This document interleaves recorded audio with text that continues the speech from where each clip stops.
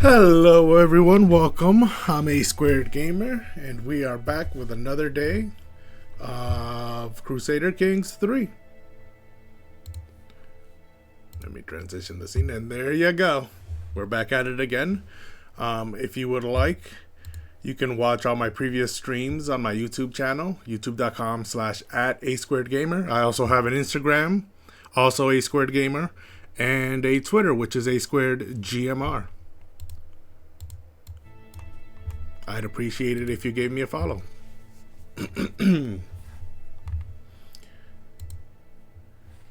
But today we are back. Kaka Snow, hello. Nova Grace, welcome. Olivia, welcome as well. Let's continue with our gameplay. Now, to give you a small recap, last time on Crusader Kings 3, we founded the Kingdom of Valencia. I like how big it looks on the map. So we are now a king. Being a king gave us access to our court for the first time. This is a part of the DLC. But you can see me sitting there on the throne with my wife. It also,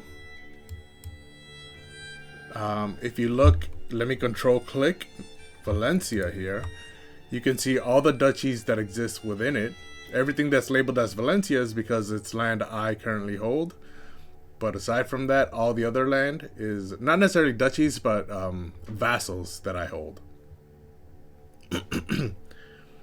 And of course, that includes Majorca here, lest it be forgotten. These three islands here are part of my kingdom. So last time we focused heavily on this. However, we also focused on our piety. In this guy's lifetime, he's been on 3 pilgrimages, which has increased his pilgrim trait to the prolific pilgrim. And the reason we are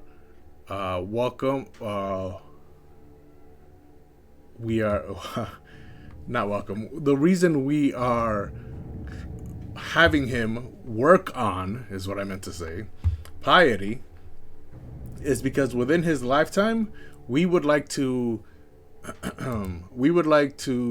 reform our faith. Currently, we are Catholic.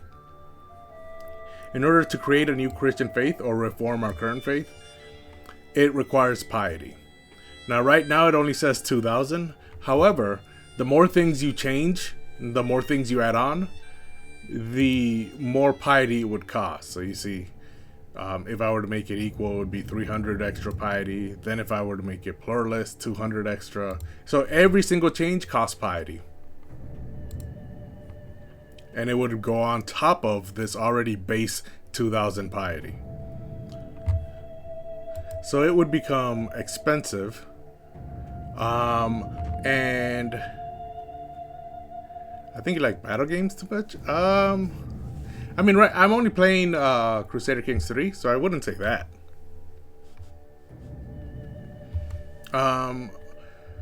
And so it would become expensive the more things I add. So I collected a lot of piety, and I also am working currently on my lifestyle focus to get the prophet perk. Once I have the prophet perk, it, as you can see, reduces faith creation and reformation cost by half. So once I get that perk, I will then work on reforming the faith. Now, in terms of the type of faith I'm going to reform, if you look at the faith map, you see that Catholic is huge here in Europe, and then you have Islam here in southern Iberia. Now, the year is currently 980. And we are involved in the Iberian struggle, which started in 718 AD. And this is what we know in real life to be the Reconquista. So the Reconquista was a battle war, I'm not even sure what the right way to describe it is, where the Catholics tried to push the Muslims back out of Iberia after the Muslims had first invaded Iberia and gotten into Europe. So if I were to reform my faith, Um, anything that is not either Christian or Muslim will end up being ganged up on by both. So when I reform my faith, seeing as how I'm originally Catholic to begin with, when I reform it, it'll be best to create a new Christian faith. That way, I won't have to face both faiths at the same time, battling against me. So that is our goal for today, to reform our faith. I'm expecting that to not take too long. And so for the second half, after we reform our faith, I will focus on converting most of our lands. And I think that should take up most of our day today. So that is our plan for today, and a bit of a recap of what happened last time.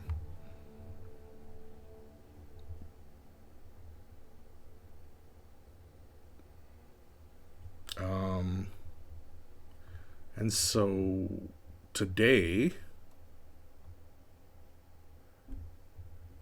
I want to start with, am I involved in any wars? No, I am not. Is there a plague in my land? No, there is not. And so, ooh, this is a big plague up here and over here. I doubt they'll reach me though. I have a bunch of unheld messages. Too many held duchies. Okay, this will be a problem when I pass away, because then my children will split up all of my territory, and my sons specifically, and so they'll probably get duchies. So I want to make sure to watch that out for that later on. I will not really care about hostages at the moment.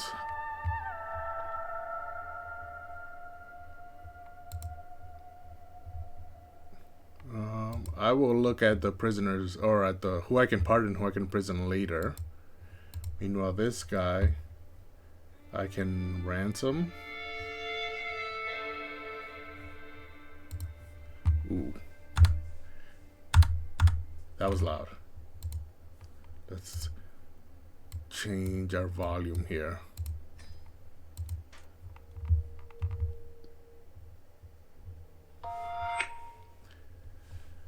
Okay, so we still have 200 messages. Oh, did I not read through all of these already? I think I did.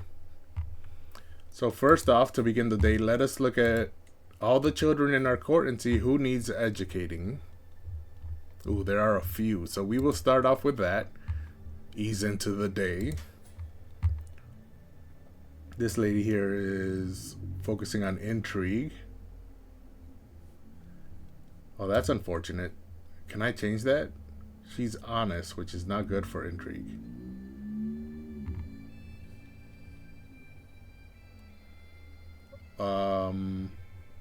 However, her personality is martial and intrigue.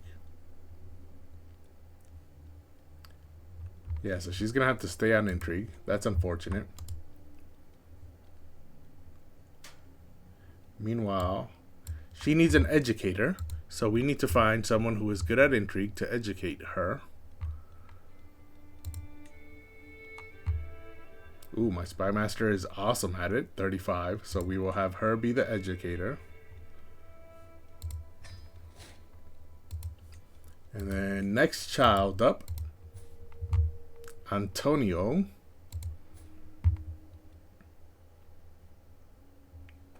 Currently also focusing on intrigue. So can we have him be educated by our spy master? Yes, we can.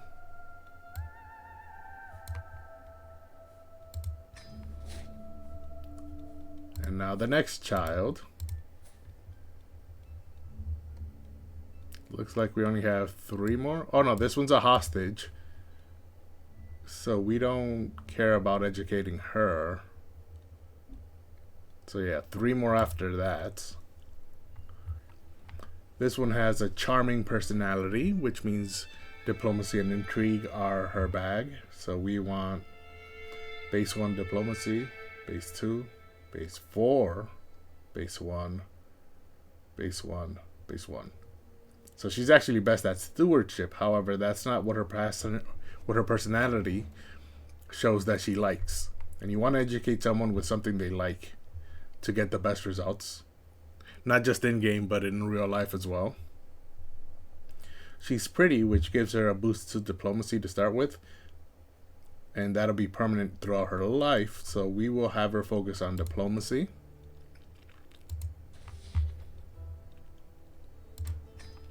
And now she needs a diplomat to educate her.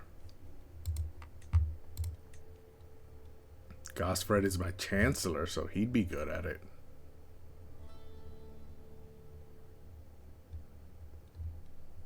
So let's have him teach her.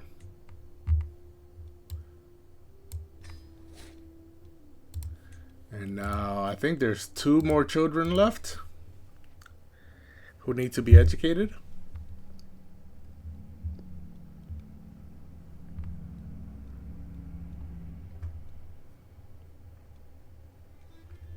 Oh, I forgot. I wanted to mention before I move on that I want to thank everyone who followed. We reached 20 followers at some point within the last week. Since last stream to this stream, we managed to reach 20 followers. So thank you for everyone who followed. I wanted to make sure to get that out there.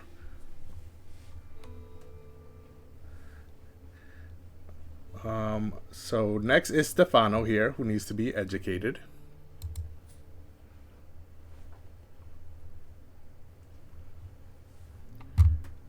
He is curious. Diplomacy and learning. Base 3, 3, 1, 2, 2, 2, 2. Okay, so his highest stat is diplomacy. So he can focus on that and then find a diplomat educator.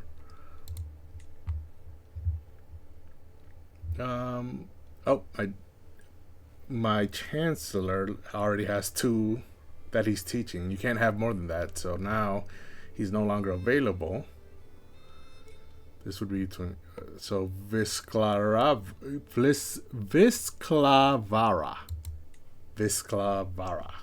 She is the next best. Should I convert his culture though? This is an Italian culture, while Galician is Iberian.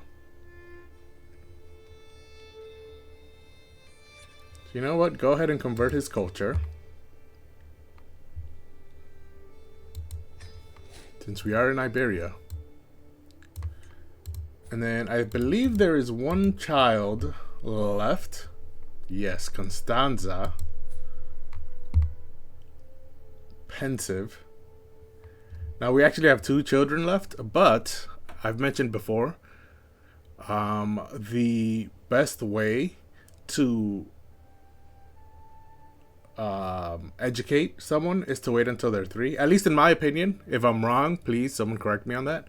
But I like to wait until they're 3 because once they're 3 years old, they gain a personality. So you see this one, her personality is pensive. Gotina here is 2. She does not have a personality. She just has the trait she was born with. Beautiful. So you do not gain a personality until you're 3 years old. Then once you have a personality, the personality tells you what is the best possible option to educate someone in.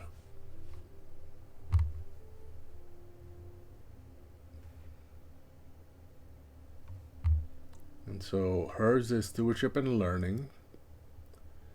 Base 2, base 2, base 1, base 2, base 1, base 1. So stewardship and learning are actually her lowest base stats. That's unfortunate. So I'll give her stewardship. We don't have very many stewards, so she can focus on that. And then her educator will be Ima. No, wait.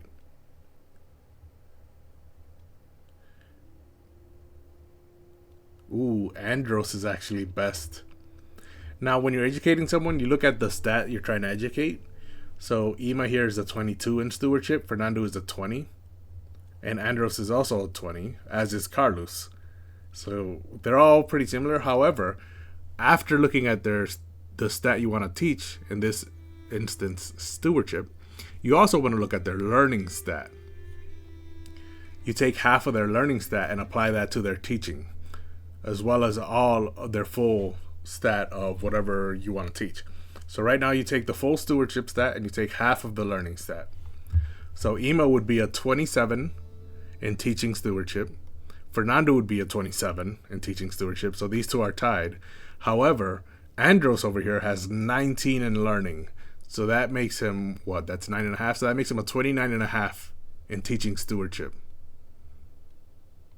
So that's really good. So we can have him teach her about being a steward.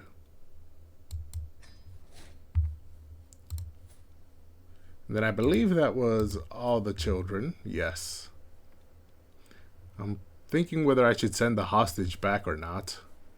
Where is she a hostage from? She's from this guy.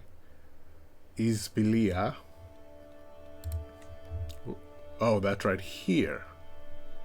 That's a pretty sizable border they share with me. But that's fine. I don't really want to focus on war at the moment.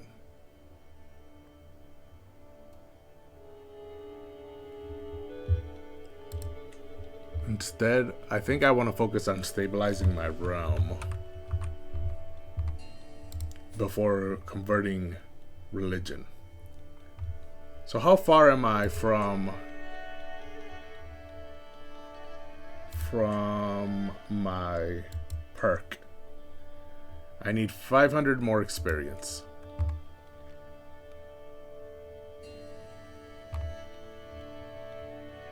Ooh, I'm also stressed out, so I might do something with that.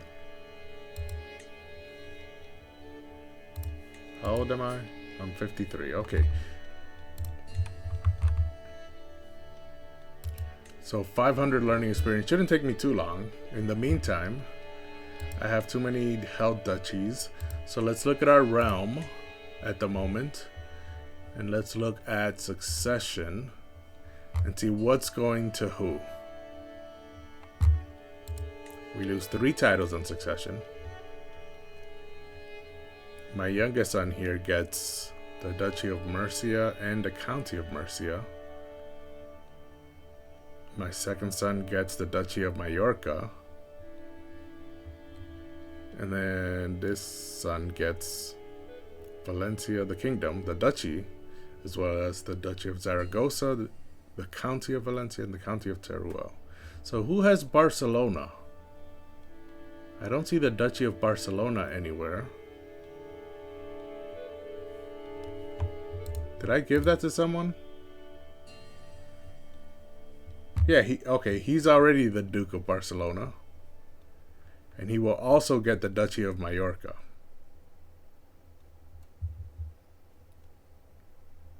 Do I like that? So each of my sons needs 2 duchies in order for everything to be fine.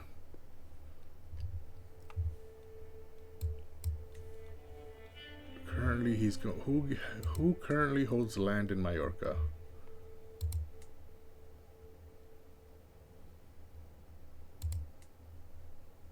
He's got these 2 islands. She's got Ibiza, the party island.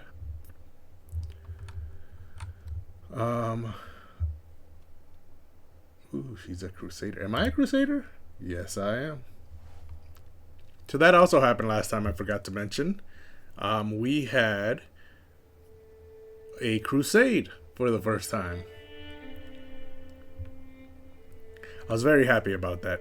It took place during the entirety of last stream. It started and ended during that stream. So check it out on my YouTube channel. I uploaded it. I think it might still be on Twitch. But Twitch removes my streams after 14 days. I don't know why. I'm sure there's an option I can choose to fix that. I just don't know what that option is. I haven't been able to find it.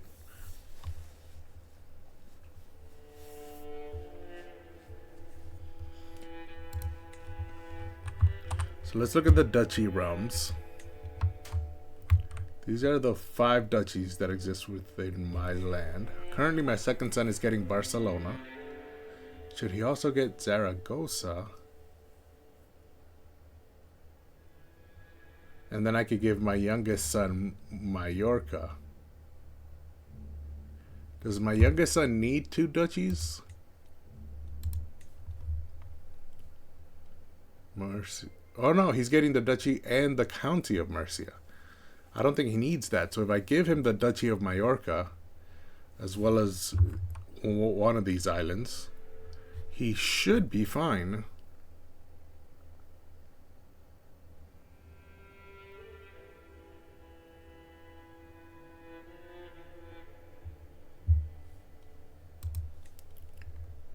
And if I look at the current holder, he does not have a primary heir. So if he dies, does that mean I get the land back? Or does that mean a random person will get the land?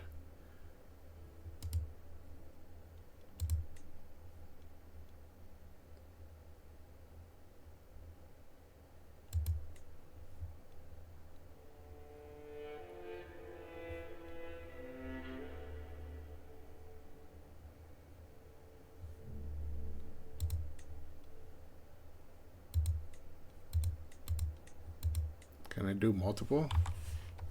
Can I claim both of them?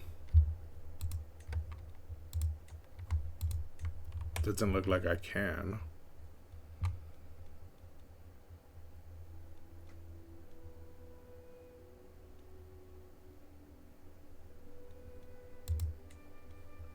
I guess I'll wait until he dies and then see how his land gets divvied up. Because he didn't have any children. He does have a sister.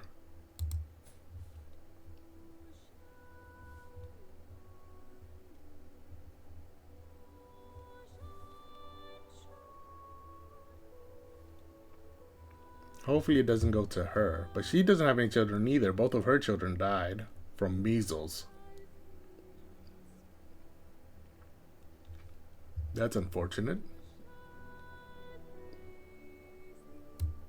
So we'll see once he dies. He's 60. His health is fine, but he is 60. So we'll see what happens later on when he passes away. For now, I want to make sure my second son gets Barcelona and Mallorca. So if I give him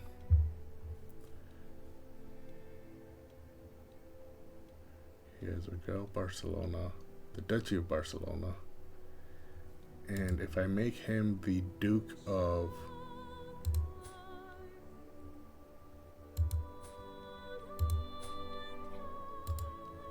if I make him the Duke of, there it is, grand titles, the Duke of Zaragoza as well, if I grant him that title,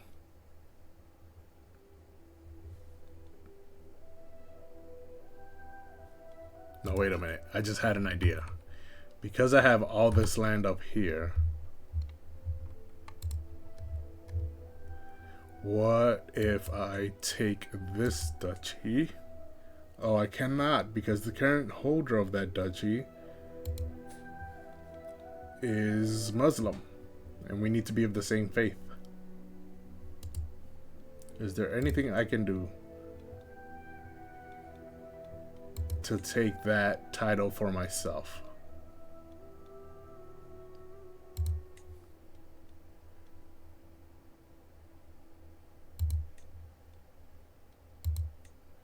Okay, he's got 3 duchies. I just want Languedoc.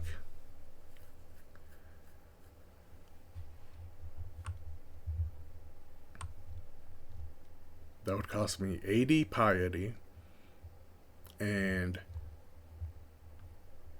a bunch of other Ashari rulers might join in.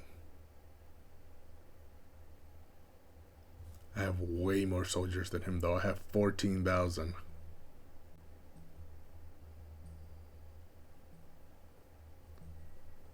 $10,000 of those are levies. So even my men-at-arms, I still have 4,000 men-at-arms.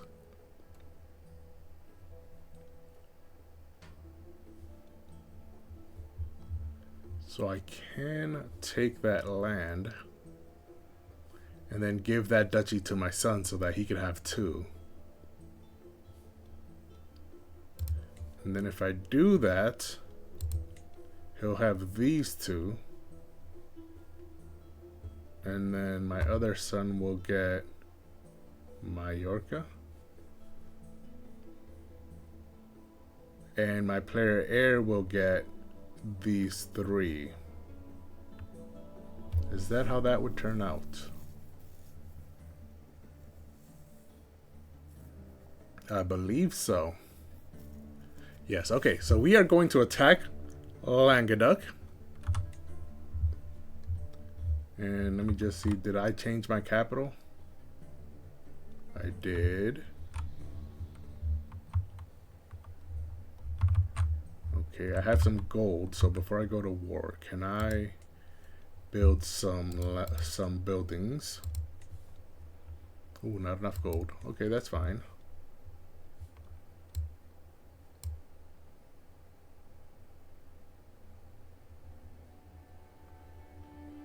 Development. Oh, vulnerable to plague? When did I get that?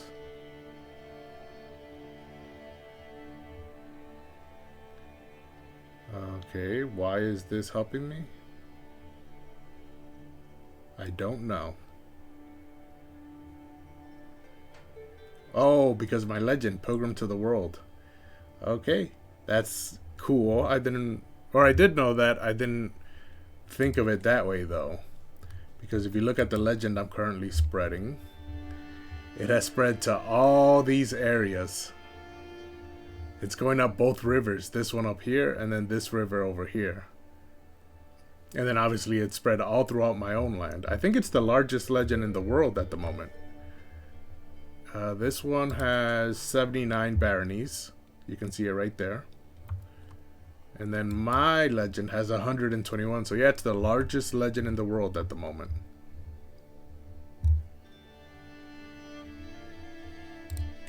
Can it be upgraded?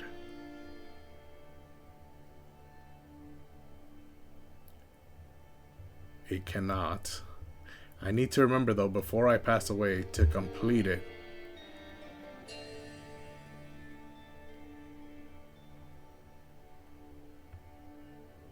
Or actually, I see that you can evangelize to the realm. That might be good once I create my own faith.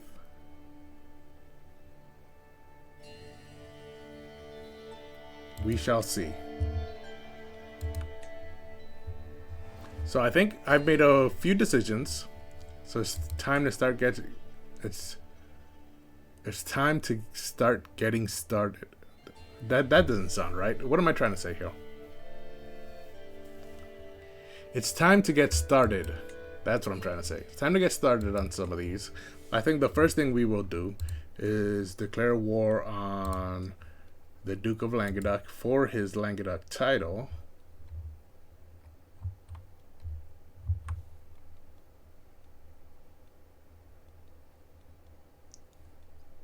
He's allied to this guy. They only have 1 soldier. Meanwhile, he only has 3 soldiers. So this should actually be very easy. We will take the duchy. And I think before any other Ashari rulers join in, the land should be ours. Except now I see we're declaring war on the King of France, not on the Duke. Which makes sense because the Duke is the King's vassal. But France doesn't have any money to hire mercenaries, and they're severely outnumbered militarily. So it should be fine either way. Let's declare that war. And there goes the change in music. Ooh, I'm allied with the King of Sicily. Oh yes, this King of Sicily is my sibling, nephew? I forget. Because we won Sicily in a crusade. So he's a Crusader King. And he has all of Sicily.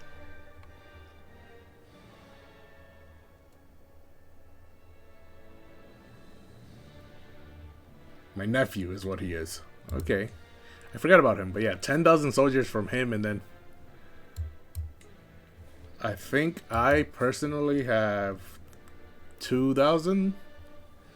So that's where all the large army size came from when I looked at the war I could wage.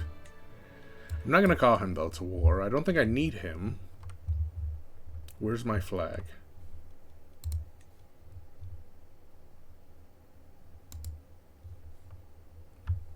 It looks like I just learned I don't actually need my flag. I can just right-click on raise armies and then have them raised over here. Oh, there's my flag. That's good to know that I can do that, but I already raised them here anyways. So we will have them rise up.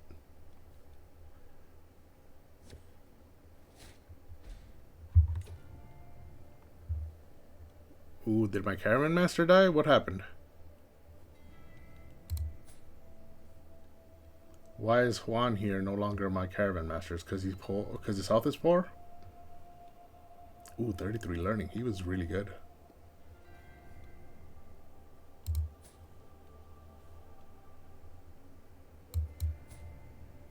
I don't know why he stopped being my caravan master. I assume it's because he's 67 years old and his health is poor. So, and he doesn't have any negative modifiers on his health, so that means he's probably about to die. That makes sense then, why he's no longer my caravan master.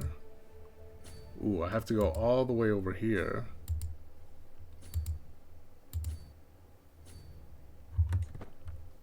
If I go through the mountains, I would lose some people to attrition. So I have to go all the way up here. Wait, how did I gain stress? Oh, my friend died. So I'm overwhelmed by stress. I'm currently commanding my army. If I change that to this guy, who's a 3-star master of campaigns. He's my best commander at the moment, so we'll have him command. Mental break imposter. Recently, I feel like I'm not worthy to be king. Do others doubt themselves as I doubt myself? I try to be good, honest, but with every decision I can see lies of omission and little errors twisting my meaning. Others seem so diligent and open, so why must I be cursed with this deceitful nature? Damn this universe for placing such responsibilities on a wretch like me. I will scourge myself for my sins, and then he becomes flagellant. I don't want to gain that trait. That's when you whip yourself, and I definitely do not want that, because I gained the trait wounded, and it also makes me likelier to die, because he keeps whipping himself, so that makes sense, and I don't want that. Heloise will support me. I do have the Confider trait, so that option is available to me, or I'm just as good as the rest. No, I'll confide in someone. I do have the Confider trait, so that makes sense for the character. I've mentioned this before, but I like when I play this game to try and roleplay as the character, try and make decisions that I think the character would make. And this is one of them. I would have her support me. And I lose 41 stress. So I'm back down to 115, and I think there is... What's this? Ooh, my daughter Constanza is in my court. I find my daughter Constanza sitting on the floor, surrounded by spilled paint and pieces of canvas. For the 3rd time this month, my courtiers whisper about her being an artistic genius in the making. But the servants complain about scrubbing the floors free of paint in the wake of her inspirations. Oh, she's only 8 years old. Currently focusing on a martial education.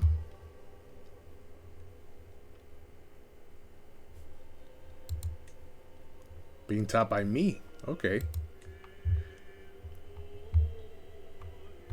You need to focus on useful studies. Martial and stewardship increased by 1, or her genius will be nurtured. Diplomacy and intrigue will be increased by 1. Ooh, yeah, those are her worst stats. And they're really bad. They're terrible. So let's have her increase her war stats.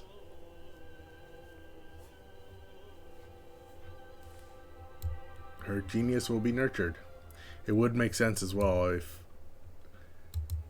to nurture your children and what their interests are. So that's enough of my court, but that's not even why I went in there.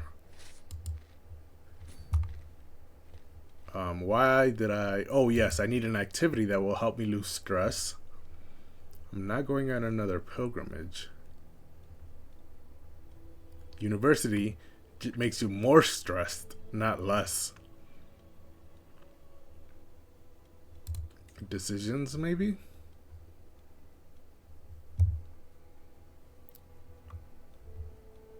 Talk to confidant, which I think I just did.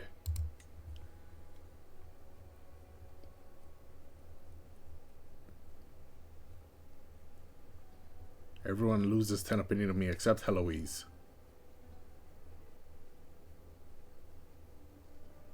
Why am I confiding in her, though? I wonder. Oh, she's my friend, that's why. Even though she's not in my court.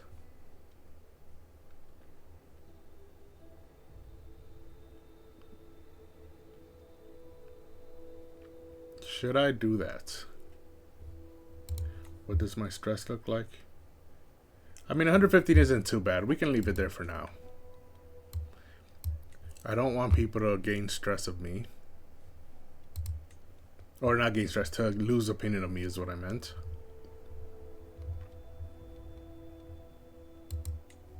I'm not demanding hostages at the moment. So let's continue with this war. My army is currently making its way up here to siege. Let's increase this to 4 speed. And what is this? To the benign King Bernat, my troops could be very useful in your conflict. I don't like that he called me benign. Especially when your troops are less than a third of mine. And he is deceitful and arrogant. That makes sense why he called me benign now. I'm not paying you to join a war that I can easily win by myself. So no, I'm declining that.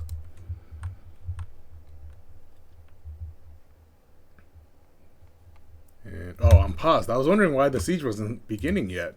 It was because I'm paused. Lost against the Holy War for... Okay, so the King of France lost the war he was currently fighting. Wait, let me pause. There's a lot of stuff that just happened. Lapierre is trying to scheme against my wet nurse. Does he have money? No, he does not.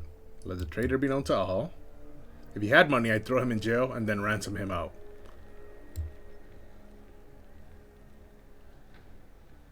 Okay. You and I should be friends, not foes. Please accept this gift in exchange for your signature on a treaty of mutual goodwill. So he wants to have a truce with me for 15 years. And he'll pay me 180 gold to do so. If I decline, he'll lose 50 opinion of me. 15 years? That will run the entirety of my lifetime and will run into the beginning of my son's reign. This is Isbelia. I don't think I'm gonna attack Isbelia anytime soon. I think if I attack anyone, it'll be Cordova. So I'll accept this. Give me the 180 gold. We got a truce for 15 years, and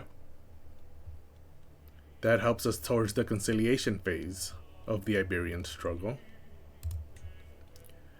But also, because I did that, should I send the hostage back? Yeah, I'm going to return the hostage. She does give me prestige per month. She does increase my prestige per month. Let me see. By having her as a hostage, I get 0.1 prestige per month. And then there's a lot of percentage modifiers. So if I let her go, I'll probably lose more than 0.1. Let's see, I'm at 7.0 right now, prestige per month that I gain. If I return the hostage,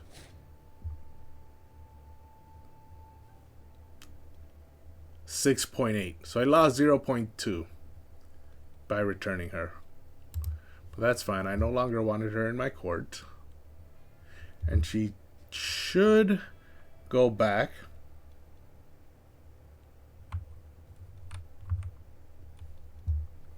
Slowly.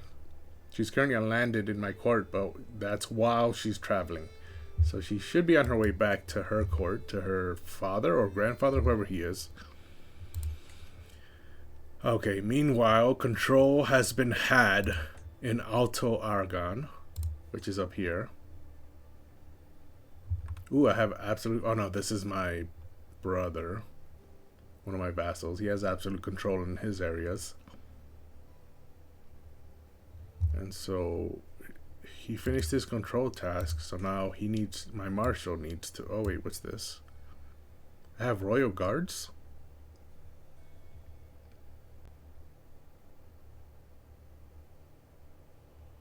Huh.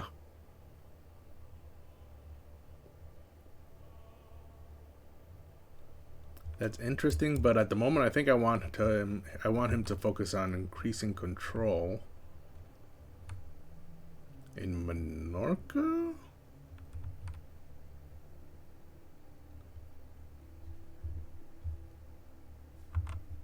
I think in Murcia. No, not in... Wait, how long would that take in Murcia?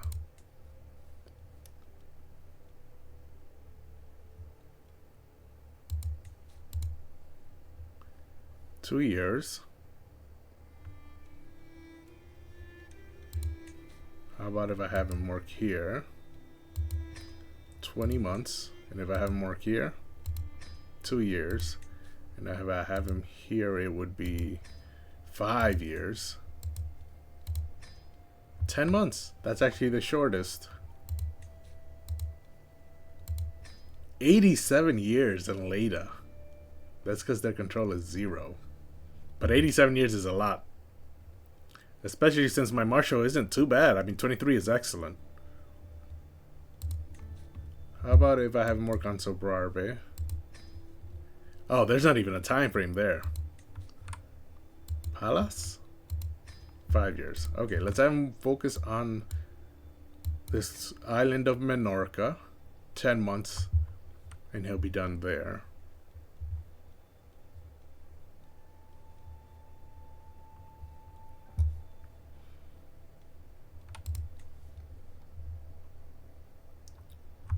What is happening over here in the county of Sobrarbe? I think that's where Leda and Sobrarbe are, and Palas. So what is happening over here that... Oh, it's because he's a Shari.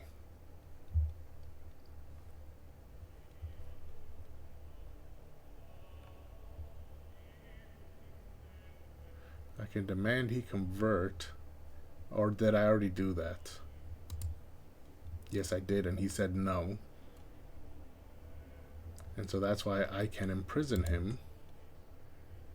A 52% chance it succeeds. If it fails, he'll rise up in rebellion.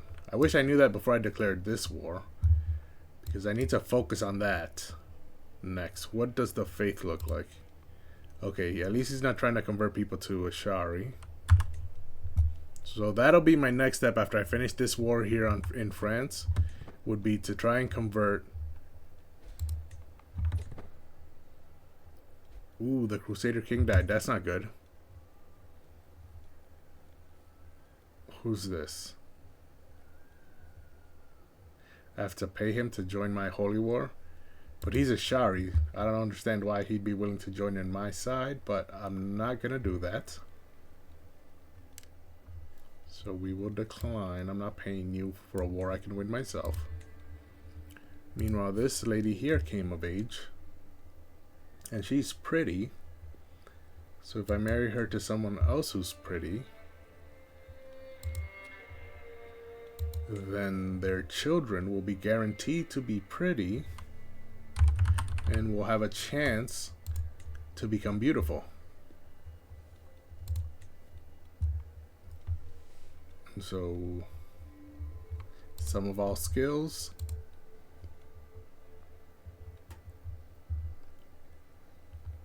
She's 16, so Theodora's here, I believe, is closest in age.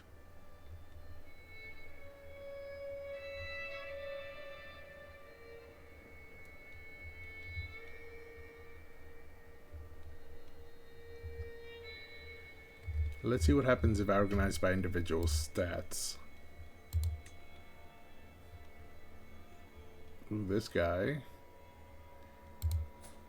No. Stewardship. Intrigue. Learning.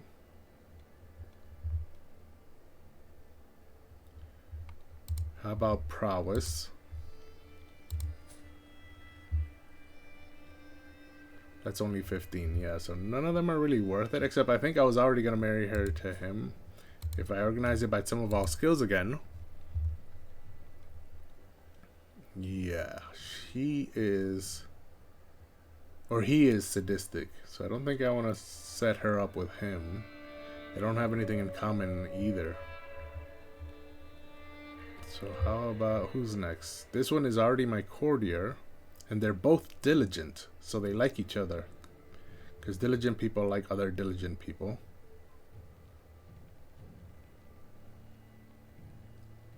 And they're both my courtiers, so I think I will set that up. He's a drunkard, but that's fine. He's already in my court anyways. Oh, wait, he's related to me. Because this one is a member of my house.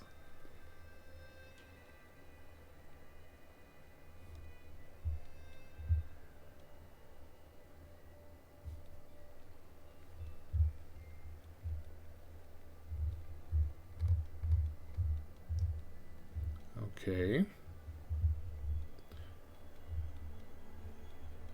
So he will do, but because he is a member, or he was originally in my house, his mother is anyways, her house only has 2 living members. His house has 17.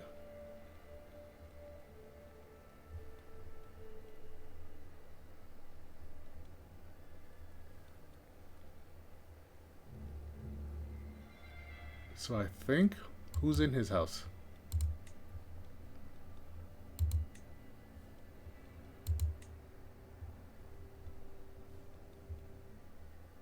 Now, you know what? Let's keep it matrilineal.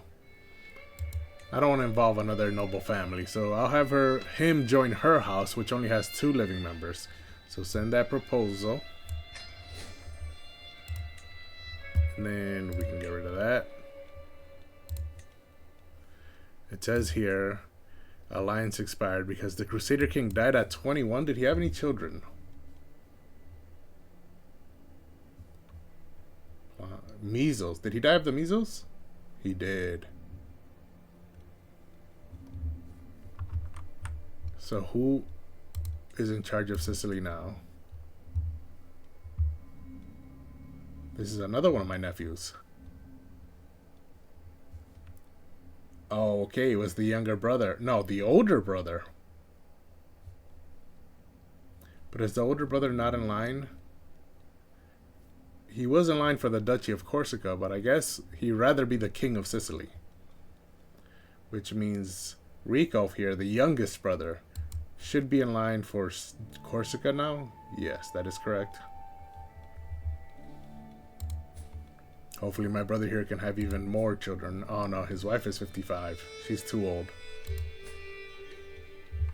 So it looks like these 3 children are it. But I think I can now have an alliance with my other nephew, right?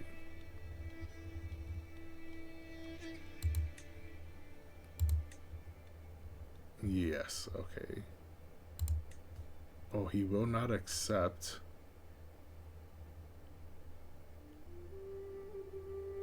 Minus 20 because he's arrogant. Minus 50 because I'm at war.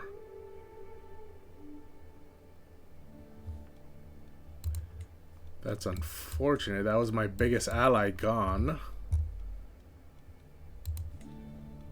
And then this is the King of France lost to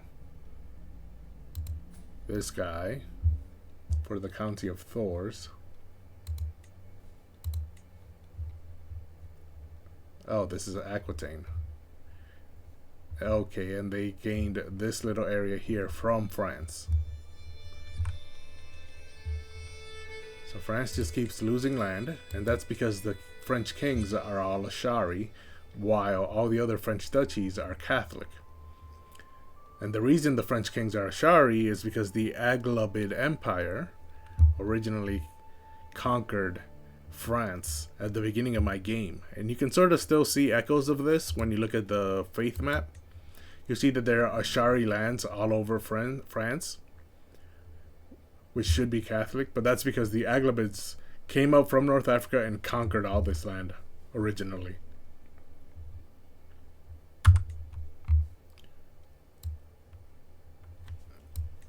Meanwhile, all the duchies here are all ruled by Catholic rulers. Anjou is ruled by an Ashari, but I think they just broke free from France, because I don't remember seeing them before. But Orleans is Catholic, Aquitaine is Catholic, the Duchy of Burgundy is Catholic, the Kingdom of Burgundy is Catholic. And then up here, these were Vikings who took over. They came from Scandinavia, but they're not part of Scandinavia. But they are Vikings who took over these two areas, which used to belong to France. You can see Scandinavia is huge up here. I believe, I might be wrong, but I believe they're the biggest empire on the map at the moment. I mean, the Saffarids, the Byzantines, and Mongolia are the only other three territories that I think can compete with Scandinavia in size. But those are the four largest territories on the map at the moment.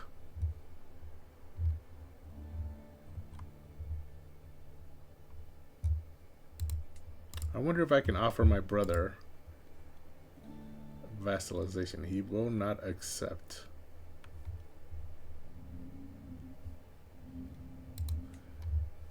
I think I want to take Sardinia. But I don't. Ooh, I have a truce on him. Yes, because they used to own Ibiza. Okay, let's continue back with our siege here. It's taking so long. 3 months left.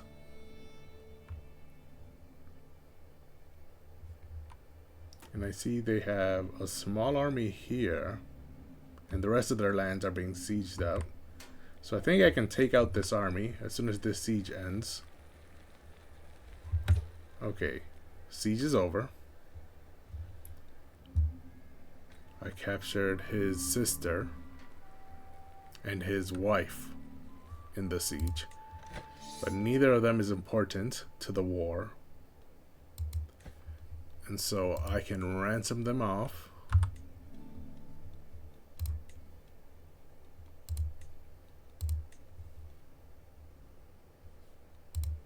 Oh, this guy only has 10 gold. So this is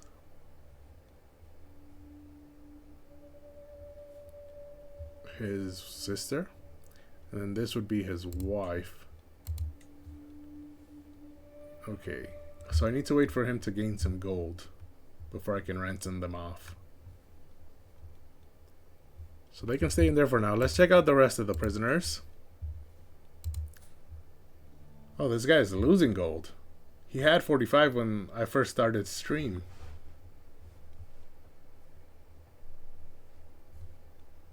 And this guy is his player heir. So should I wait longer? Why is he losing gold? I'll hold off for now, but I don't like that way that trend is looking. Okay, same guy, but this guy's not important. This lady's been in there for 3 years, but she can only ransom herself out. She does have siblings, but they're not willing to do it. And she has no gold. And I think the same for this guy who's been in here 5 years. He's 25 gold in debt. And he has 0 family. So I'll just ransom. I'll let him go for a hook. Actually, no. Can I negotiate that release? Will he convert and give me a hook? No, he won't.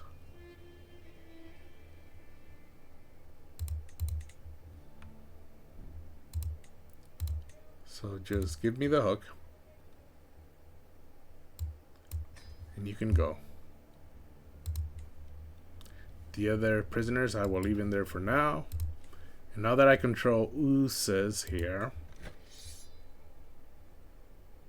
which I believe is the war target, that means my ticking war score will also go up continuously.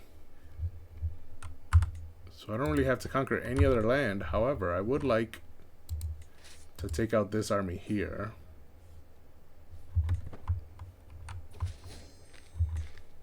Okay, so he's out. Constanza's first enrobing. As I patiently await the fetching of my clothes, a servant stutters. My lord, no one can find your garments. I'm surrounded by incompetence, I mutter, storming from my chamber. It's in my daughter Constanza's room that I discover not only my raiments, but also the girl's wet nurse. I had no part in it, my liege. She dressed herself, Marcella responds with a giggle. Okay, so my daughter here is dressing with my clothes.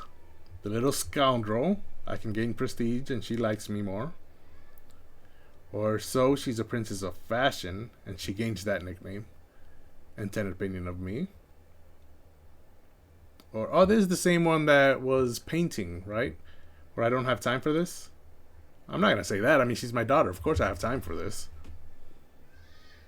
So rather than prestige, I'd much rather just give her the nickname Princess of Fashion. Let's see what happens now that she has that nickname.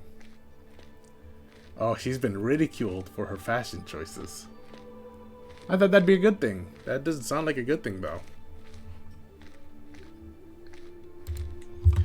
Okay, let's get back to chasing this army down.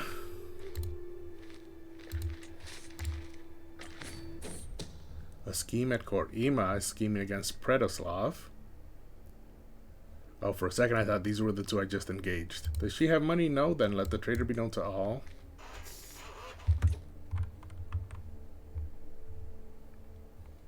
A bunch of courtiers, 73 in fact, just gained the scholarly courtier trait, learning +1. Because my court is a scholarly court. So let's continue the chase. And the war score is ticking up because I control the war target. Meanwhile, there's also I think they're gonna stay there and wait for me because they're defending in hills. So I will change my commander now from this guy over to myself. Wait, am I crossing rivers? I am not. Okay, I will change the commander over to myself. I'm the third best commander in our entire realm. That's pretty good. And then I'll try to level up this quick thinker trait. It also lowers the enemy defensive advantage, which is great by 40%. And the reason it's great is because currently they have an advantage because they're defending in hills. I mean, we outnumber them, so we don't have to think that hard about this. But I would like to level up my martial trait. So this works out. And it looks like my co-monarch tried to gain me gold. There's my prayer. And it failed. Meanwhile, look at this advantage. +28. And we easily won that. Oh, and I think we won everything because we captured the king. After winning that battle. That is perfect. Yeah, so we're at 100%. Thanks to capturing the king. However, now that he's in prison, I'm not going to ransom him off because then I cannot end the war. However, does he have... He's -46 gold. So I don't think I can ransom anyone else off to him either. So let's go ahead and end the war.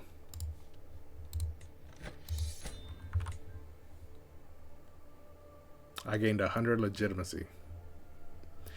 And he called me a child of a mangy dog, which is fine. I still gained the title.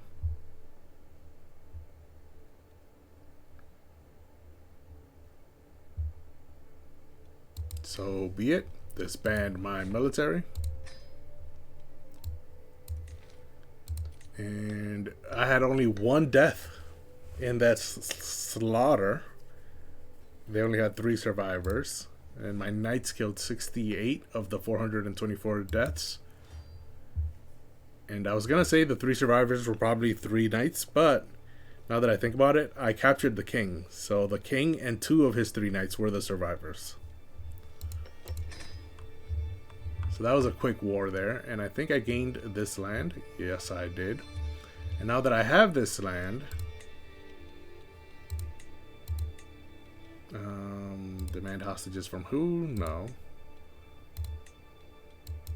I'm no longer at war, but he still will not accept that alliance.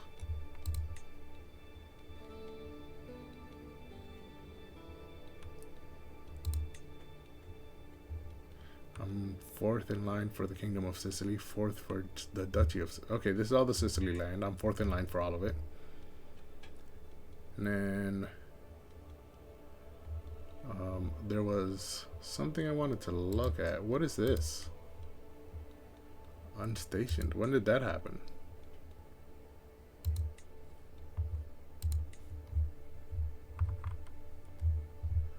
Oh, it's because I don't have very much land.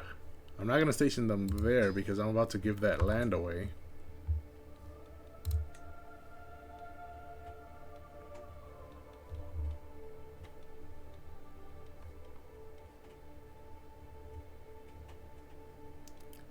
However, I do want to now create that duchy.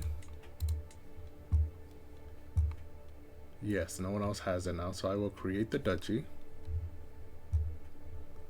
Oh, what's this land?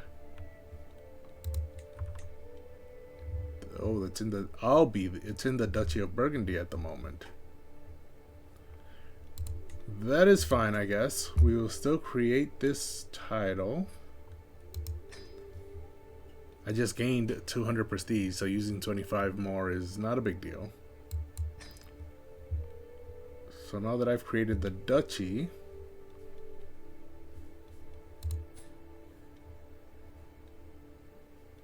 oh, he's no longer sick. That's good. Now that I've created the duchy, I hold 5 duchies.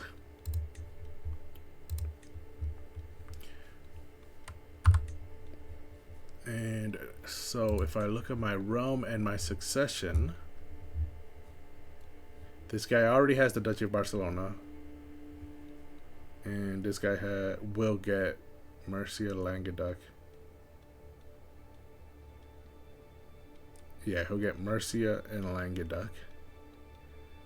And this guy will get Valencia and Zaragoza. So I don't want this guy to get Majorca. So instead, I will grant him the new Duchy of Languedoc. And you can get Uzes as well.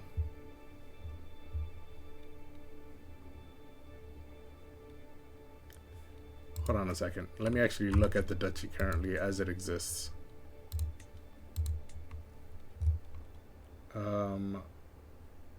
I have the Countess here holding that county.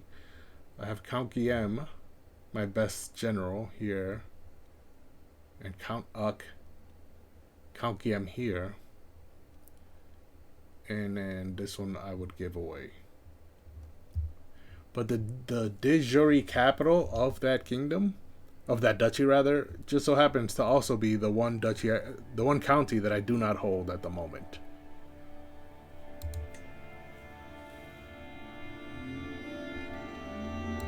So the question is, can I go to war? Ooh, this guy has 3,500 soldiers. I will not go to war. Instead, I will just do what I was going to do and assign this land over to my son here. Grant him Languedoc and the county of Uzes over here.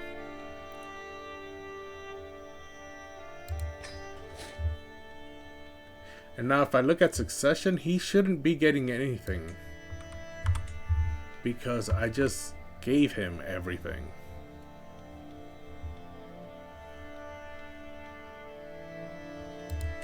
Succession. Yeah, no, he's no longer here. So now I just need to give Infante Alvar here 2 duchies. And my plan is to give him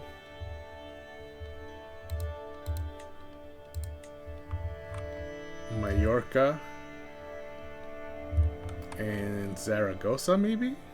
But then they wouldn't be connected.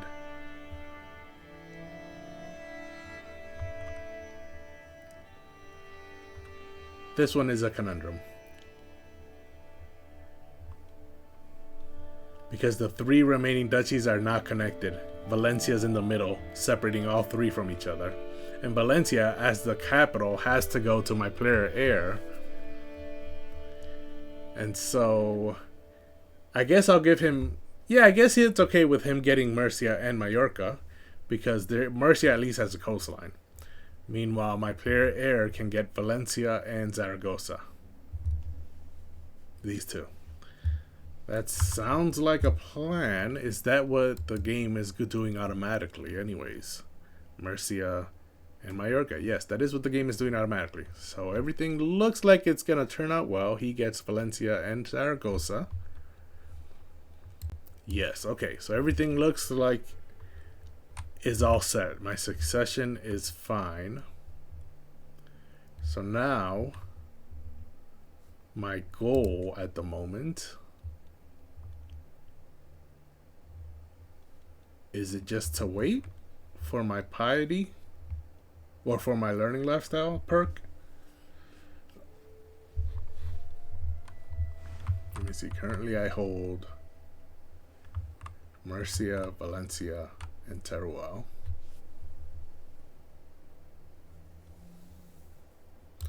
Okay, I remember what my goal is now. My goal is to reorganize some of my vassals. So I remember there was one. Let me control click here. This guy, Sobrarbe. I already have an imprisonment reason on him because he would not convert.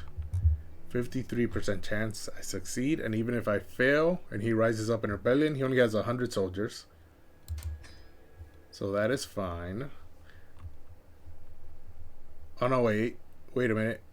That's... Oh, they had a child during that war. That's unfortunate because before that child was born, their previous primary heir was a Catholic, an old Catholic guy. Oh, that's unfortunate. Maybe I can demand the kid to convert. Can I even do that? I don't know. Anyways, let's see how that goes. Okay, so he will rise up in rebellion. Rally the troops.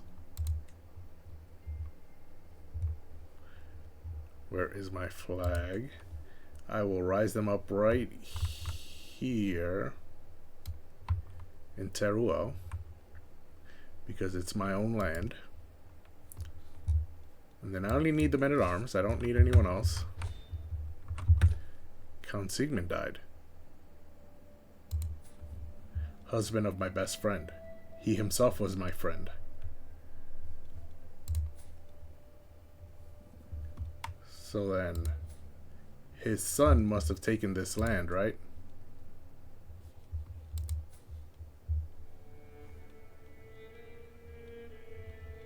Okay, it was his only son. But he was also their youngest child. Oh no, he wasn't. There's another son here who's 9. Why did he not take over? Oh, it's because... Yes, that was with his first wife? Wait, I don't understand. Oh, he's a bastard. Okay, that's why. And he's 5. He's actually younger. Why did this say 9? I thought I saw 9 somewhere. Well, my mistake. This one, member of my house, he's taking over now.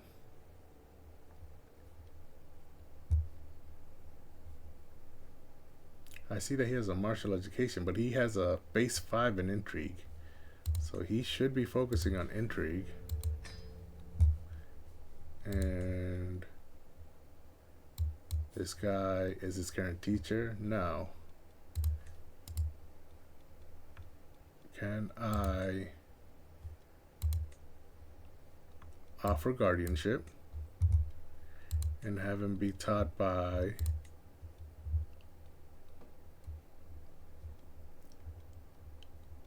someone intriguing? I believe this guy here would be the best option.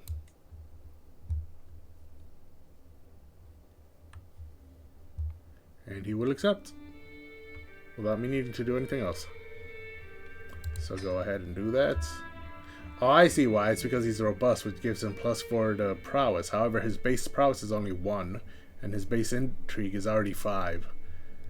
So it doesn't really matter at this point. Let's have him continue to focus on intrigue. Meanwhile, he's taking over this land.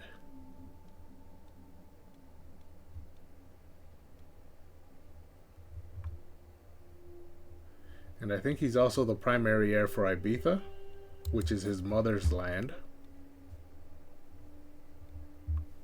Yes, he's the primary heir there.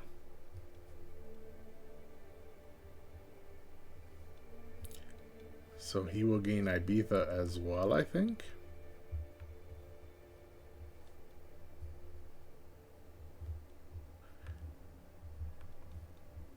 I think that's all the repercussions from his death. His daughter,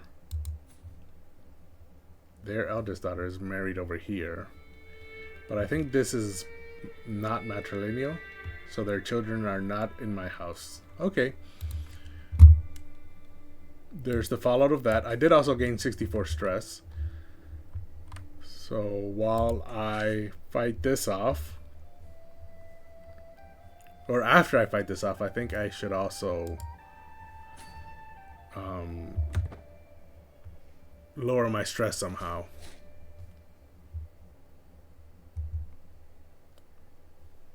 Okay, so now his guardian sets out, and they're running away. Of course they are. And I think, oh, I almost caught up. And I'll take him on right here in Palas.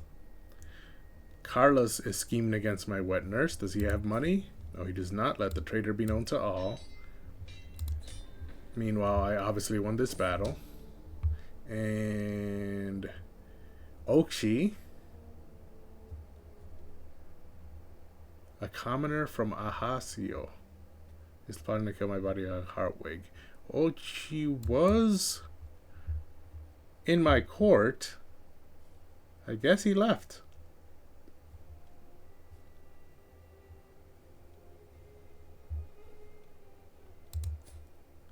They do not have children, so that's unfortunate.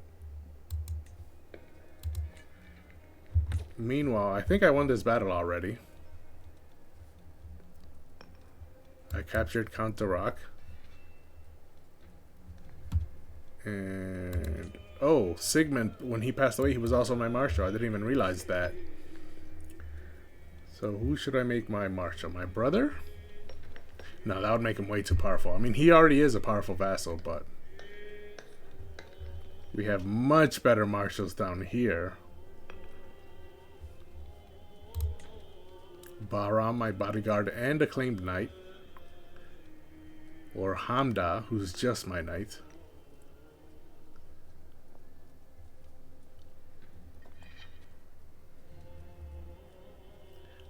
I mean, I guess this guy has a 4-star brilliant strategist, so I think I'll make him a sign. It'll only take him 3 months, so that's good. Is he a giant? He is a giant.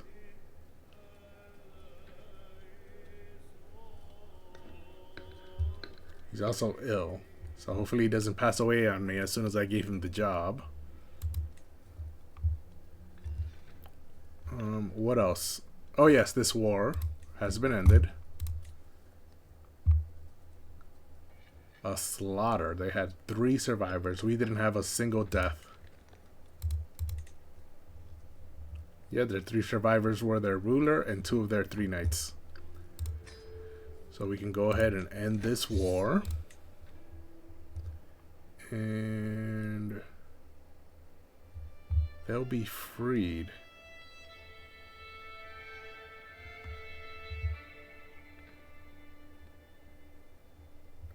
Wait, does he remain in prison? He should remain in prison, right?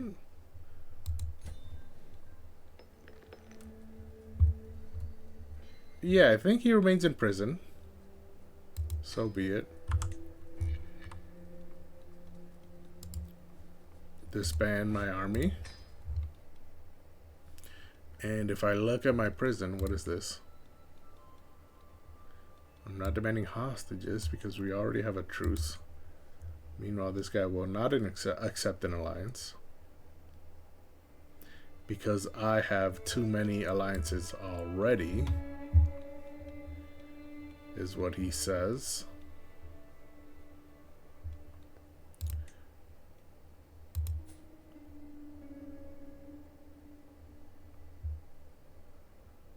Oh, no, this is demanding payment for a hook. I'm not doing that. I thought that was a ransom. Never mind. Okay, so now he's in prison. And who holds this title? Oh, he still holds the title, even while in prison. So I will revoke his title. Can I do that?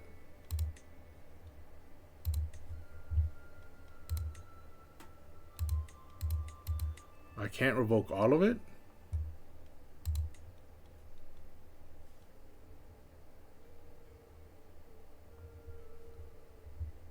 Well, I thought I could revoke all of it, but apparently not.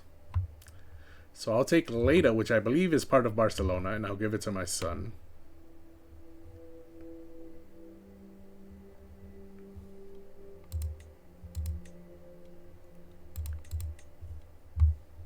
Revoke that. Okay. And now if I try to revoke other land... Ooh, I gain stress from that. If I try to revoke other land, will they allow me? Oh no, it doesn't look like it will. I will not incur any tyranny. So I can take Palas. If they're gonna let me do... Oh, he's my rival as well? So I lost 27 stress. It did say I gained stress because I'm forgiving, but I also lost stress because he's my rival. So that's perfect. And then revoke the final one of his titles. It's been a long time since I've been trying to get these counties back.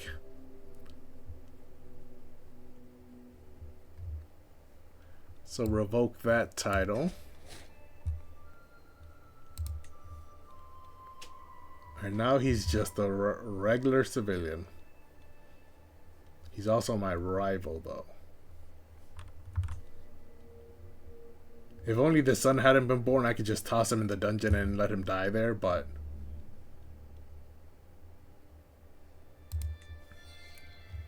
Ooh, I'm very stressed out from all of that.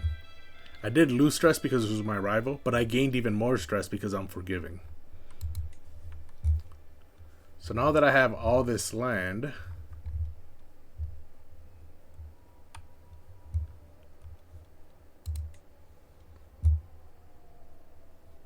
Ooh, there's a very low control.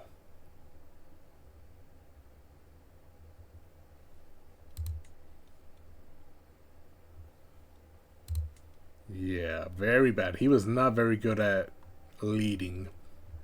It might have something to do with the fact that he was a Shari, and all three of these counties are Catholic. But even so, he was really bad at leading.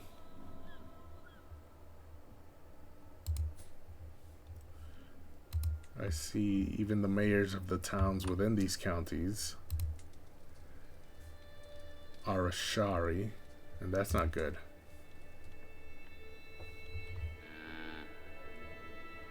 Oh, that was a loud cow. Which duchies? So Leda and Palas are part of Barcelona, while Sobrarbe is part of Zaragoza. And so we will grant to my son, who's the Duke of Barcelona, we will grant him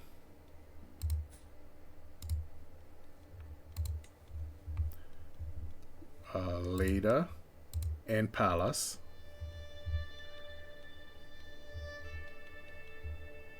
Which I believe are part of Barcelona.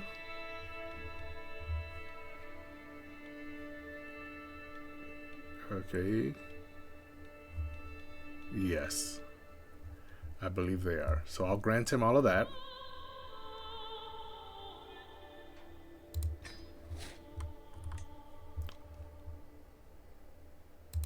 And then I stick with Sobrarbe here. If only my brother hadn't taken Rossello. Meanwhile, what's happening in Cerdanya? Ooh, my son is also trying to take Cerdanya for himself. And he is winning. This war's at 95%. So he has 2 duchies, and he also has Urgell, Barcelona, Uzes, Lleida, and Palas.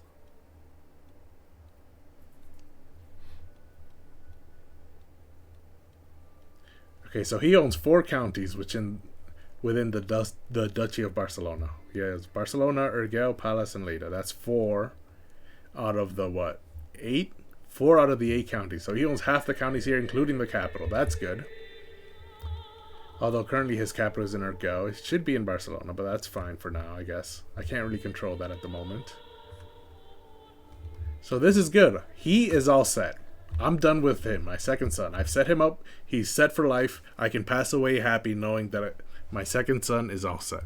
Meanwhile, my first son will receive my entire kingdom, so he's definitely all set. My only concern now is my third son.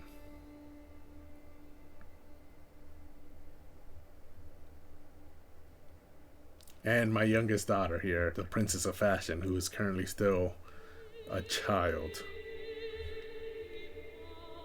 Ooh, I have a lot of alliances. I see now why he wasn't willing to join.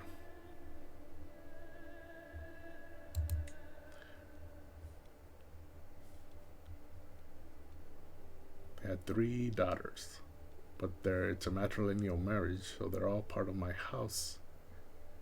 And this hurts my daughter herself, so that's fine. Let's see here. Cagliari. Oh, this is the guy that I'm ransoming people to.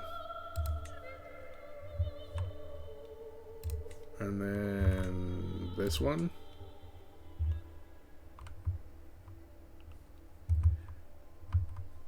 I think if I'm going to expand here to Muslim Navarra. There's 2 Navarras, a Muslim one, which is an emirate, which is a Arabic version, a Muslim version of a duchy.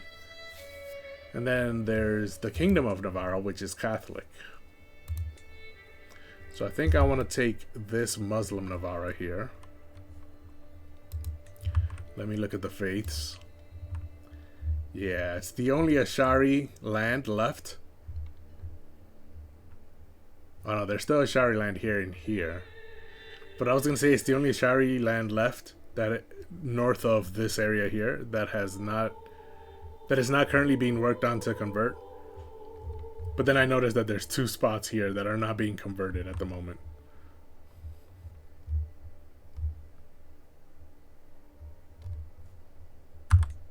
So we will forget about that for now. Instead, let's continue with stabilizing our realms. So Barcelona and Languedoc. Well, Barcelona is 100% stabilized. I wish my brother did not have this.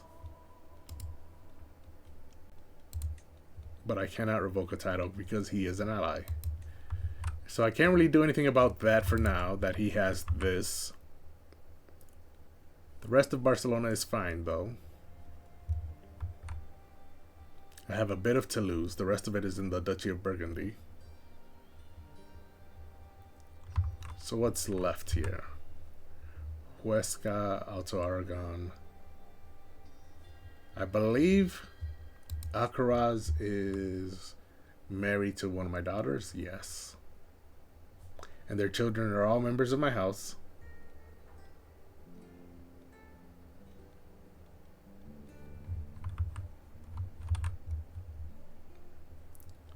So that is fine. Oh, I forgot. I was going to give my youngest son, Alvar, their betrothed. They'll be married soon. As soon as they get married, I will give him this Murcia down here, which would lower me back down to 3. However, I will also work on 2 areas left to stabilize my vassals. Alicante down here and Al Banu Razin here. You can tell by their names that they're still held by an Ashari ruler. Yes, Ashari in both. And so these are the people I would want to work on next. Let me see which one would be easier to work on. 1,100 soldiers, no allies. 400 soldiers, no allies. So we're going to work on this area first. Does he hold all this land? The Sheikdom of Al Banu Razin and the Sheikdom of Khalat Ayub.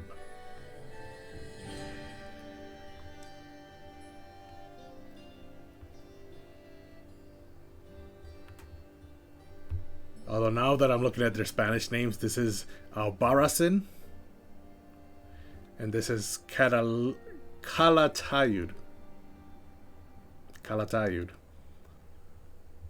That's what these names will be after I put them in the hands of a Catholic ruler. So let's go ahead and... Oh, I already have an imprisonment reason. Okay, so I was already setting all this up. I knew I was going to get to it. How about this guy? Ooh, I do not have an imprisonment reason on him. So let's demand his conversion. And while that is happening, we will focus up here on this guy and try and imprison him. 8% chance. That's fine, even if he rebels. He only has 400 soldiers. And my flag is already right here, so that's perfect. What's this? Why are these buildings disabled?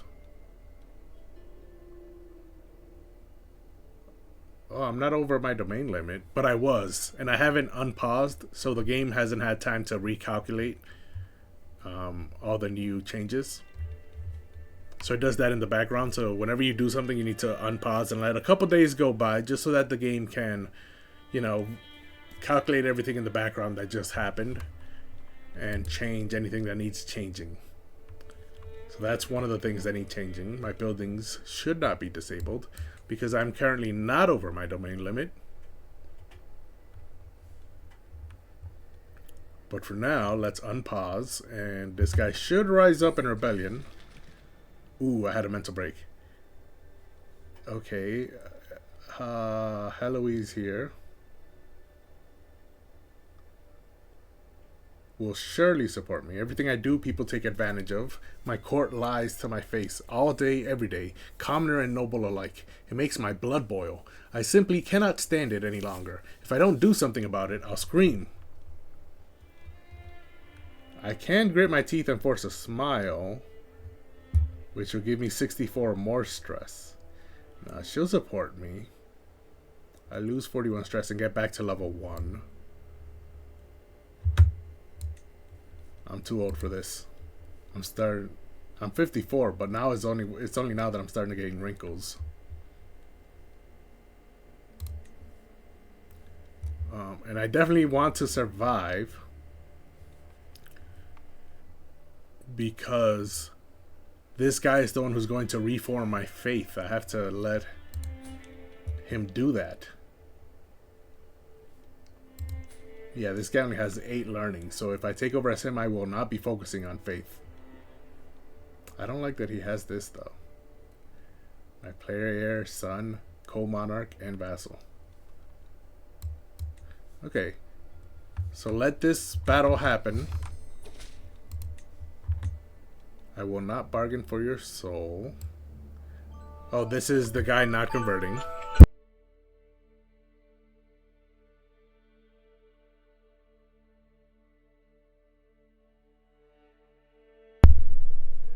Oh, I was getting a scam call. Okay, so this guy will not convert, so now I have an imprisonment reason on him, which is exactly what I wanted. But I'm not going to do that now. I don't think I have enough. I mean, I do have enough strength, but I don't want to have to focus on 2 different areas at the same time. 2 different rebellions in 2 different areas. So let's focus up here for now. Your wisdom and mercy are legendary. It seems that there is no recourse for our dispute other than to settle it on the battlefield. I'm surprised he's complimenting me while declaring war. Usually they compliment me when they lose. So rally the troops. Raise just the men-at-arms. That should be enough. And I'm the commander. Oh, and they came straight for me, but then I outnumbered them, so they stopped. They're defending in hills, and they have defensive buildings.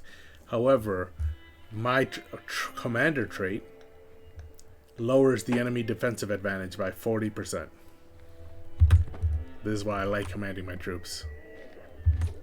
Count Mateo has been excommunicated. Wait, is this a chance? Is he a member of my house? He is a member of my house. But I can imprison him because he's been excommunicated. And I can take all of this land back. However, they are members of my house. So I think I would just take this back, Saragossa. Since it's the capital, I would take it back.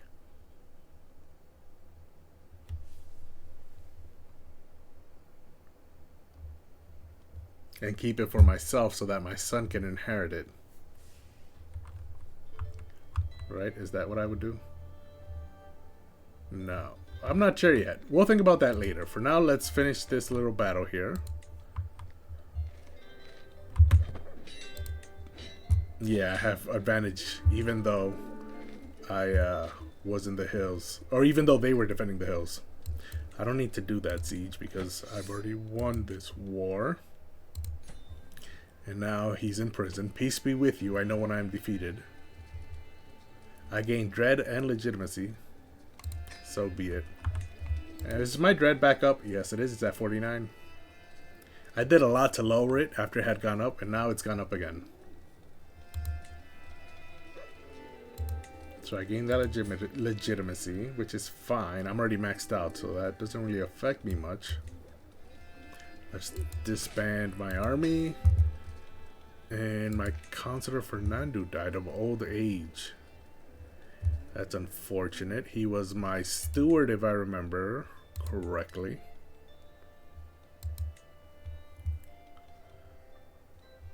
So now, none of my powerful vassals are good at stewardship. Which is too bad, because my best steward is only a 20. So that would have been perfect for my powerful vassals. This guy's health is poor as well, so I'll assign him as my steward. They're currently converting culture in Castellan here. Why are they doing that? It's Andalusian. And it's currently being converted into Catalan.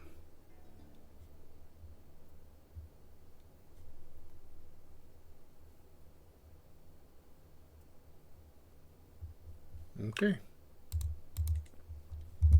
He's going to die soon, though. And we can have a new steward when he dies. We only lost one person in this slaughter here. They lost 587 with only 3 survivors. Which again is probably 2 of their knights and the leader. Meanwhile, now that they're in prison, this guy, I can revoke his titles. I can revoke this one.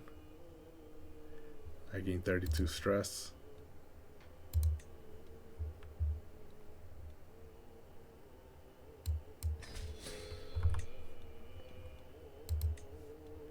Yes, yes.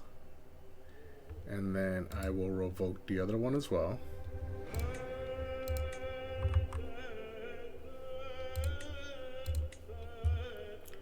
That's 32 more stress. Oh, he was my rival? So I lost 27 stress because of him losing his titles.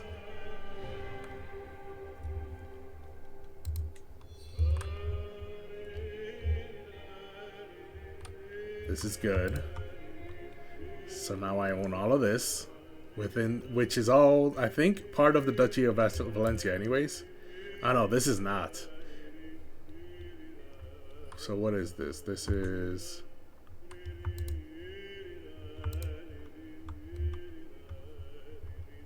Okay, so these two new lands are part of the Duchy of Zaragoza, which I was going to give... No, this is all land I'm going to inherit and give to my son anyways. Okay, Murcia is the one that's going to go to my third son. Okay, so this is good. We can keep taking Zaragoza land.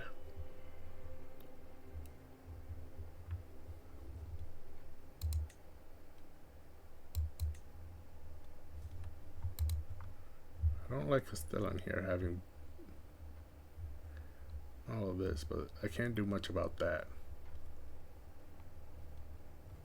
Okay, so if I wanted now, I could take the entire Duchy of Saragossa by taking Huesca, because this guy was excommunicated. But for now, rather than focusing on that, I think I want to focus on lowering my stress. Before I do that, though, first let me look at my prison situation, because my prison is pretty full. This guy's my rival, so I'm going to keep him there. Yeah, he would only give me 10 gold. So I will keep him there for now. Let's focus on everyone else first. He has no gold and he has no family, so he probably will never get any gold. Let's negotiate his release, demand conversion, gain a hook. I don't really care for a hook. He's about to die anyway, so I'll just demand his conversion and let him go. Next, Tarek here can pay a full 10 gold. His wife is wandering.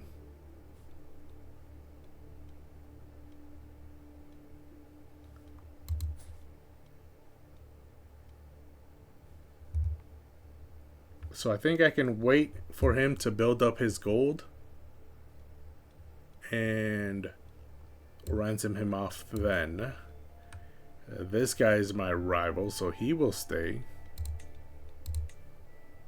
Yeah, it's only 10 gold. He can stay for now. Joffrey here. He's not important, so the king is not willing to ransom him.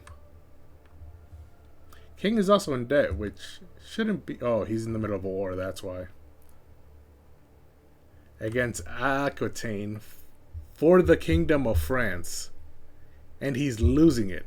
So Aquitaine is about to become... The Duke of Aquitaine is about to become the new King of France. And he's Catholic. So once that happens, a lot of things change. First and foremost being I cannot ransom anyone to this guy anymore, because I believe he'll either die, be imprisoned, or become unlanded and just be some wandering peasant. So I want to make sure anyone who needs to be ransomed to him gets ransomed before this war ends. However, his gold is being lost, so I'm not sure I will be able to do that.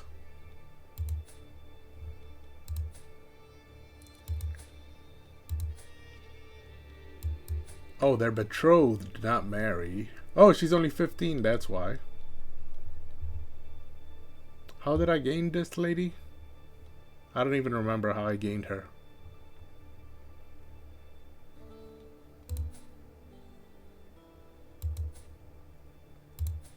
Yep, I don't remember. And she has no gold, and she's not married, and her parents and grandparents are all dead. She does have siblings. This Ponce de Minerva house. Wandering. Okay, none of them have any actual titles. But they're all Ashari. So let's see if I can convert her. She has claims to a lot of stuff. So I'll have her renounce her claims.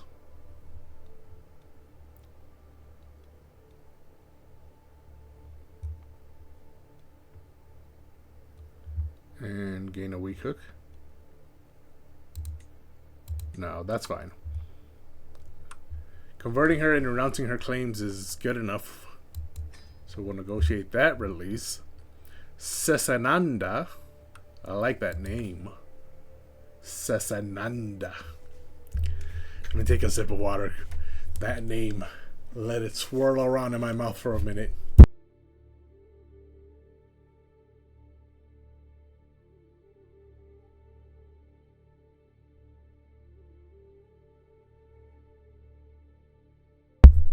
Sesananda.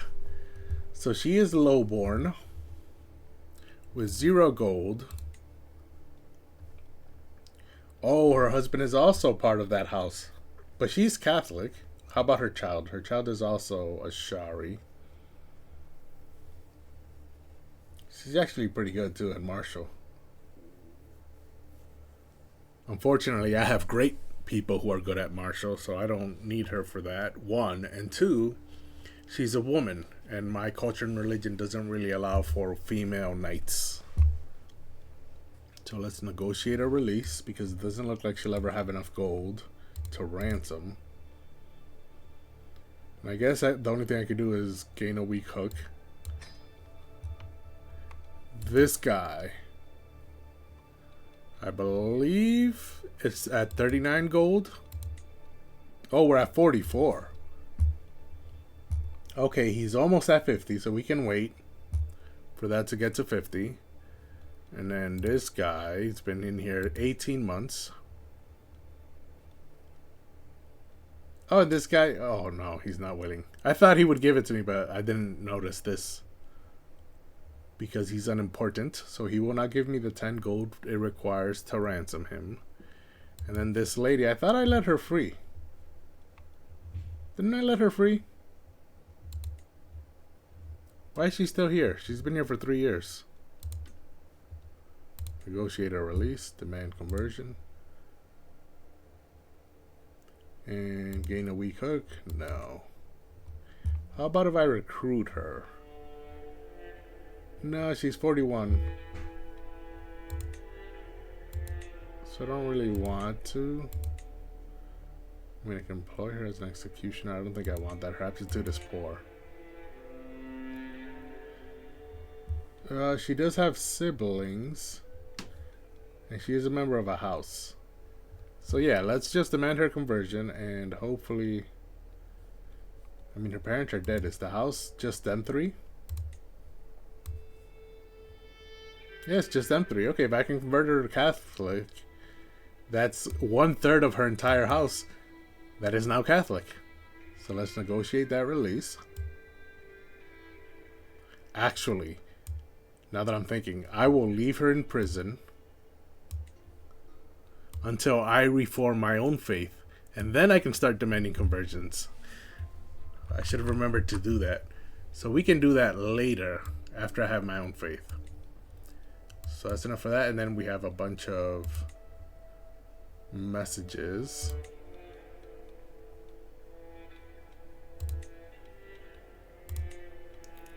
These powerful vassals are not very good. I can declare war on Tahert. Now that is an interesting scenario.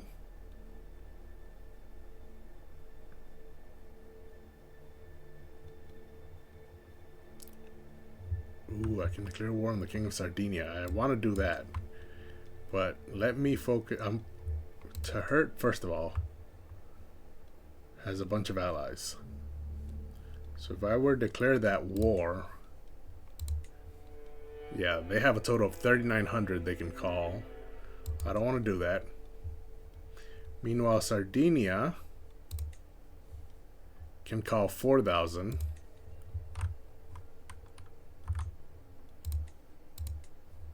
Even though he only has 500, but he's allied to Africa, France, and Giza.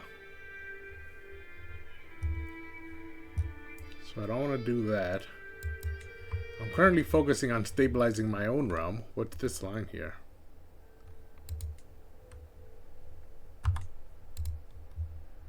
Where did this yellow line come out of all of a sudden? I guess that separates the Duchy of Languedoc and the Duchy of Barcelona. I've never seen a line that cut that shade of orange though. That's new. Usually they're like this line here, this yellow right here. So that orange is new. I don't know exactly what it means. Ooh, my son's about to take the county of Sardinia as well. So he's consolidated up here. I've consolidated here. I just need Alicante left. That is, I think, my last, maybe my second last. How old is my son? Okay. I was gonna assign him land as soon as they get married. So we will wait for that. Meanwhile, I have 4 messages. No hostages will be exchanged. This guy still doesn't want to be my ally.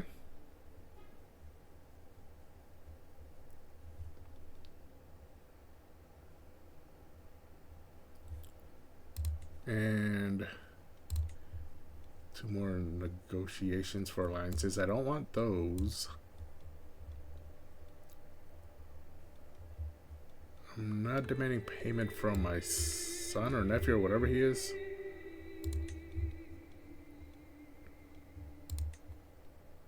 Oh, this is my rival, so I'm not ransoming him. Or should I ransom him? Or should I just kill him? If I execute him, I believe that would help me lose stress. However, I am forgiving. So will that actually make me lose stress? Or will I gain... Yeah, I gain stress because I'm forgiving. So I will not execute him at the moment.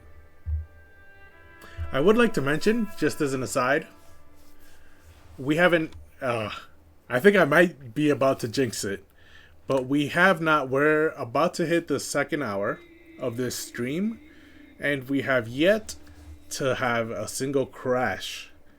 And I would like to mention that right before stream started, I ended up having to update both OBS and Steam. So hopefully that OBS update fixed all the crash issues I was having. Because it was OBS that kept crashing, and that's why my stream was crashing. So again, fingers crossed, knock on wood. But I believe we haven't had a single crash yet, and I'm quite happy about that. So where were we? I believe we just finished making sure we can't just execute this guy. Can I move him to the dungeon? He has a lot of children. I don't want to piss off his whole family, because I think that makes everyone angry if I move him to the dungeon. Where's the option? Isn't there an option in here? Show all prison interactions. I can torture him, but I'll definitely be stressed out for that, because I'm forgiving, and it would lose me piety. So I'm not doing that. However, if I move him to the dungeon... Ooh, I gain even more stress than if I tortured him. How does that make sense? But it angers his close family, and that is what I do not want. So I think I've gone through this whole list. Some prisoners are going to stay there for a while. I am over my domain limit by 1. But that's fine because I'm currently working on stabilizing my realm. I believe the last issue... Well, there's 2 issues. There's the Count of Huesca here. I'm not quite sure what I want to do with him yet. I do want the County of Zaragoza because it is the capital of the Duchy of Zaragoza.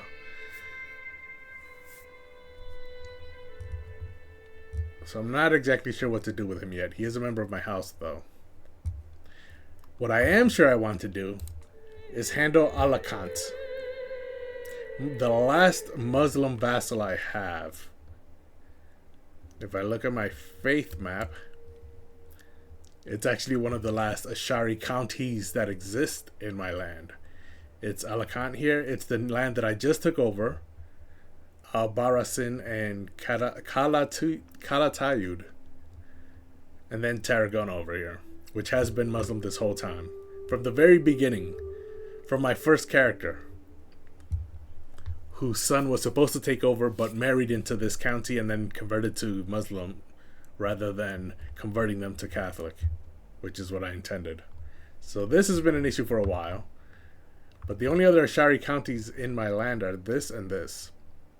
Oh, and this, I guess. This is also in my land. But this right here, these 3 counties, are the Duchy of Murcia.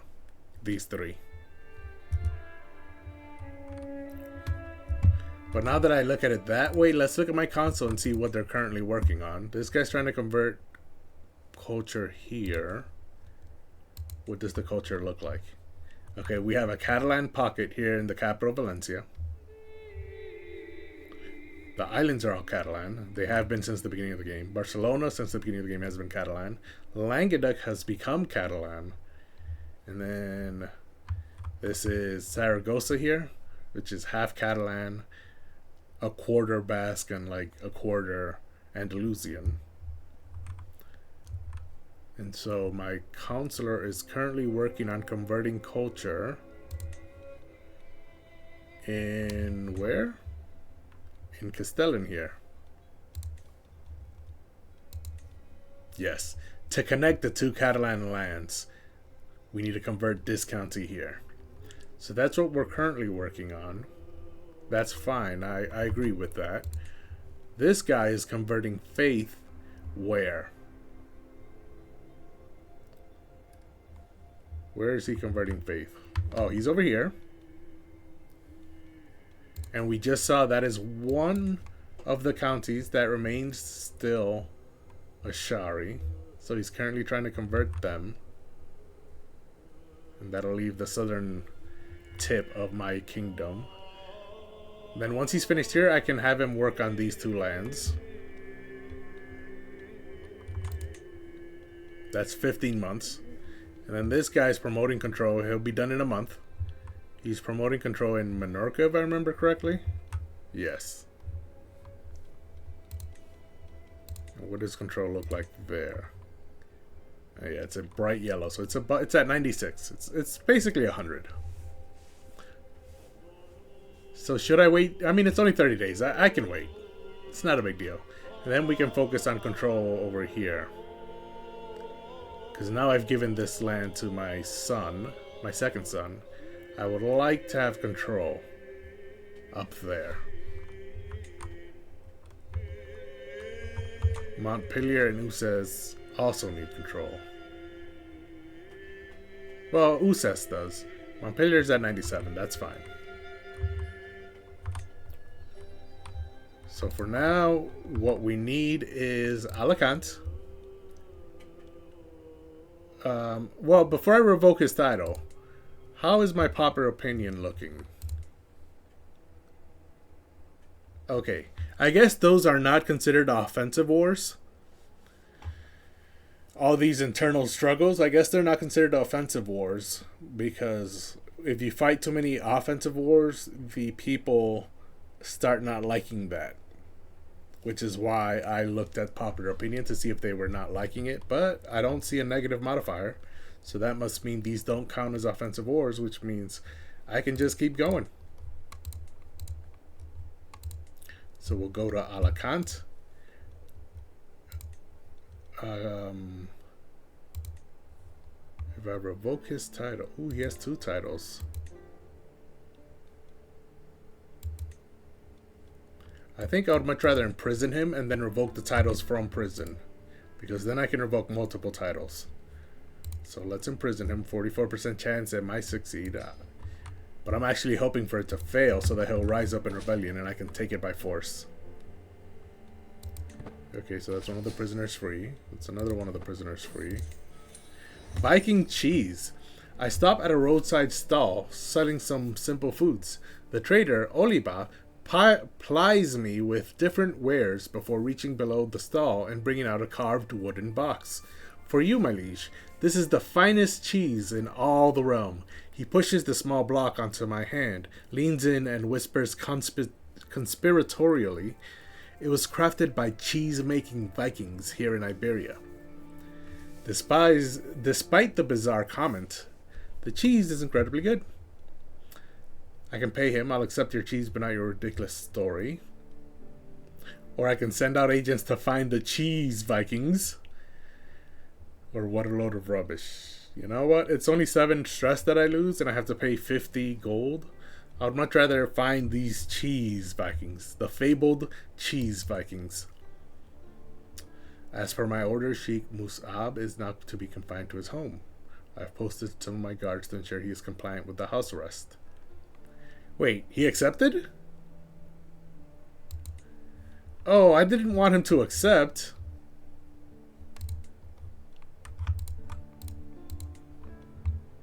Well, that's not good. Can I revoke his title? Without incurring tyranny.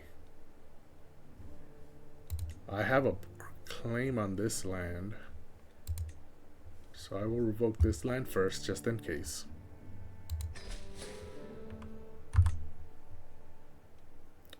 Okay, he sees no choice but to bow to my decision, and I gained a rival, but because of that, I lost stress, because he's a rival. But he only became a rival because I took his land. And now you can see the Spanish name, Alicante, instead of Alicante, which is what it used to be. Now it's Alicante. Alicante. Which is the Spanish version instead of the Arabic version or Muslim version. What do the Ashari speak? Let's see, learn language. Arabic. Yeah, so they were using Arabic. And now the last one is Dania. I can revoke that title, I think, without incurring tyranny. Yes, I can. So revoke that title. I gain 32 stress, but lose 27 because he's a rival. So I really only gain 5 stress.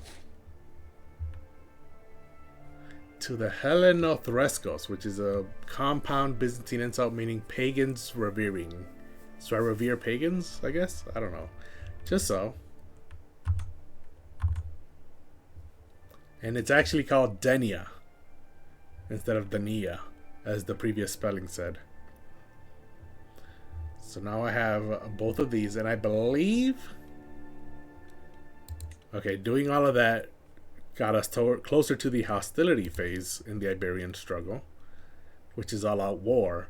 However, even with that, we're still much closer to the conciliation phase, which is what I like to call all out peace. So that's good. I believe I've gotten rid of all of my Muslim holdings within my land. No more Muslim vassals. Huesca's owned by a member of my house. Castellan is owned by a member of my house. This is my brother. And Alto Aragon is a member of my house. And Alcaraz is not a member of my house, but he's married to my daughter in a matrilineal marriage. So their children are all members of my house. What is wrong with their hair? I thought she might have a condition, but the game doesn't say she does. Oh, this one too. What is wrong with their hair?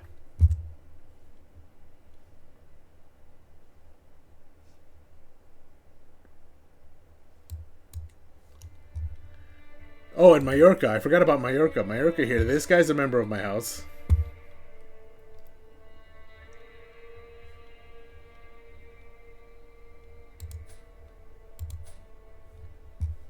And then this little island here is held by my cousin and best friend, who's obviously also a member of my house. And she had a matrilineal marriage, so her primary heir is a member of my house. He's the one who holds Alto Aragon over here. He'll also get the party island down here of Ibiza. So it looks like everything has been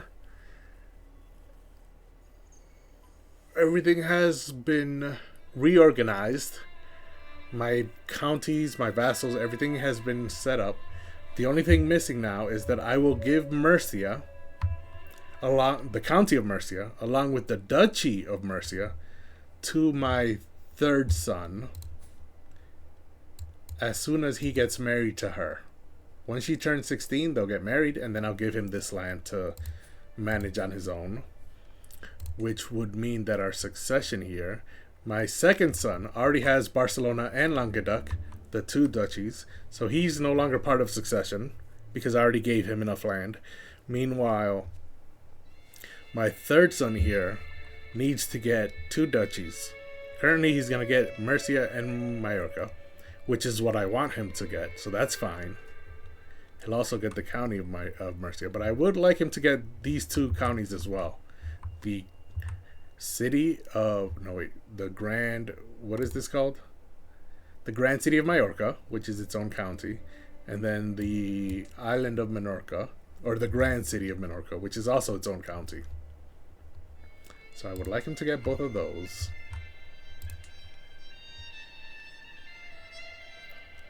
Ooh, I think I need to convert faith there. But this is a Christian faith, so I would much rather focus on the Ashari faith. Because this Mozarabism considers us astray, but the Ashari faith considers us evil. Yeah, so we want to get rid of them first. Meanwhile, we do have a lot of land. So how will I handle this?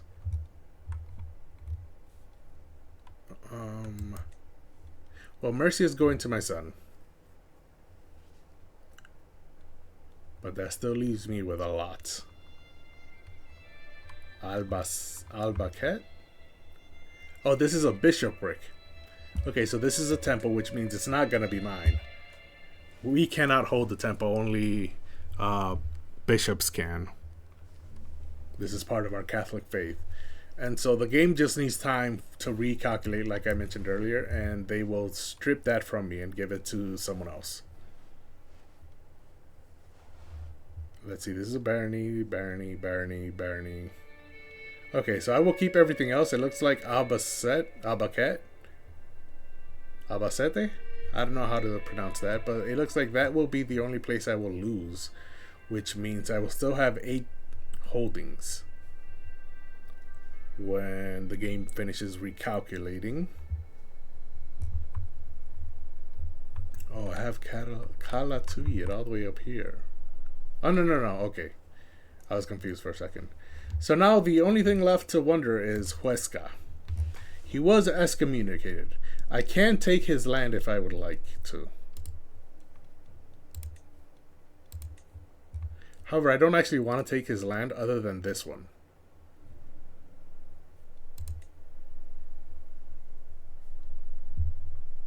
He's a known criminal because he's excommunicated by the Pope. That would gain me 32 stress. However, I don't want to do that right now at the moment, because I am very stressed out. So I want to lose stress first and foremost before I do anything else. I mean, it tells me I should, but it doesn't actually let me do it, so we're going to ignore that for now. Too many duchies. Mercy and Mallorca are going to go to my youngest son, and then Valencia and Zaragoza will go to my player heir, so that's fine. Neighbors can be vassalized. Wait a minute. Wait a minute. You're telling me I can vassalize all of Burgundy right now? With their 4,000 soldiers, I can vassalize all of Burgundy right now. That's what you're telling me. I'm not sure how I feel about that.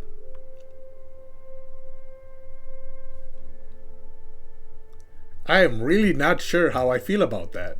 That seems like a good opportunity, but it also feels like it's too good to be true. See, Isbelaya down here wants to be vassalized. I have a truce with them for 15 years. And they want a religious exemption. And I do not want to do that. Because then they'll remain Muwaladi.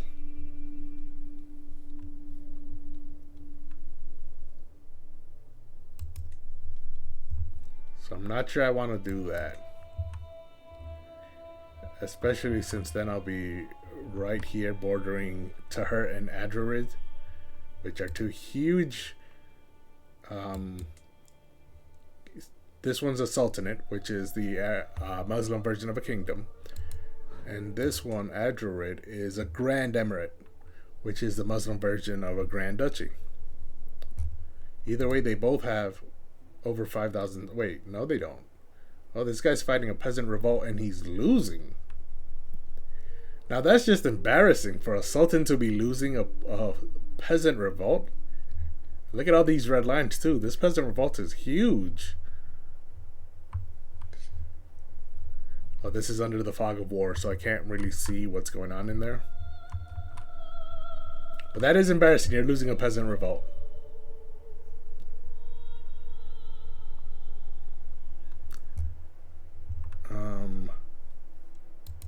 The Adrurids, however, are still huge. 5,500 soldiers. And they're in a war for the Duchy of Tagant, which is where? Is that south? Oh, yes, it's down here. They're fighting with Ghana. They're fighting with Ghana for this little piece of land here.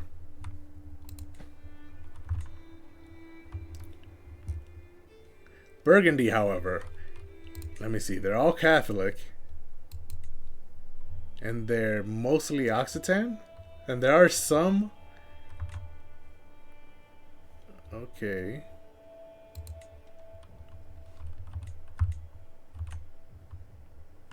Burgundy goes all the way up here. So this is French up here. This is Occitan down here. And then this down here is Catalan, which is our culture group. But the reason I'm okay with Occitan is because if you look at the Catalan culture, it formed from Visigothic and Occitan in the year 800. So it's actually a combination of Visigothic and Occitan. So we are very good. You see, cultural acceptance between our two cultures is at 100%. So we are fine ruling over Occitan lands.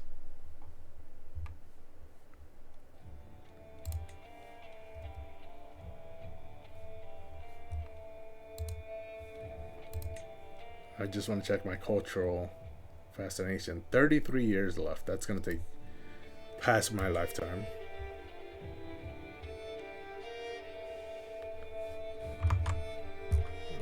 Hold on a second.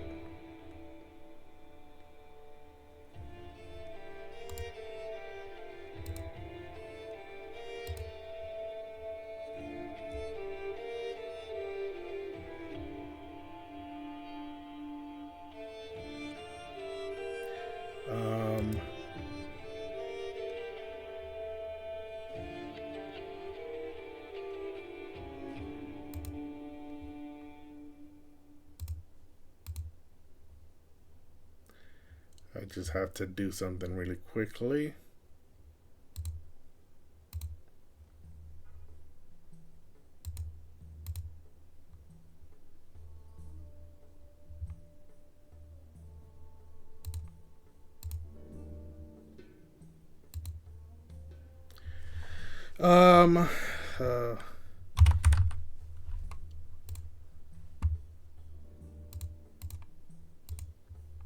Okay.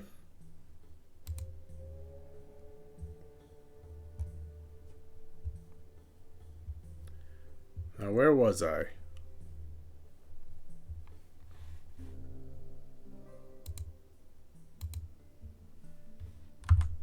Oh yes, I was debating whether I should take Burgundy. The Duchy of Burgundy, not the Kingdom of Burgundy. The Duchy of Burgundy. Well, let's look inside the Duchy of Burgundy. What does it look like? Ooh, there are a lot of little vassals here. Speaking of which, I would get Albi, which belongs to the Duchy of Languedoc. And then I would get these counties, which belong to the Duchy of Toulouse, which I already have one. Yes, I already have one piece of land from this duchy.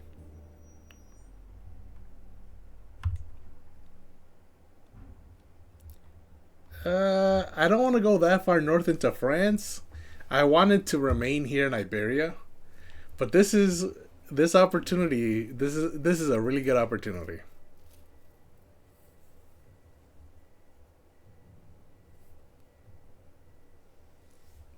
And this is this is quite the decision I have to think about. Do I want Burgundy? Do I want Burgundy? I definitely do not want Isbilia. Let me take a sip of water while I think this through.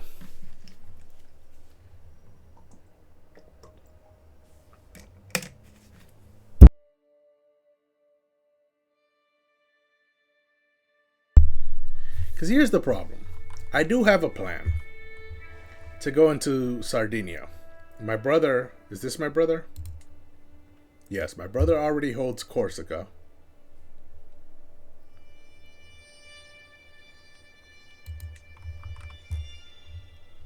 I would like to stretch out into the Mediterranean. Here. But my main plan was to remain in Iberia and help with the Reconquista, pushing all the Muslims out. What is this? Is this... This is Jewish. Well, that's interesting. My next goal was here, the Taifa of Navarra. It's Muslim Navarra here. I guess having them join me would not affect that. What does my control look like?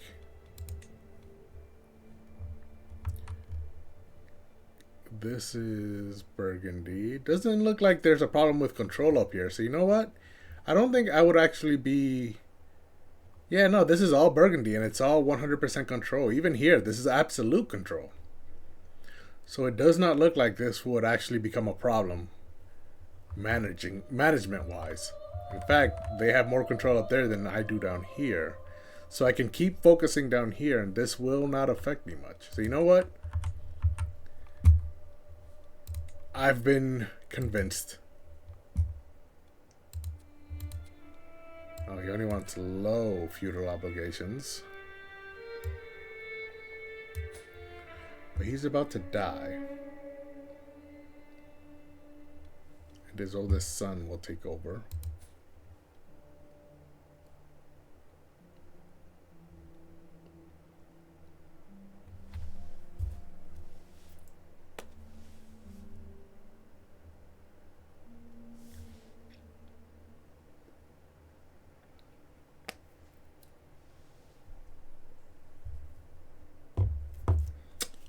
Sanad, welcome.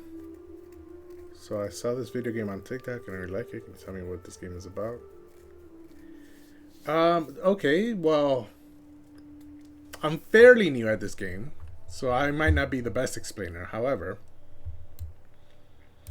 it is basically a strategy game set in medieval times.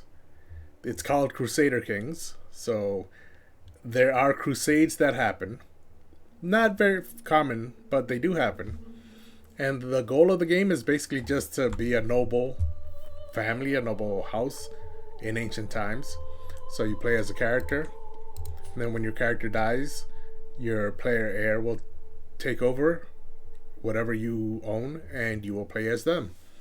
And if you don't have any player heirs, it's game over. So you want to have a lot of children, and the goal is to make sure to rule as a noble as much land as you can. So it's basically a land grab for most of the game. However, there are very many intricate details that will interfere with you gaining more land.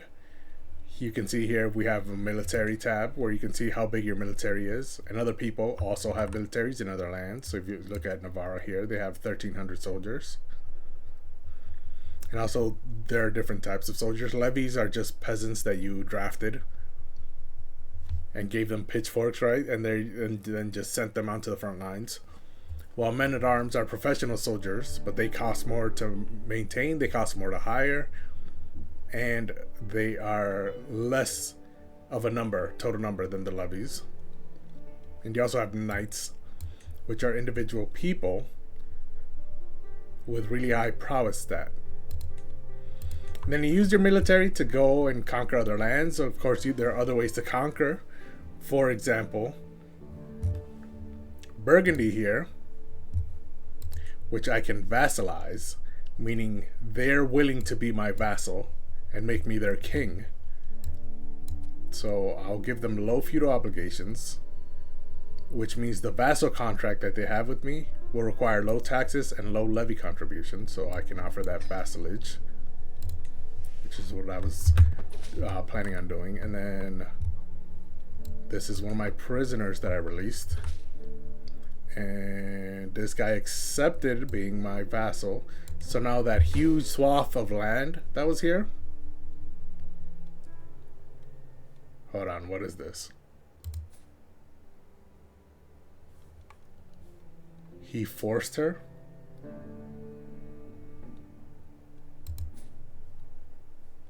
He forced her to be his wife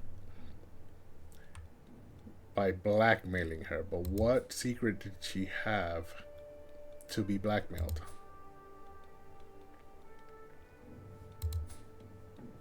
I don't like that. She's my best friend.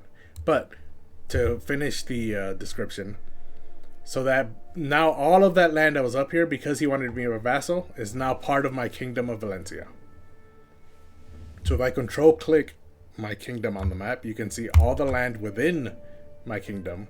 And you have Burgundy here, which is a duchy. Then you have the Duchy of Barcelona. And then you have the Duchy of Valencia, which is what I personally own. And so you have to make sure to manage your interior border very well, or else people will keep rising up in rebellion. And while you're focusing on that, you also have to remember all your neighboring lands. Ooh, I just realized me taking Burgundy gives me a border with the Holy Roman Empire. I mean, they only have 5,000 soldiers, so it's not too bad. I don't like that though.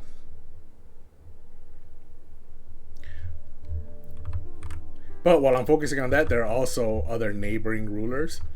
And so right now, because I'm in Iberia, my neighbors are Catholic rulers. In Europe, you can look at the religion map and see all the religions in the world. Tangri is huge at the moment. This is the main religion of the Mongolians. Then you have Orthodox Christianity here in the Byzantine Empire.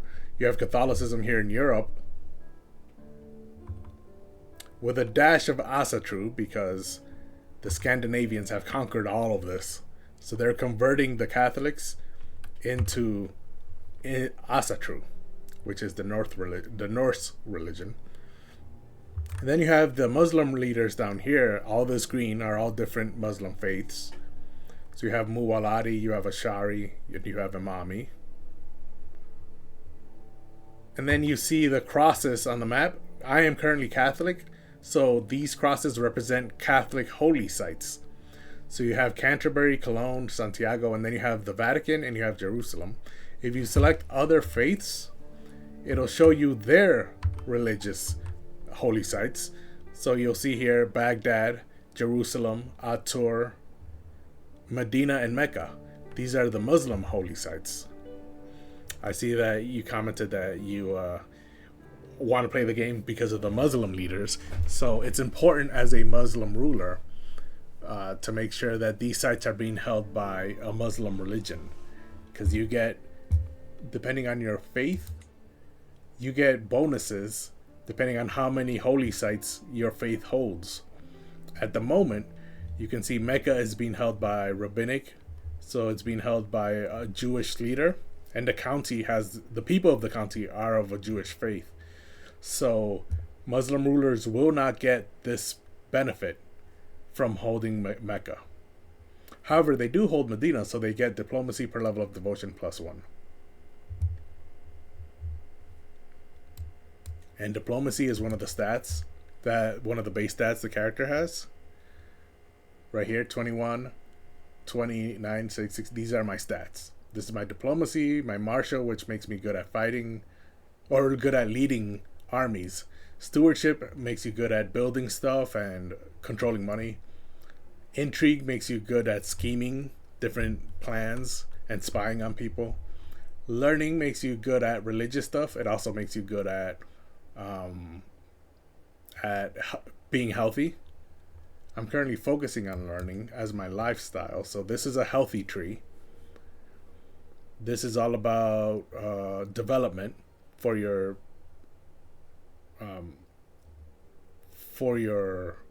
land, and then this is all about faith, and that's what learning does. You can also see the other tree: intrigue, stewardship, martial, and diplomacy. Can I try to make another country as? Yeah, you can do a new country, or you can create take over a country that already exists. So if you look at the maps here, it shows you the duchy titles of what duchies exist in the world. So you can try and take over that duchy, and then it'll show you kingdom titles of all the kingdoms that exist in the world. And it shows you empire titles of all the empires that exist in the world. And you can take over any one of those. However, you can also go to your land and just create a new kingdom of your own. You can name it whatever you want. So right now I have the Kingdom of Valencia. You can see I could rename that title, change it to whatever name I want, change the adjective of the people from Valencian to whatever I want. I could change the color of what it looks like on the map. I can even change the coat of arms. This is changing the emblems. There's a bunch of emblems. There's the color. You can change the color of the emblem. You can do a whole bunch of different things. And the country doesn't have to be a country that already exists here in the kingdoms map. So one of the biggest examples I like to show this is Barcelona here. The Duchy of Barcelona, which is where I started the game, and it's part of the Iberian struggle because it's part of the Iberian Peninsula. It's part of the Empire of Hispania. However, because of how the game played out, very early on, the Aghlabid Empire conquered all of this, and then they conquered Francia. And while they were conquering Francia, they also conquered me down here. And because they conquered me, my land ended up becoming known, quote unquote, as part of France. So even though it's supposed to be part of Spain, because of how the gameplay ended up, I ended up becoming part of France. So you can, even though the game gives you an outline, you can create whatever custom kingdoms or countries or little duchies you want. So if you start with a Muslim leader, I can't invade some religions due to my faith. No, you can invade whoever you want. Right now, in Iberia, we are currently having the Iberian Struggle, which is a special event for Iberia. This was a DLC for the game. And because of this is basically the Reconquista, historically. So this is a war between Christians and Muslims over the Iberian Peninsula. So if you look at the faith right here, Catholics are trying to push the Muslims out of Iberia.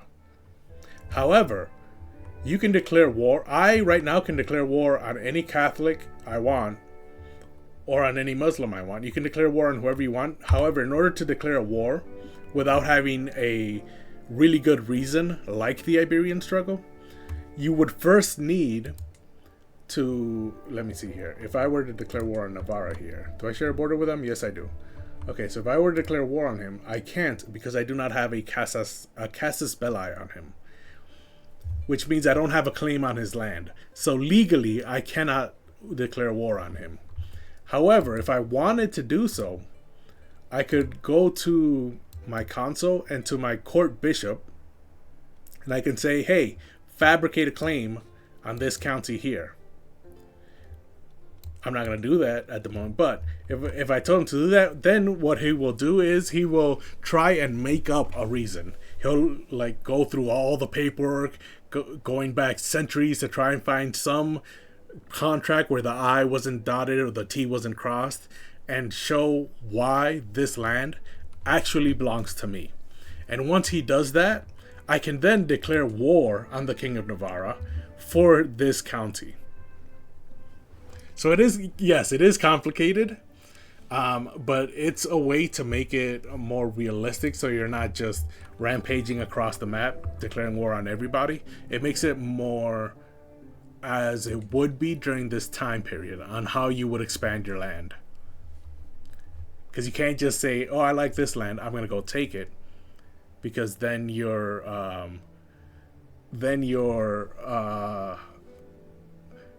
neighbors won't look at you kind, because you're like, well, if he's just going to do that, why wouldn't he do that for my land? So you need to make up a reason for why legally, officially, generationally, this land is actually yours, not theirs.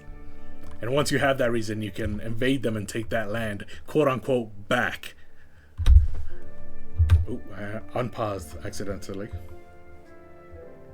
I'm feeling guilty right now. Yeah, it's a lot of scheming. Even if you're not playing a character who is scheming, there's a lot of scheming going on. But a lot of it is all about, historical claims on which lands belong where, which is why the game itself gives you the duchy map, the kingdom map, and the empire map, so that you know which lands historically officially belong to you, quote unquote, right? So that will make it easier when you're trying to fabricate claims, when you're trying to get claims on other lands, when you're trying to invade someone. All of that comes into play. Can I develop my homeland before I do anything? Yes. So that's what the community likes to call playing tall, where you just stay in one area and develop it as much as possible. So if you look at the capital of my kingdom right now, Valencia, if I were to click on it, let me zoom out. I'm trying to click on the county of Valencia. Is this it? This is it. Okay. So if you look at the county of Valencia, they give you a few stats. They have control, which is how much control you have over the county. So that's if the people in the county are running wild and you have no control over it. There's also development, which shows how developed your county is. The higher this goes, the more money you make from it. And the higher control is, the more money and soldiers you can recruit from this place. Development focuses a lot on how much money you make. You see, taxes are increased, supply limit is increased, levies is increased. And then you want to keep the people's popular opinion up as well. Right now it's at plus 65. If it was in the negatives, the people there could rise up and rebel against me. And that happens a lot. The way I'm playing this game, I try to roleplay as much as possible, and I try to keep my land as stable as possible. So that's why I haven't faced... I think I've only faced one peasant rebellion since the game started. And the game began in 876 AD. Right now we're in the year 981 AD. So it's been over a century, and I've only faced one peasant rebellion at the moment. Only because I've been focusing heavily on trying to keep my land stable. And even then, I still had to face one peasant rebellion. So I got to take things seriously. But yes, so this is a very realism-based game. I'm not sure if that's the correct phrase. But yeah, if you try to go with the flow, you could. I mean, it at the end of the day, this is just a game, so you can play it however you want. But most other people I've seen play this game don't try to go with the flow too often. If you're trying to actually um, explore all the gameplay mechanics of the game. However, if you want to just do something silly and say, I'm gonna start the game in this island right here, this little island. I'm not gonna leave this island for the entirety of the game, and I'm just gonna make this island the richest place in the world. You can do that, and you can play the entire game that way. There's nothing stopping you. Because, like I said, at the end of the day, it's just a game, and it really is just to have fun. However, I recommend if you're new to the game to try and play it as serious and as real as possible, in order only to get familiar with all the other possible options the game gives you to play the game. Because I have found, for me personally, what works is the more I try to take this game as realistic as possible, the better I learn all the different options available to me to play the game.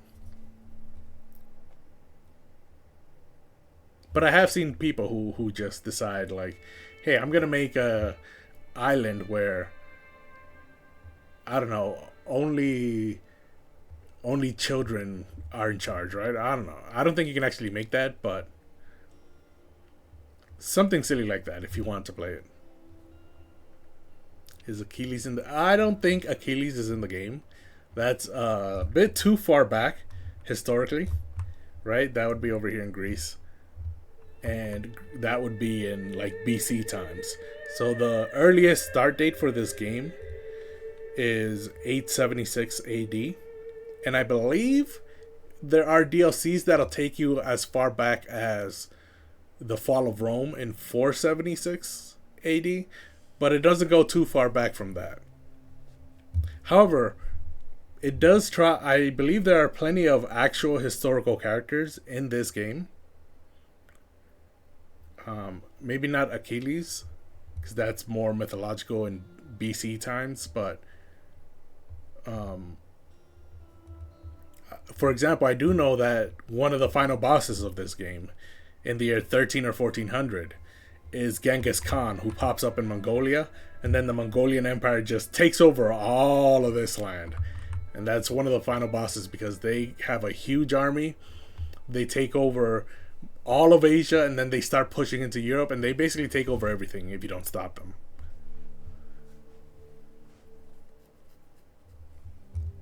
Also, there are pop-up events from time to time that'll show a historical character has entered the game, basically.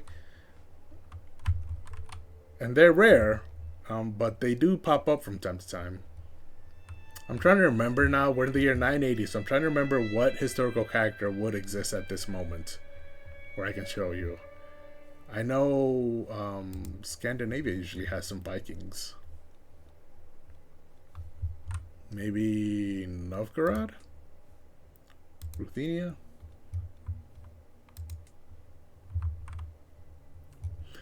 I can't think of any really famous historical character, but I know that a lot of the holders of land in this game are actual historical characters. Like, not just emperors and kings, but even if you go to a small little county, like Montague here. Let's see. She is the Duchess of Montague. No, I don't know what she's the Duchess of, but I think if I go all the way back to the beginning of the game. Nah, I was hoping I would find who I was thinking of.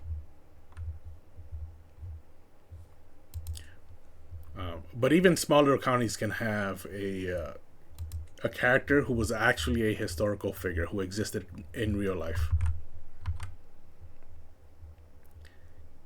Can I make deals with other religions? Like I said, the religion doesn't really affect you much in terms of what you can do and who you can interact with. For example, Isbilia here, who is Muwaladi, which is a Muslim faith, considers us evil, and we consider them evil. However, Even considering all of that, we're Catholic, they're Muslim, they think we're evil, we think they're evil. Even with all of that, I can still vassalize him. Oh no, where is it? I can still vassalize him. Or I could before. He will not accept it now. But before, I could vassalize him and make him part of my kingdom. He will not now, but this window here shows you why he will not accept. But it also shows you the positives of why he will accept. And the goal is to get this from -5 to get it to at least 0. Once it reaches 0, or it's in the positives, then he will accept. And he can become my vassal, he'll become one of my subordinates, and he'll be Muslim, and I'll be Catholic. And a better example of this, actually, is if you look at my own land, I believe some of the cities within my land, let's look at Andorra. The mayor of Andorra, no, that's Catholic. Let's look at Albarracin, right? The mayor of the city of Utrilas, the mayor is a Shari. So the mayor of this little city is a Muslim, while the city is in a Catholic county, within a Catholic duchy, within a Catholic kingdom. For example, I defend them and they do the same whenever a war pops up. Yeah, if you become an ally with someone, that's what that will do. And you can ally with anybody. It doesn't really matter whether they share your culture, your faith, or even if they're neighbors. They just have to be close enough to you. So you can, like, I can ally with Africa over here, who's a Shari. However, in order to do so, I would have to... This is to purchase a truce, so we do not attack each other. And then I can... In order to ally with him, I was just looking the other options to make sure. Right now, I cannot do it because he is in an army right now. They're fighting a peasant revolt. Yeah, they're fighting a peasant revolt at the moment. So he cannot join. Or I cannot call a truce with him. But if I wanted him to be my ally, I can... What I could do is I could choose one of my daughters, marry her to him, and that would make me... That would give me the potential to negotiate an alliance. As you can see here, I can negotiate 2 alliances at the moment with these two, my son and my nephew-in-law. And there's also this alliance I can negotiate with King Gumbao. He will not accept it. And they give you the reasons why he will not accept it. And then you can work those out for yourself on how to better make him accept the alliance. But having a different faith is only one of the reasons, and it's not even that big of a reason. So if I try and offer vassalage, you see here, he will not accept. You're a different faith gives me a -60. But again, that's only -60. Look at all these other things that are giving me a positive opinion of him being my vassal. So different faith wouldn't really affect alliances with other people. And once you're in an alliance, whenever you go to war, you can call him to your war. Or whenever he is being attacked, or whenever he goes to war, he can call you to his war. Or you can just offer to join even if he doesn't call you. Oh wait, Africa here is already at a war. So if you see here, this option, offer to join war. He's not my ally, so I cannot do it. But if he was my ally, I could offer to join his war and help defend him. This is part of the reason to make alliances. For example, the King of Sicily here is my nephew. His father was... No, the previous King of Sicily was my ally. And so whenever Sicily was attacked, I could defend them.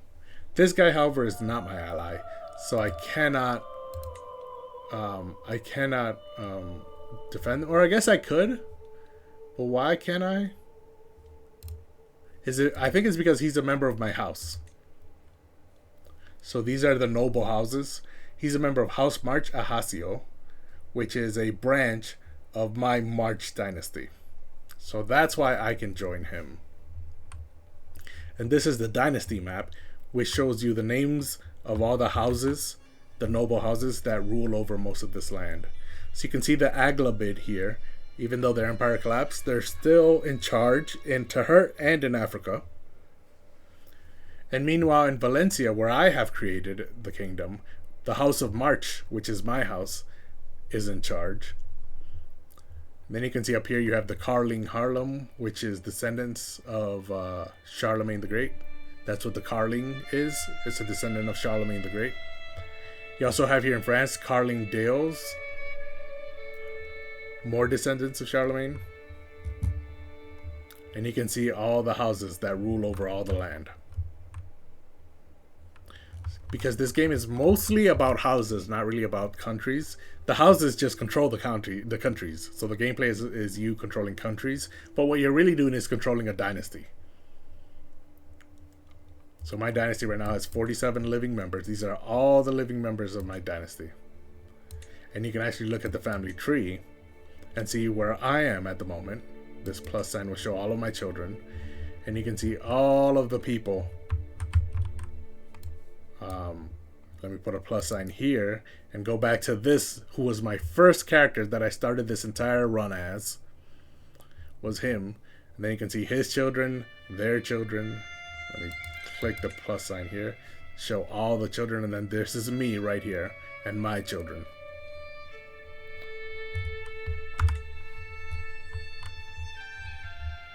That's, I feel like, a pretty good rundown of the game. I mentioned a bunch of things there. So let's get back to where I was gameplay-wise. Let me see if I can even remember where I was. I'm over my domain limit because I just stabilized all of my land, right? Oh, Burgundy just joined. That's what happened. I'm not sure this is a good thing. However, there's not really anything I can do at the moment. He is a powerful vassal, which means they want a seat on my console. But he's not really good enough to be on my console. And he's also about to die. His health is poor. So his son is also not good enough to be on my console. That's unfortunate. However, he has... how many sons? He has 4 sons. That is great for us because you know what that means? That means that when he dies, his 4 sons are going to split up his land. They each are going to want a piece of land. And so the land will be split up into 4 different pieces. And so Burgundy will no longer be as big. However, because they're my vassal, that means when the land is split, they will remain within my kingdom. They just will no longer be this big Burgundy. There'll be 4 different territories. So that's great. For me, it helps a lot that I will not have one big, powerful vassal that's more powerful than me. Because that is when you get in danger, when your vassals are more powerful than you. Because at that point, maybe your throne won't be your throne anymore. This game is all about strategy. Yes, this is definitely a strategy game.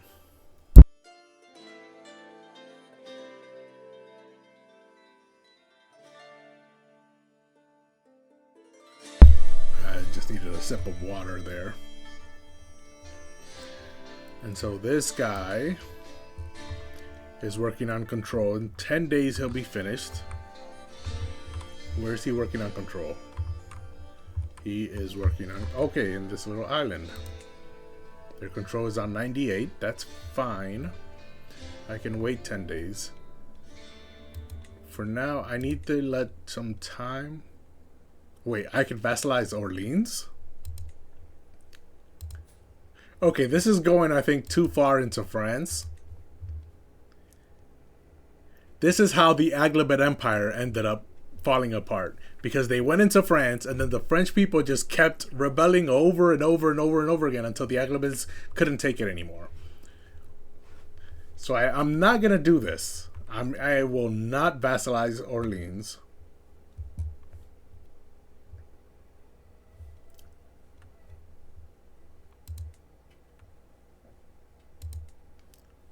Especially since France and Aquitaine are currently fighting over the Kingdom of France title.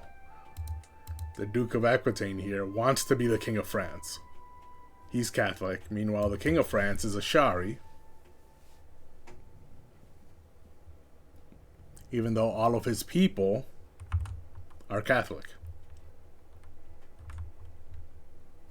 Okay, so rather than expanding in Iberia, it looks like I'm taking advantage of the collapse of the Aghlabid Empire and their original um, their original run through France, and France has been chopped into pieces ever since. And while they're trying to rejoin, I've taken advantage and taken a bunch of their land. But I don't think I want to take Orleans. I definitely do not want to do that.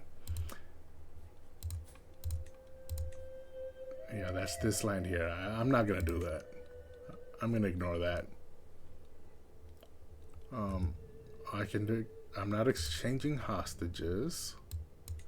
I do not want to do that. Ooh, I can exchange No, I'm not doing that. I'm not exchanging hostages. Ooh, this guy would give me 100 gold. He's my rival. How long has he been in prison?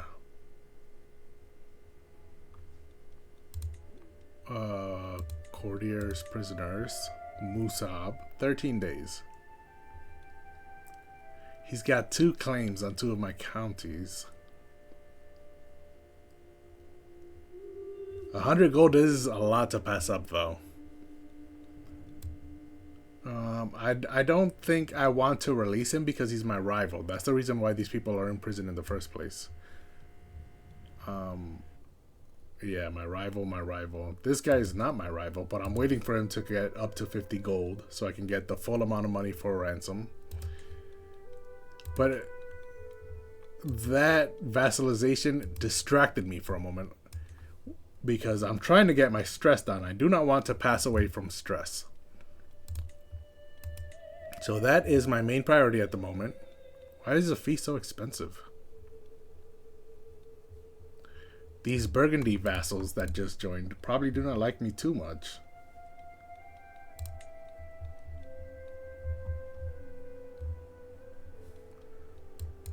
So maybe I should hold the feast, or maybe I should hold the hunt. Prestige gain, legitimacy gain. My legitimacy is maxed out, so I do not need that. I do not need another pilgrimage. Although, no, I shouldn't. I might die. A pilgrimage is dangerous right now. So I think...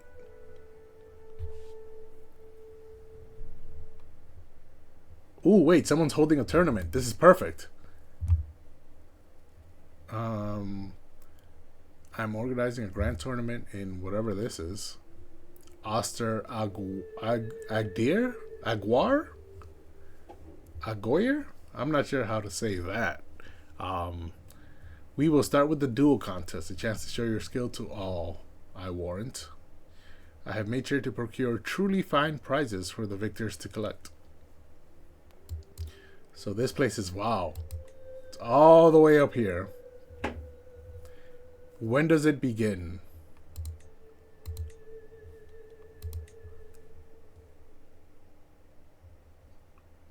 Travel time is 9 months, so it'll take me 9 months to get there.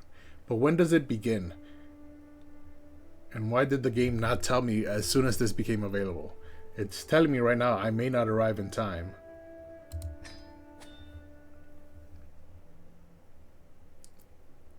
Oh, it starts in 7 days. There's no way I can make it in time. I don't understand why the game didn't tell me this was available. Oh, that is annoying. I would have loved to go. But it starts in 7 days, and it'll take me 9 months to get all the way up there from all the way down here. Okay, so then what should I do to lose stress? Let me see what my stats look like. I am an eager reveler. And I'm not obese, am I? I lose 0.2 gold per month in order to support local clergymen. Yeah, it doesn't look like I'm obese, so I can hold a feast. I haven't held a single feast yet. I've been to a couple of other people's feasts, but this would be the first one I hold. Or should I just go on a hunt? Do I have the hunter trait? I have the eager reveler trait, which is all about feasts. Yeah, I have the hunter trait. So let us hold a hunt. I do not have a master of the hunt.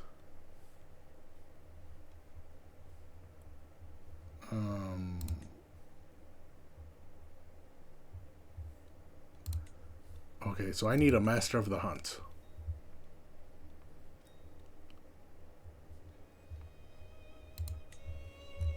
Oh, there are a lot of excellent masters of the hunt. 1, 2, 3, 4, 5, 6. I have 6 excellent masters of the hunt.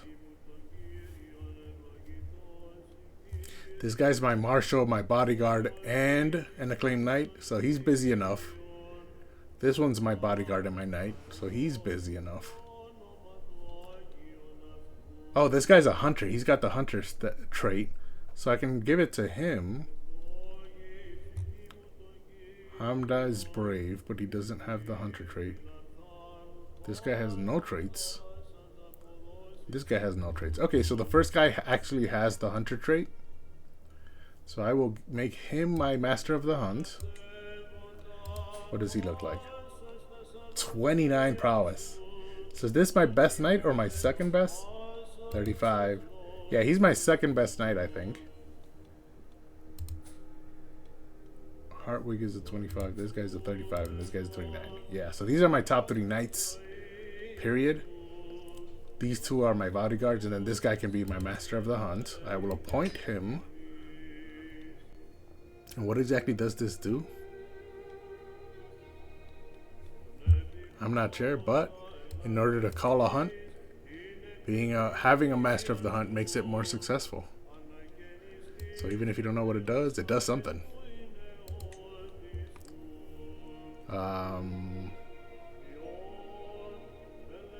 Oh, usually it tells hunt overseer who will announce sightings of beasts common, rare, and fierce. Okay, so we can plan the hunt. Higher peril grants more prestige. Both sexes may participate in this one.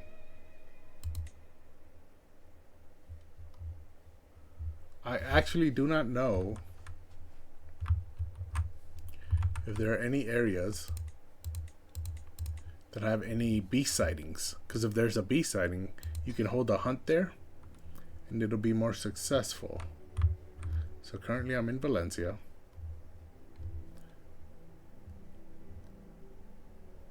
There's a boar sighting here, but there's high development. That actually hurts the hunt because there's a lot of people around and animals don't like that. There's a hart sighting here, which is a deer, I think. A hart is a deer. There's also a hunting grounds building that I built there, and it's in the hills. So the hunt will be very successful here.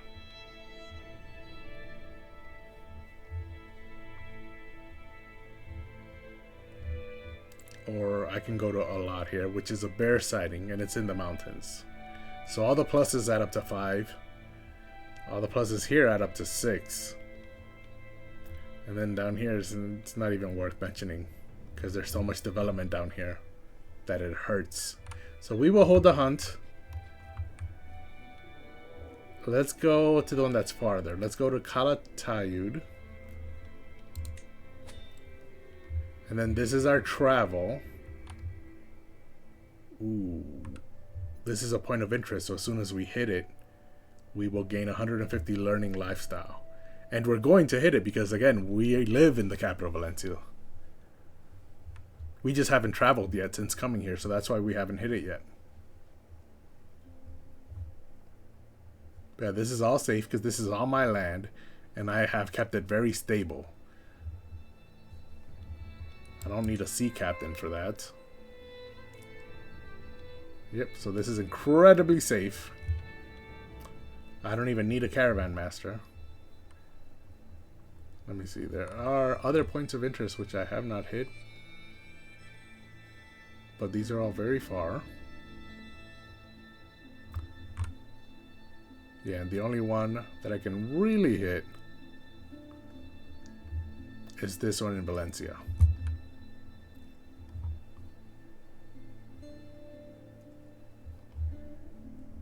Okay.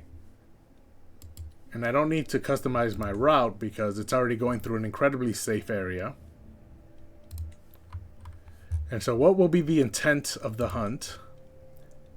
I don't actually want to kill something. I just need to lose some stress. So we will focus on recreation.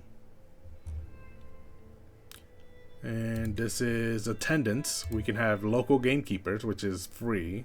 A small group of attendant hunters assisting local game wardens. Or I could have search parties, which increases success chance. Effect increases with court servants' court amenities. Or I could have flushing gangs, which increases success chance. This one increases success chance somewhat. This one markedly. I don't care about either one because I'm trying to lose stress. So we would just go with the local gamekeepers. And then we can go with party size. Intimate party is no cost. And I'll only bring my master of the hunt, my bodyguards, my personal physician, my spouse, friends, lovers, and hunters. Or I can go with reasonable party. More prestige on completion. Unlanded knights and lazy or martially educated courtiers and guests will join. Or I can go with substantial party, much more prestige. Again, I don't care about prestige. And I don't really care if all courtiers or guests join. So we'll go with no cost, an intimate party. Try and keep it as inexpensive as possible. It'll take me 3 months. So we will start the hunt. And then hopefully, wait, there's a plague. Hopefully this plague doesn't spread over to my territory. It started on November 1st, 979. So it's almost 2 years old. It looks like it's a major plague of smallpox. So it should be starting to wind down. I don't think it'll spread much farther than this. Instead, I think it'll start... I don't even know what word to use. What's the opposite of spread? It'll start to shrink, I guess. That's the only word I can think of. It'll start to shrink. Either way, it's not spreading over to my land. And so we can go ahead and go on this hunt. I don't think there was anything else I wanted to do. Ooh, my gold has really gone down. A fresh start. So this is me going on a hunt. It's true there is nothing like a good old-fashioned hunt. And there I am blowing the horn. I can't wait. Viking cheese. Oh, yes, yes, yes. This was the event I started earlier. A scrawny-looking woman is brought before me. However, the pathetic woman in front of me barely looks like a cheesemaker, let alone a Viking. I'm truly sorry, but I'm not really a Viking. It's just a lie to help with selling the cheese. Cheese butters. So this is the Viking cheese that I heard all about. Turns out it was all a gimmick. Oh well, at least I solved the mystery. Gives me 35 prestige. Or I want half your profits and half your cheese.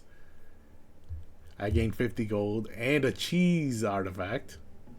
So yes, I will take that. What you get for lying to me. But now I have a cheese artifact.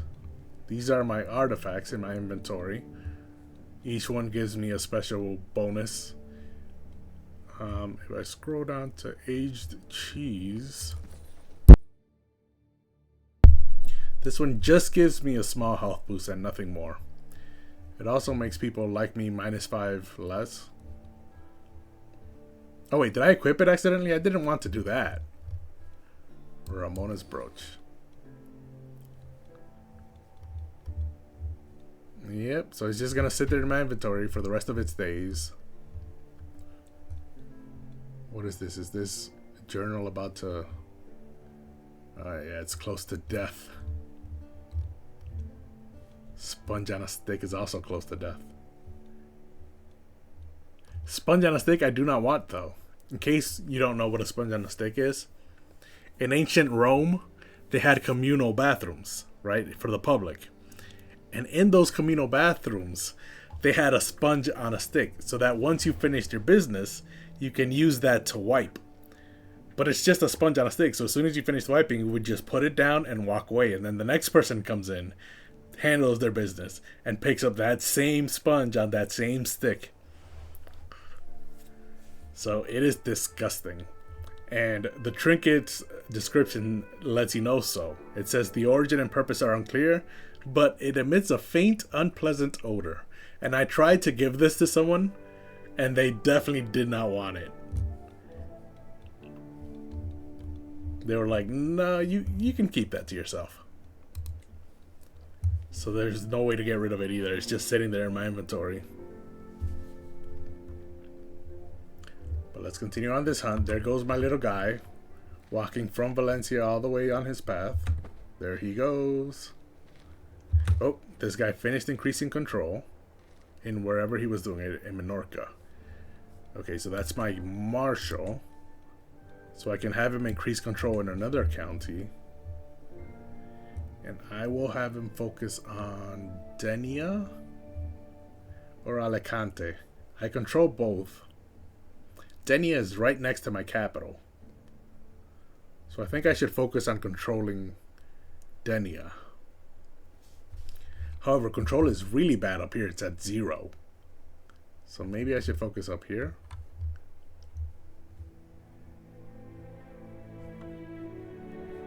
I just got an idea. I think I can create the Duchy of Toulouse, since I now have all of its land.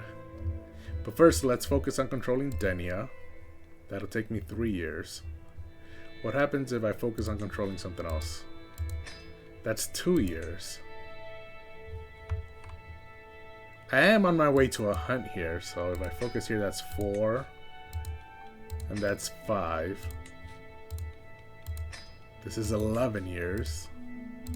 7. That one doesn't even have a time frame, so that's going to take forever. And this is 4. Okay. So Alicante, I believe, was 2.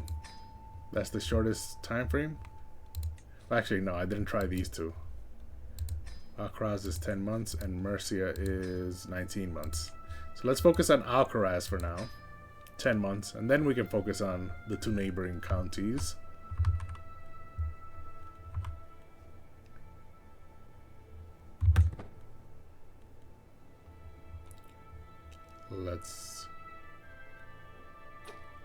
And we have arrived. We're making camp as we await the arrival of the guests.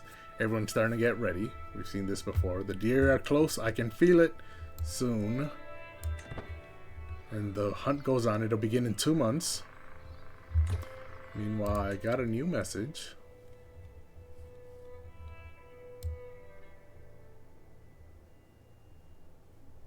Wait. I want to make sure my doctor likes me. Okay, everyone likes me. It makes sense because I've been ruling now for what, 20, 30 years? I don't even remember how long. And my dread is at 48, my legitimacy is at 5. So they definitely like me. Okay, so now what I want is... I have a message. Bunch of disabled buildings because I have 8 domain holdings.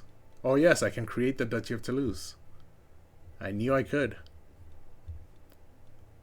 Prisoners can be ransomed. Okay, this guy got enough gold. So we will ransom him. And these 2 are my rivals, so I want to keep them in prison for now. And back to the hunt. I have 259 stress, so I need to lose as much stress as possible. Locked in her room, my daughter Constanza came to me complaining about Mobila bullying her. She has been staying in bed for days to avoid facing the other child. So this is because I'm currently her educator. I'm her guardian as well as her parent. And so I get these personality events that pop up where I can mold the child's personality that they will have when they grow up. Right now, she has become lazy, and I can confirm that by saying you do not have to face the world if you don't want to. However, the lazy trait is very bad. It gives you a -1 to all your stats. So I do not want her to be lazy. And also, because I'm role-playing as the character and trying to be as realistic as possible on how he would play, on what choices he would make, I would also choose something that may not be the best as long as it aligns with his personality. However, he's got really good personality. He's zealous, he's honest, and he's forgiving. So for her, I can tell her, make sure you stay hidden wherever you go. And she loses lazy and becomes craven, which means cowardly. Or I can say a bully deserves whatever punishment you can imagine, and she becomes arbitrary. Either way, that'll give me 48 stress, which is critical because I am currently at 259, and 48 would get me over 300. And that is, once you pass 300, you're basically about to die. You can have a heart attack any second. And the whole point of this hunt is to lose stress. And so, unfortunately, it doesn't look like I have the correct mind space. I'm not in the right space in my head at the moment to focus on teaching her how to be a good person. So, it looks like I'll just leave her to her own devices. She's currently lazy. Craven is worse than lazy, I think. Well, no, actually, it's not. Well, kind of. It depends on what you're looking at. Arbitrary would be the best option. This is what I would choose, but I don't have the stress for it. I wish I did, but I don't. I'm sorry. I'm not being a good parent right now, but I'm too stressed out to even think about that at the moment. So we will keep her lazy. And then, ooh, this guy, oh, that was the ransom he paid to me. The hunt will begin in 46 days. Meanwhile, I have this here. Wait, when did you get in jail? How do you end up in jail?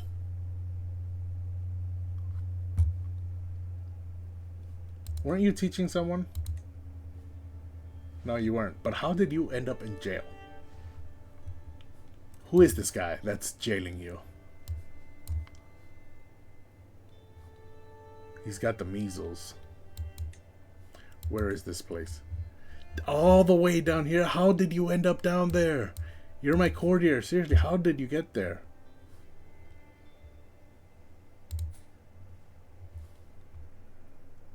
I do not understand. What is Sephardi? Israelite. Okay. But it's Iberian because she speaks our language.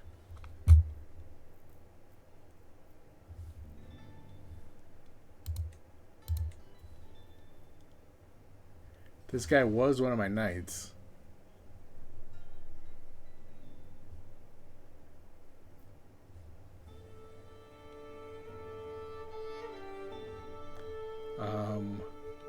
How much is the ransom? 20 gold? I don't think I want to pay that. You're not that good. Although 16 prowess is pretty good. I'm just befuddled as to how you were imprisoned all the way down there. It's your only memory.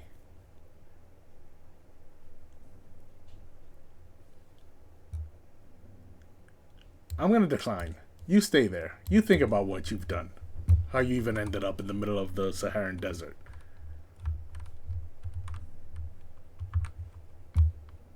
Let's continue on our hunt instead. I don't have time to think about this. I'm stressed out the wazoo.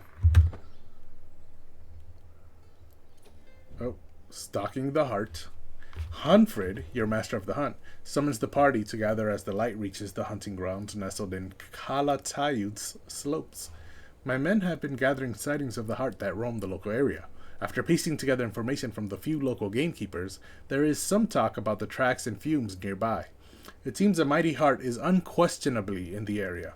Query fit for a king. Let's see if the rumors were true. So we can get out there. Peril is dangerous, prestige is impressive, or I can seek a wolf instead. Peril is meddling, prestige is middling. Huh. It's more, heart is more dangerous than a wolf? I don't know why. I could also just go for a fox, which will give me trivial prestige and only mild peril though, so I'll be safer. But everyone loses 10 opinion of me because I'm a timid hunter. So I'm not doing that. I mean, we're after the heart in the first place, so let's get out there. A scheme at court. Someone is trying to kill Margaret, but we don't know who. Okay, under my wing.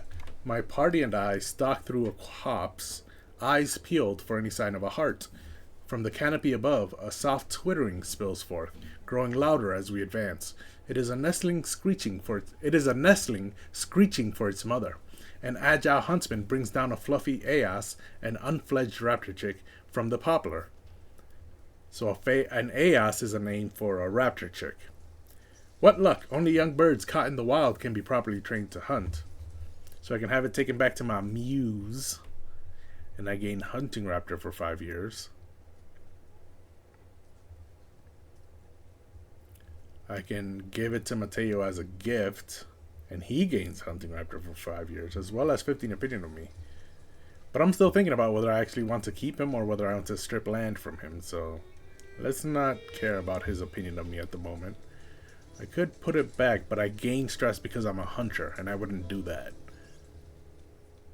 So we will have it taken back to my muse. Now I have a hunting raptor. Oh, I got a learning lifestyle perk. This is perfect, actually, for when we get back. So I'm going to get the prophet perk, which makes it so that when I create a new faith, or when I reform a faith, the cost is halved. So we will get that perk, and now we can reform the faith, which was my primary goal for this stream in the first place. So I will finish this hunt first, and then once we finish this hunt, I will go back to Valencia, and we can reform a faith and create a new faith. We also gained some experience in hunter trait while that was happening.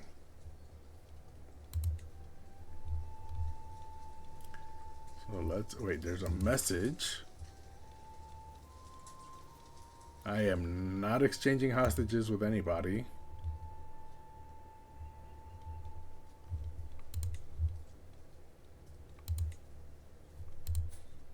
This guy has a lot of family.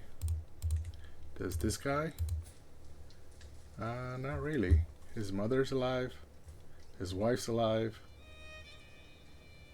Oh wait, he's married to the princess of the Adjurid Grand Emirate. Okay. That is dangerous. Because the Adjurid Grand Emirate is this big red spot right here on the map. So that is dangerous that he's married to the daughter of this guy. Yes, there she is. So she's not his daughter. She is his sister. He's got 5,000 soldiers. But he's in a war with Ghana at the moment. So if I'm going to do it at any time, I guess I did it at the right time.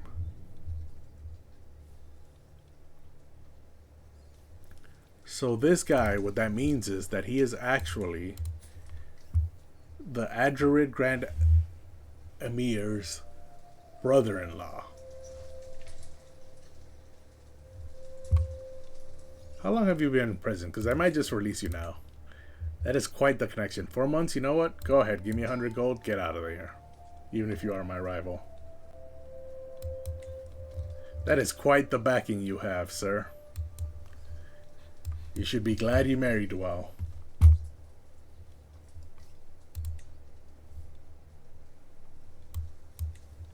So we will let him go and continue the hunt. Softly, softly. My huntsmen say they know the place of the beast's covert and the nearby water holes and grazings the hart frequents. Though it is by no means an easy thing to do, if we were to carefully creep up on the buck, we could perhaps catch it unawares with our bows. So we can proceed by stealth, or real hunters corner their prey.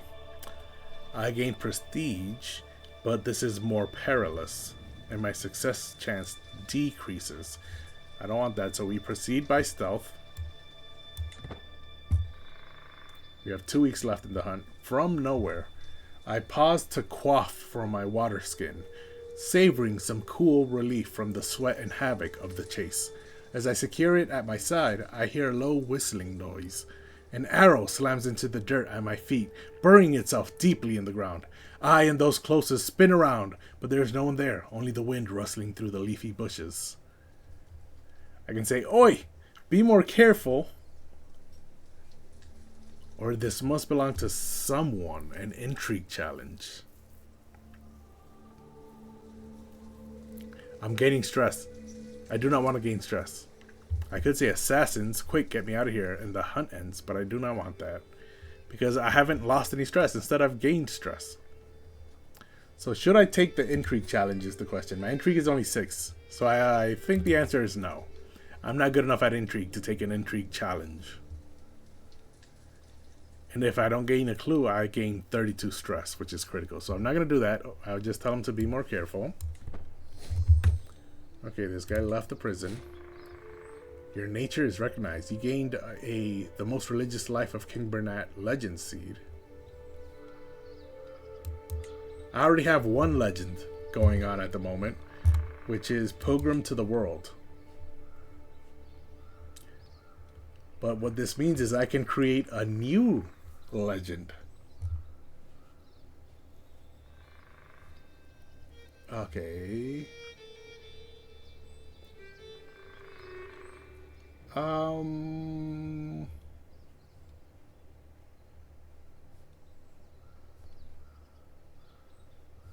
Learning plus and then control and popular opinion. I'm not sure whether it'd be good to have 2 legends going on at the same time. No, I already own this legend, so I cannot promote another one. But what I can do is once this one is... I need 300 baronies, and I'm only halfway there. But once this one is complete, I can then start this one. The most religious life. But Pilgrim to the World is currently working. Oh wait, it hasn't spread here yet. This is the one piece of my land that hasn't spread to yet. Of my former land anyways, because now I own all of Burgundy and it hasn't spread up here yet. But now that I've noticed that, what I can do is go to the Duke of Burgundy and ask him to promote my legend.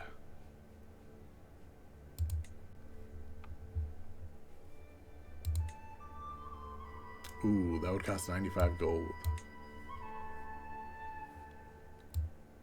Doesn't look like I can. However, if I go within Burgundy and go to the people within Burgundy and ask them, the minor counts underneath the Duke, to promote my legend. Yeah, this is 100%. Wait, how far has my legend spread? Okay, so I need to get it up here. Let me remember that. Up here. So I need him to spread my legend. 89%. And then I need him over here to spread my legend. Nope, that is not what I meant to click. 69. Okay, so for now I can have Auvergne here. Or how about the Count of Quercy? He's at 59. Okay, so I can have Auvergne? Auvergne? Count Blasi. Let's just call him Count Blasi. We'll have Count Blasi promote my legend. 89% chance he'll accept that.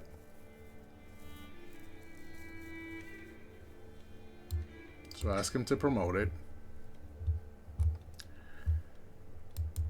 And then we can go back to what we were doing previously, which is trying to lose stress through a hunt, which is definitely not working because I have ended up actually gaining stress. And the hunt only has 10 days left until it ends. So I'll take a sip of water and unpause.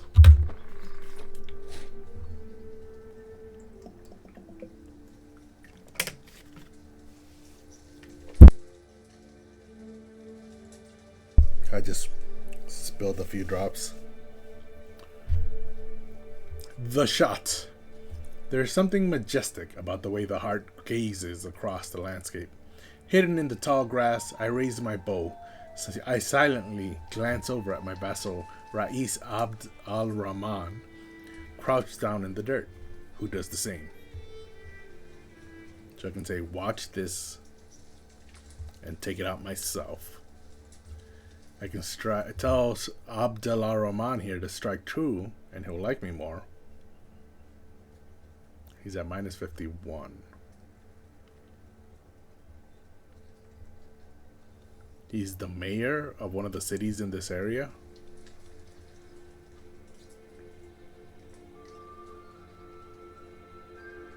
Or I can say everyone loose, and everyone the heart pales under a hail of arrows. But the pelt trophy artifact will not be available because we just stuck his pelt full of arrows. So of course it's not available. But it looks like I actually have the best shot. 61% chance. So watch this. The kill. I slowly take aim, the heart cocking its head as though in anticipation. The arrow strikes true, straight into the beast's heart. That's how you do it. Ooh, the queen gained 5 gold. And the count began promoting my legend as I asked him to.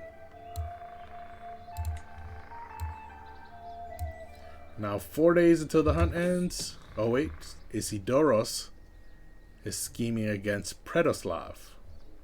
Does he have money? If he does, yes he does. I don't even know when this guy became my courtier, but I will throw him in jail because he has 288 gold. And then once he's in jail, I can ransom him out.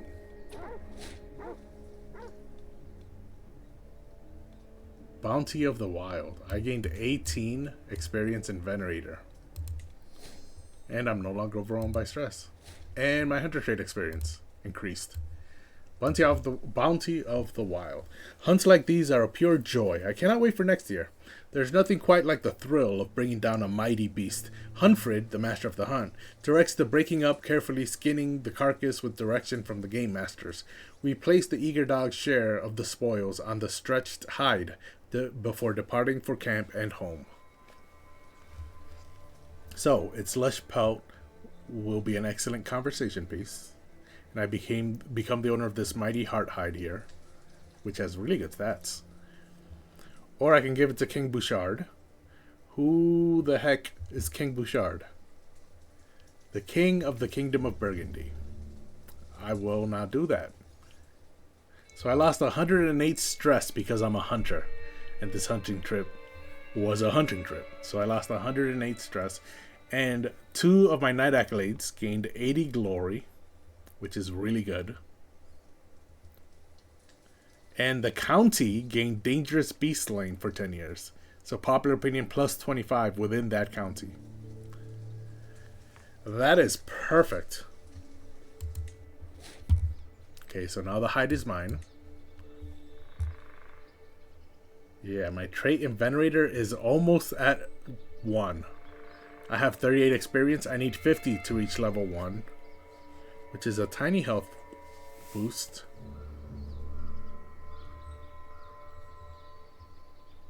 So let's finish the hunt.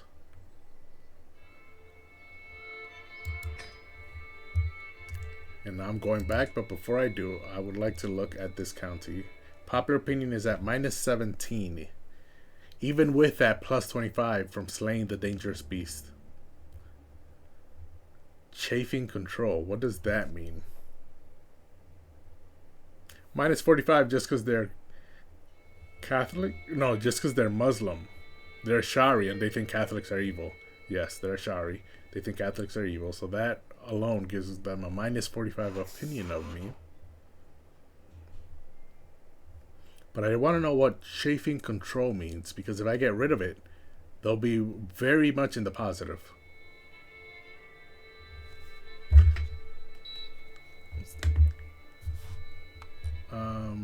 Oh, it's this modifier here. Under the harsh attention of the realm's marshal. Okay, so this is just because he's currently working on control here. But he's not working on control here. He's working on control down here. So I don't know where they got chafing control from. It's going to last 3 more years. Well, 2.5 years. So that's unfortunate. I have one message. Where is it? I don't see it.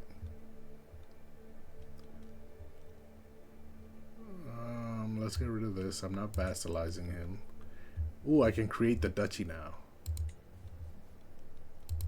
So if I were to create the Duchy of Toulouse, that would break free from the Duchy of Burgundy, right? Is what would happen?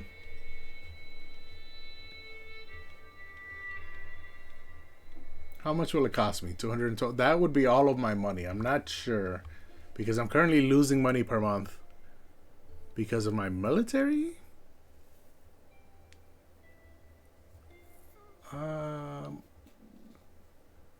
Mostly because of my legends. I'm losing money per month. So let us not create this duchy for now.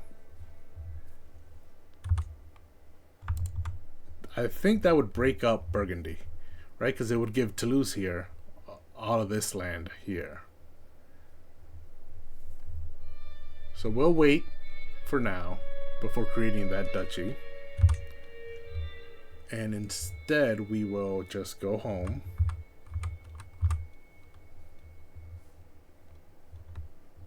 And reform the faith, which we can now do. Diminutive defenders.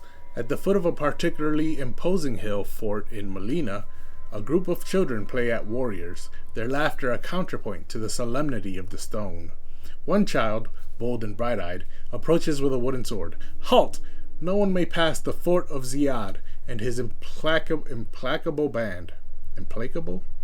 The child exclaims gleefully. Oh wait, are you a king? I can say, that's right, now go tell your village all about me. And the holding of Molina gains famous visitor for 10 years. Ooh, that would increase the danger. While this attracts people from all over the world to visit and trade, it also attracts bandits in search of gold-laden royals. Or I could say brave defenders tell us the quickest way through these hills.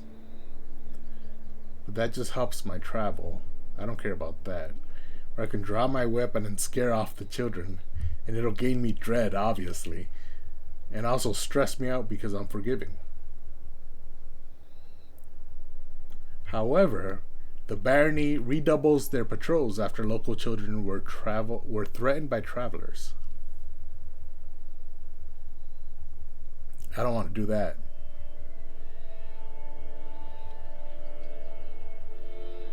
So I think I want to get famous visitors. More taxes and more development growth. Even if the county is a little more dangerous, it'll only be 10. Which isn't a big deal. So that's right, now go tell your village all about me. Oh, Molina isn't even in my land. I shouldn't even have cared. Molina is in Castile.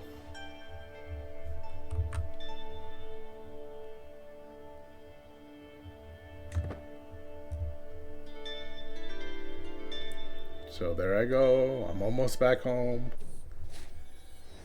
And I visited the capital of Valencias because it was a point of interest. So I gained 150 learning lifestyle experience. Visited the origin place of Pilgrim to the World, which is the capital of Valencia, because that's where my legend started. So I gained 150 diplomacy for that. And it's a point of interest, so it gives me a traveler experience. And now I'm back home, so thank God I can go inside again. I traveled for 156 days and traversed 9 baronies. So now I'm back home. Now there's some business to handle. First and foremost, my stress is at 167. That's fine. First and foremost, I have 4 rivals, 2 of them in prison. How did I become rivals with a bishop?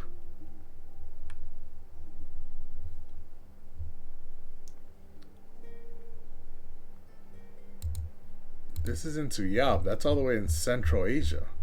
How did I even interact with that guy? That is weird. Oh, my brother's ill.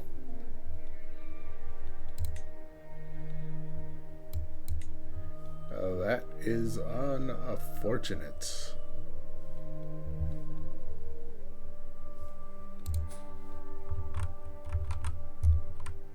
So first and foremost, we will create a new Christian faith.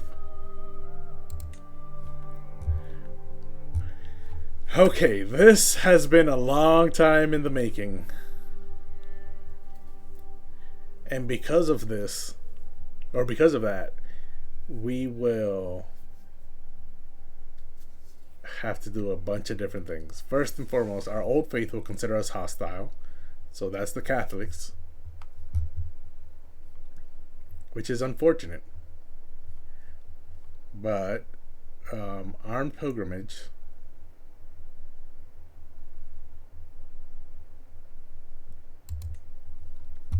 let me see. There are a lot of different things I can select here.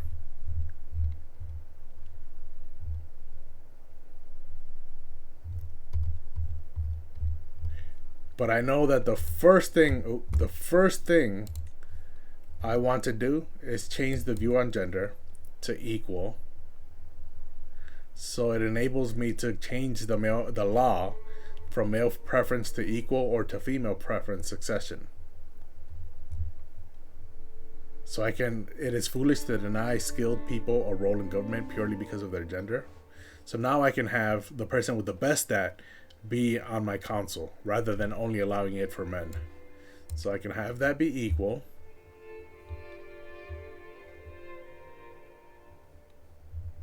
I can also go down here to clerical appointment rather than spiritual for life. I can have spiritual revocable or temporal revocable, which means that if my bishop sucks and his learning stat is really bad, I can get rid of him. Right now I cannot fire him, but if I change this, instead of from for life, I can fire him. The only difference is spiritual means that once I fire him, a new one will be appointed by whoever the head of faith is, whether it's a pope or someone else. But temporal revocable will mean that I can appoint a new one after I fire him.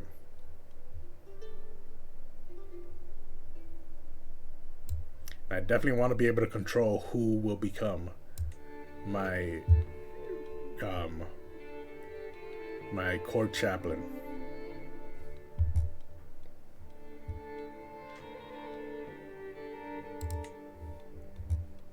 Then funeral tradition. I think I just accidentally did that again.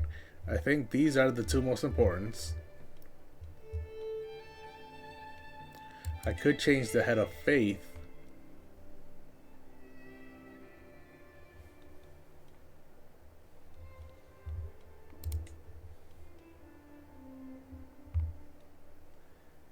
And that would make it so that I can finally control all the temples within my land.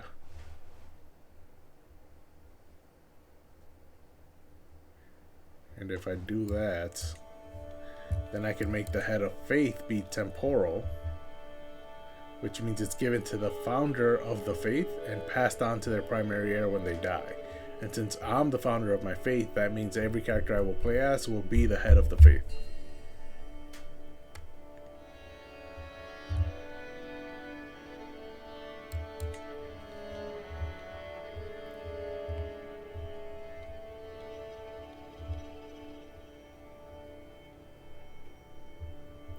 So I will gain direct control over my churches, and they will count towards my domain limit. And religious attitude. County conversion is faster. Counties of other faiths are more likely to join. Fractions.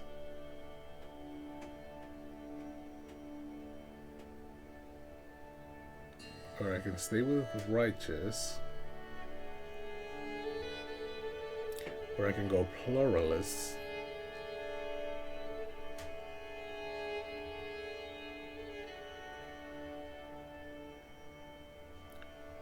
I guess the difference is,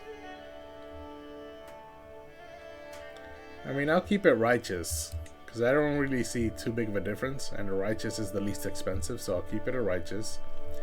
Pilgrimage attitude, forbidden, and we do not have access to the pilgrimage activity. And it makes the prolific pilgrim trait a sin.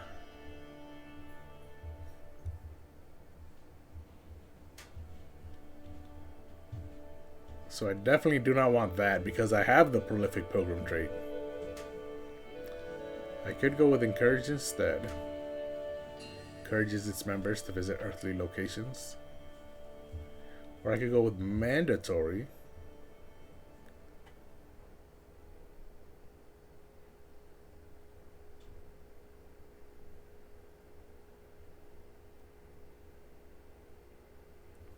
I'll keep it on encouraged because it doesn't look like there's too much benefits, and encouraged is the least expensive. So I'll keep it there and there. Marriage doctrines. We'll keep it a monogamous because that doesn't really have any benefits. And monogamous is the cheapest option. Divorce must be approved. Disallowed. Characters are never allowed to divorce. Or always allowed. Like all partnerships, it can be ended at will. Must be approved. Characters are allowed divorce if their spiritual head of faith approves. I mean, it's the least expensive, so I'll keep that. Consanguinity, which is marriage between cousins, aunts, nephews, uncles, and nieces. So avunculate, which is what Catholicism currently has, allows marriage between cousins, between an aunt and a nephew, or between an uncle and his niece. And sexual relations between those relationships will not give the incest secret. Unrestricted means marriage between all family members is allowed.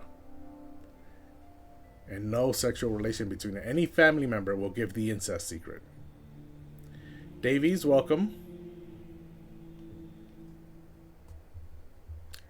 There's cousin marriage, which allows marriages between cousins. Or there's close kin taboo. Marriage is forbidden between extended family members. What is extended family? Cousins, uncles, aunts, nephews, and nieces. Yeah, I think I like that actually. Let's try and keep the incest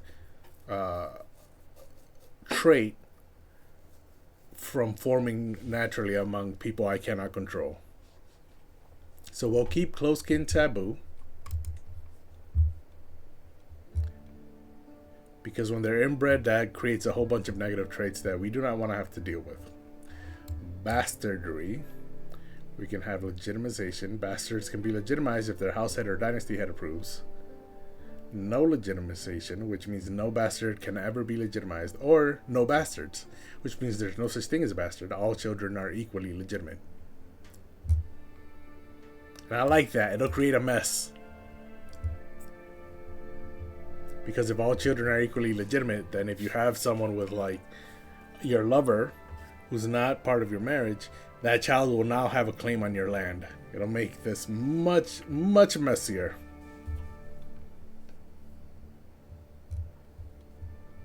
So now let's look at, those were the marriage doctrines, and I already handled the main doctrines. So now let's look at the crime doctrines. Same-sex relations. Criminal, men with sodomite trait are criminals. Shunned, men with sodomite trait are shunned. Or accepted. Let's go with accepted. Deviancy is virtuous. I need the tenet carnal exaltation. So we will not do that. We go with accepted when they're fully accepted, or we go with shunned or with criminal. I mean, I don't want to make it criminal, so I'll keep it at shunned. It's not as expensive.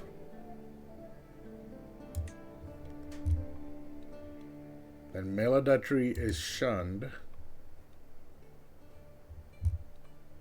So if you have adulterer or fornicator traits, you can either be accepted, shunned, or criminal. I'll keep that shunned. Female adultery, the same thing, except Catholics had it criminal. I will lower it to shunned. Kinslaying, so if you kill a family member, It can either be accepted, and they're not seen as kinslayers. It can be kinslayers. It can be shunned, and you will get the kinslayer trait, but you'll be shunned. Or you can make it criminal in the eyes of their dynasty, or familial is criminal. So what is the difference between kinslayer and familial slayer? Having slain close kin. And then familial kinslayer is slain a member of his extended family. Okay, so close kin would be a member of your house.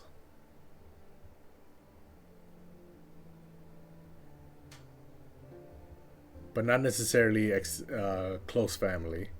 While familial kinslayer would be a member of your family, right? I think that's what it is. Kinslayer is a member of your house. Close familial is a member of your family. But then you have dynastic kinslayer. That's a member of your dynasty. This is a member of your familial kinslayer is a member of your extended family. And close kin or kinslayer is a member of your immediate family, right? Yes. Okay, so this is close kin is a member of your close family. Familial is a member of your extended family. Dynastic is a member of your house. So we can make any one of those three criminal. I mean, murder is a crime. So all kin are bound by blood, and to kill even a distant relative is a grievous crime against the entire dynasty. Such transgressions will not be forgotten. I like that. I want to keep my house as united as possible, and I want the members to expand as much as possible without killing each other. So we will make dynastic crime criminal. Witchcraft, we don't have to make it criminal, but I don't want it to be virtuous either. That is extremely expensive. So we'll either go with shunned or accepted.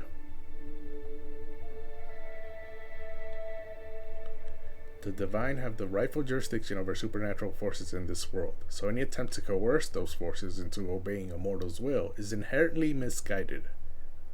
That's for shunned. Accepted, the magic it fills the world around us, and it is our right and our privilege to engage with it the way our ancestors did. I think I want to go with shunned.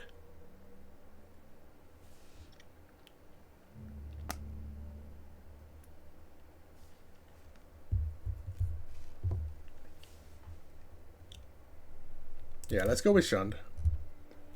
Save a few piety. And that is the crime doctrines. I pretty much shunned everything except same-sex marriage. And I made kinslaying criminal. Clergy doctrines. Clerical function. Control. The clergy derived its authority from God himself, and that still applies here on earth. That improves control growth. This lowers domain taxes, but improves popular opinion. Recruitment increases. Oh, members of the clergy can serve as commanders or knights. I actually think control is the best. It helps me with control growth. So we'll keep it on control. Clerical gender. Only men, only women, or either. I mean, again, it doesn't really matter as long as they have the best learning stat. That's all that matters. So we'll go with either. Clerical marriage.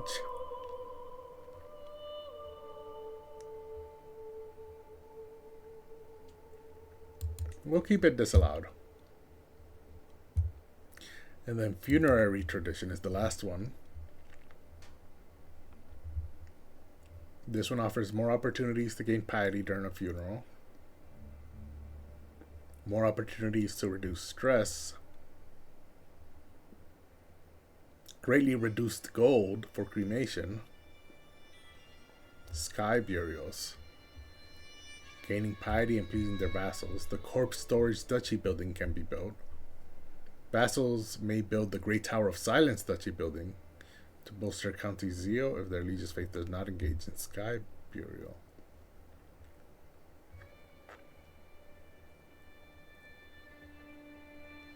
Okay, this is a really good building.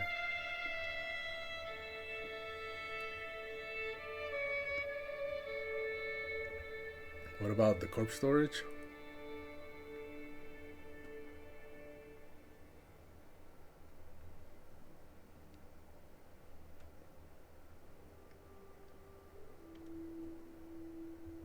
Not so much.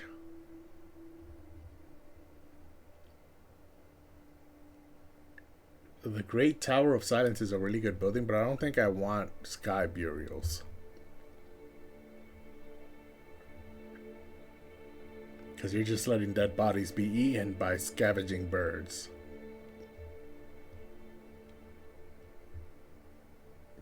Mummification costs more gold, but yields powerful artifacts at the end of the activity. I'm okay with that. So I think I like Stoic Burial because it's one of the few funerals are one of the few activities that help you gain piety.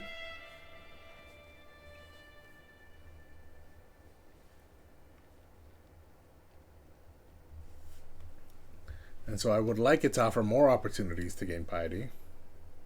Sky Burials is interesting.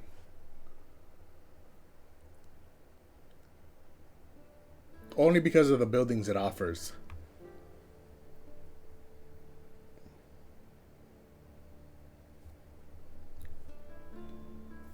But I think Stoic Burial is what I'm going to go with. And that was the last of the clergy doctrines.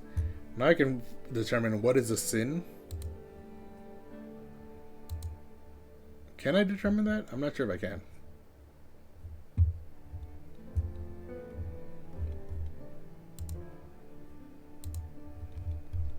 Well, let's look at the tenets now. This is a lot. So this is quite a lot of things we're going to have to go through and figure out which are our favorites. Let's go for an icon first. Oh, I like this.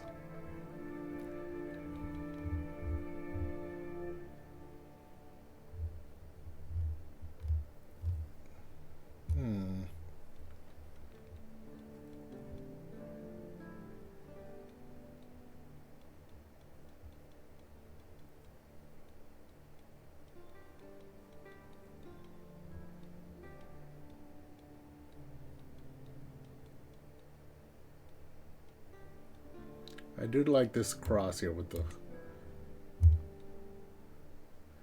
the flowers at the tip there, and then the kingdom is already green, so let's make this red.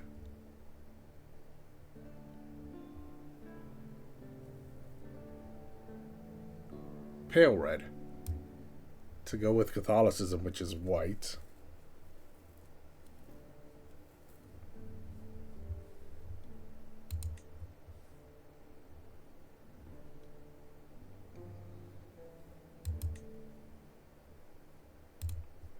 So what should be the name? Well, I will be the head of faith. And I do have the pilgrim to the world. And what's my name?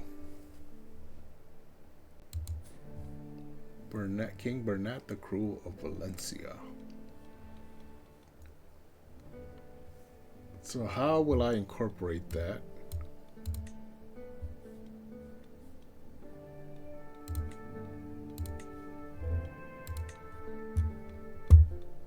Did everything stay the same? It did, thank God.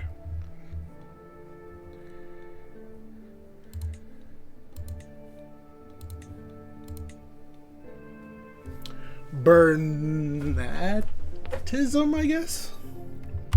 Let's just name it after him.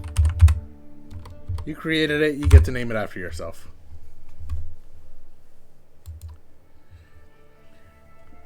someone who follows this would be Bernatian.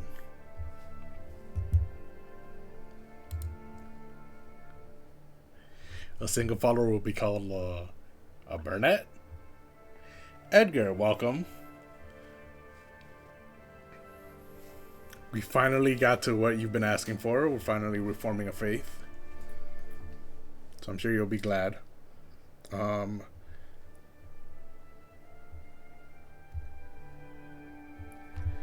Bernatist, maybe?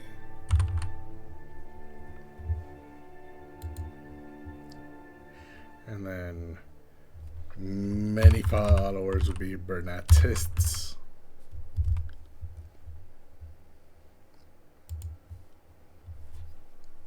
And what is the description? A new Christian faith for a new Christian world.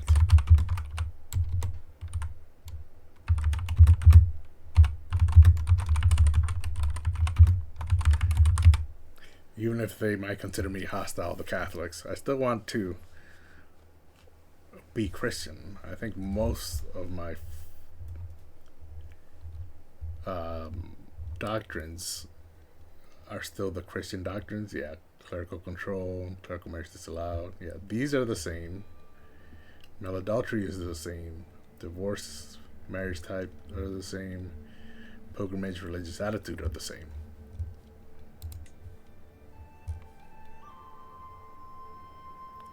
Yeah, so it would have cost me 8,900 piety just to do this. I haven't even touched the tenets yet. But thanks to the profit perk, that is reduced by half. Also from my current fervor. So Catholicism's fervor must be really low. Because the cost is reduced by 50% thanks to that, the current fervor of Catholicism.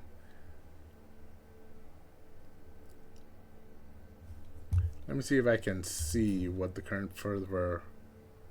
Yeah, it's at 45%. I wonder if right before I create this new faith, can I ask the Pope for some money? As a last goodbye to Catholicism, give me some money, Pope. I cannot for another year. I already asked for gold. Okay, that's fine.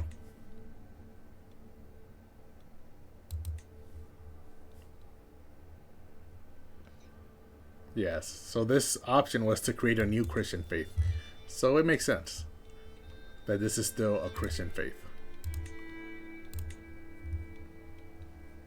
Are all the options still the same? Yes, they are. Now, finally, what I left for last is the tenets. Because this one is going to take a while. There are very many options on what I could select. And I want to read through each one to figure out what the best benefit modifiers are for each option. Because I only got 3, and there are a lot. 1, 2, 3, 4, 5, 6, 7, 8, 9.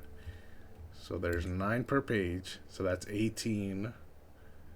That's 27. That is 36. 37, 38, 39, 40, 41. There's 41 options. And I only get to choose 3.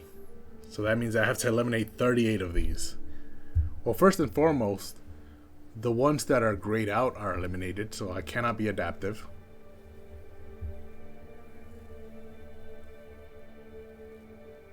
That requires the pluralistic doctrine, and I did not choose pluralistic, I chose righteous. So I cannot be adaptive. I cannot have divine marriage. That requires unrestricted marriage. And I do not have that. I have monogamous. No, I have close kin taboo. This would be where you get unrestricted, yes. I keep doing that.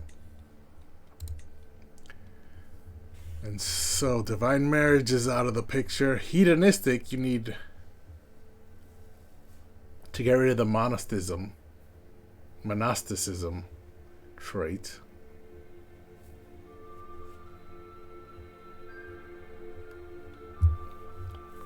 I might get rid of that trait. So hedonistic might still be in play. That would make gluttonous a virtue. Ooh, I have 4 here. Natural primitivism.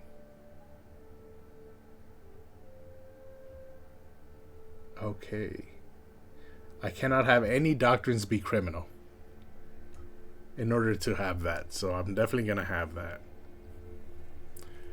Pacifism.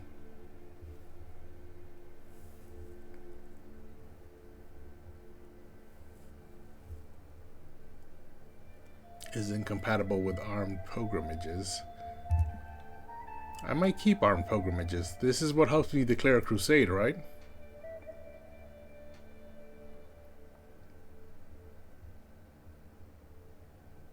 Yeah, oh no, it's what lets me call. Yeah, so the head of faith declares a great holy war thanks to armed pilgrimages. And rulers can declare smaller holy wars for counties, duchies, or kingdoms thanks to armed pilgrimages. So I think I want to keep armed pilgrimage, which means pacifism is gone. Pastoral isolation.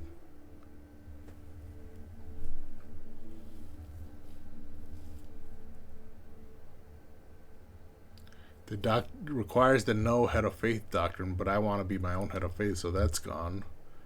Polyamory, yeah, that would require adultery. Right requires a spiritual head of faith, which I do not want. Also, these benefits aren't that good. Sacred lies makes being deceitful a virtue and makes honest a sin. But I'm an honest person, so I would not like that. And it goes against the communion trait, which I might get rid of.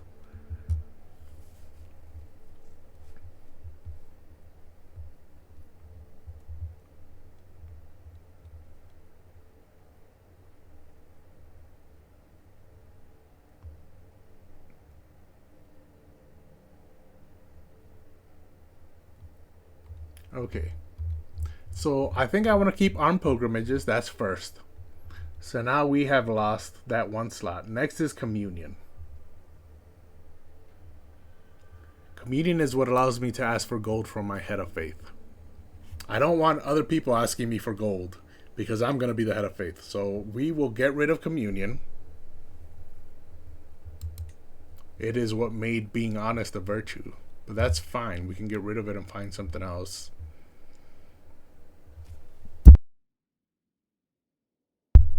Alexandrian Catechism makes being a scholar a virtue. So that's interesting. Learning per stress level +2. Monthly learning lifestyle experience +20%. Had a lot of encouraging theologians to think critically and question the status quo. I like this. Not necessarily for the +2 per stress level, but monthly learning lifestyle experience. I'm always going to need learning lifestyle because that is where the whole of body trait is, which helps me live longer with all the health boosts. So every character is going to go into learning lifestyle at one point in their life, usually at the end. So I do like this. Put a pin in it and remember it. Alexandrian Catechism. Now this Anicanism, the worship of graven images, has blinded far too many to the divine truth. We will cast out all icons out of our holy places so that our faithful will not fall into that trap. So that makes temple buildings and holdings faster to construct and cheaper. Faster and cheaper. But I must spend piety to reforge or repair artifacts. That's actually pretty good. Because then I don't need to spend gold on reforging artifacts. And piety, you don't usually need to spend for much.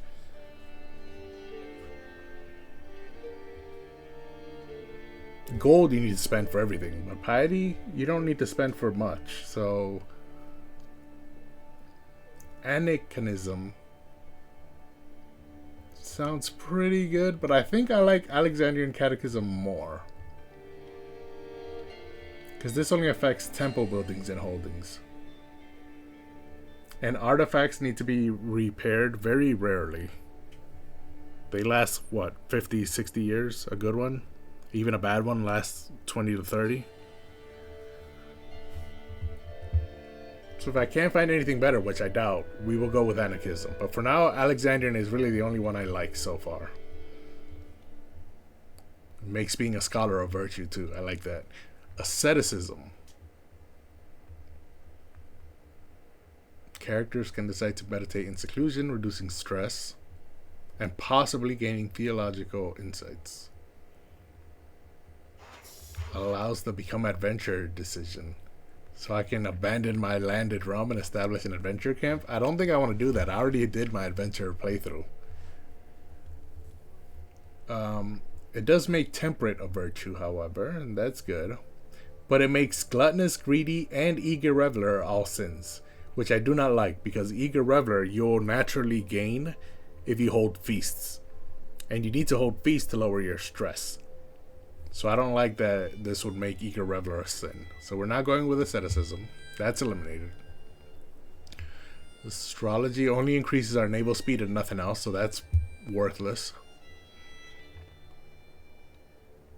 Carnal exaltation. That's if I want to make lustful virtue and chase the sin. Which, maybe, but I know I did put down here somewhere deviancy is shunned. So I wouldn't go ahead and make carnal exaltation a tenet of our religion.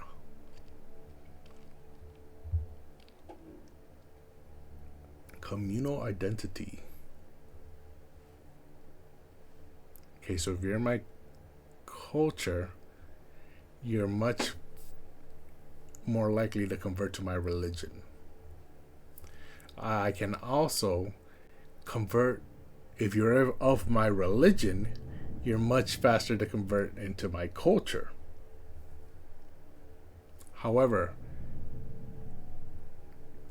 counties of a different culture have a harder problem converting to my faith, which is a problem because my culture is not big.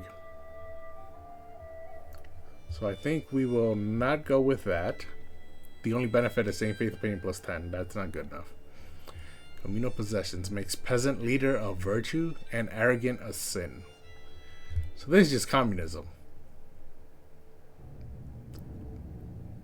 Yeah.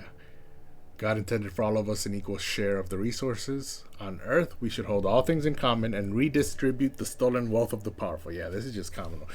This would horribly affect my control growth. So we are not going there. I don't want peasant leaders to be a virtue, because then we're going to have peasant revolts all the time in my land. And I do not want that. So communion is what I currently have and what I'm currently trying to change. Endura can decide to end their life when old, incapable, or near death.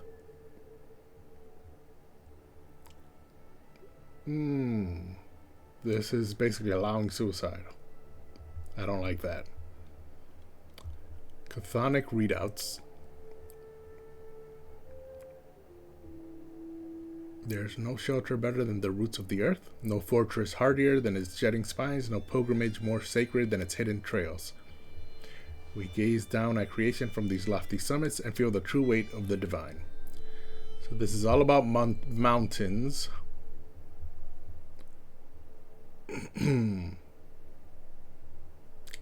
Yeah, makes giant a virtue as well. But this is all about being in mountains or desert mountains. So that's way too limiting for one of 41 possible tenets.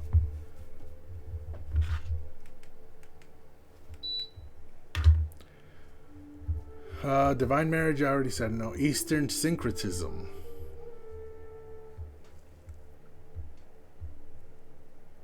Eastern faiths.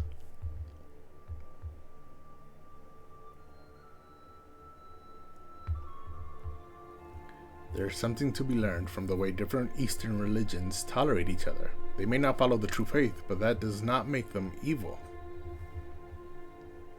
What is considered an Eastern religion?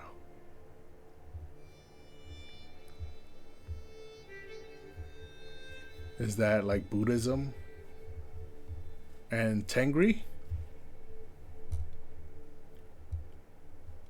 Because I will never have any intersect with them, I don't think.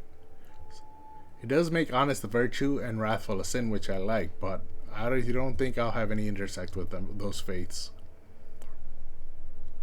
Esotericism. Children with learning education focus may gain the wise man trait if they do well at their studies. And it makes wise man a virtue. I like that.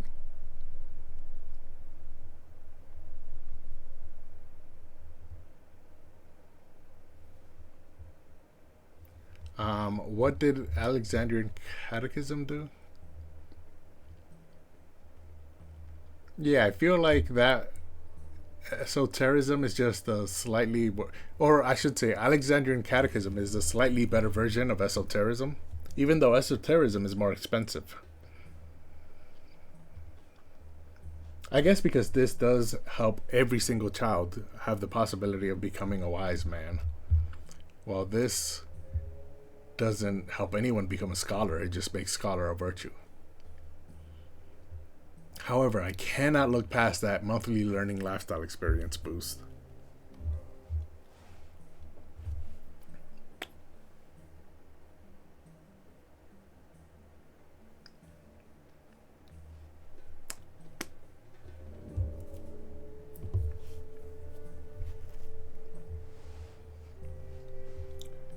I think if I can't find anything better, I think I want both. I think I probably will find something better, but just in case, it's nice to know those are my top two right now. Alexandrian Catechism and Esotericism. Esotericism. Exaltation of pain makes sadistic a virtue and compassionate a sin. I'm not choosing this at all. Sanctioned false conversions. Ooh. Characters and counties may sometimes reconvert back to this faith if led astray. That's nice. But intrigue lifestyle experience is only 10%. So it's not as good as Alexandrian, which gives me a 20% to learning lifestyle, which is guaranteed to be needed by every character I'm going to play as. Intrigue, not so much.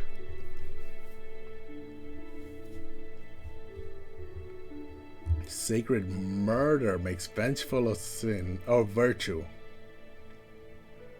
Unlocks the master assassin court position. What does that do? Ooh, that helps schemes. Again, that's way too limited.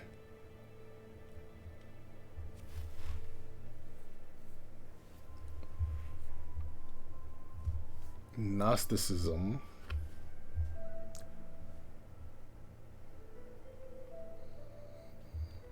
Okay, what does Gnosticism do? Giving away titles relieves a proportional amount of stress, makes temperate a virtue, makes gluttonous a sin. -2 to stewardship, +2 to learning. I don't like that. I don't like that there's a -2 to stewardship there. Especially since it's stewardship. Stewardship is a very important stat. Islamic syncretism considers Islamic faiths and is considered by Islamic faiths to be hostile instead of evil. That's good because I'm dealing with a lot of Islamic faiths at the moment. It makes generous a virtue and turns greedy and arbitrary into sins. I like that. I don't love it.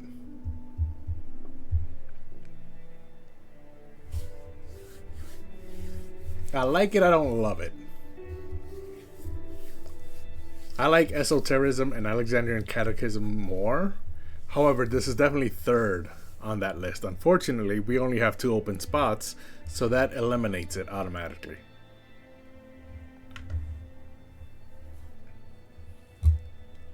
Then there's Jewish syncretism, which does the same but with Jewish faiths, and there are nowhere near enough Jewish faiths for this to actually have an impact. So we can skip that. Legalism. Reduce law costs by 10% for each virtue you have, and increases it by 10% for each sin you have. Vassals and counties are less likely to join factions against a virtuous ruler, and more likely to join factions against a sinful ruler.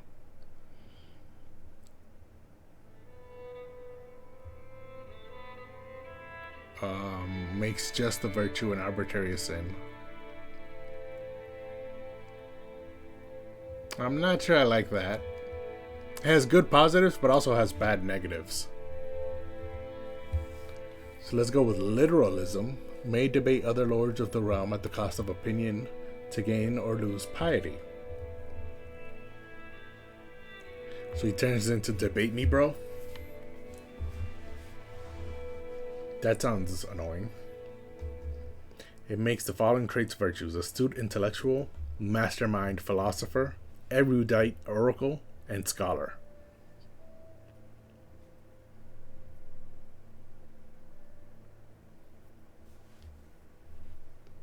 I mean, those are all good traits. However, how much control do I have over actually getting those traits?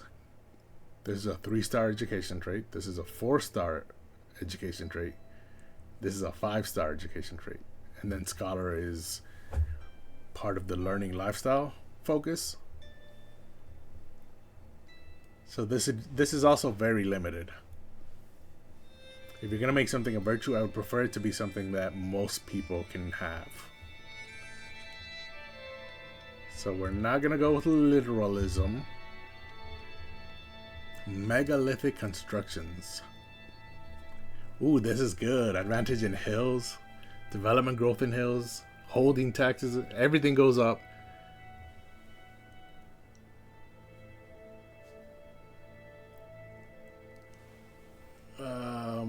What I would like to know what the megalith is.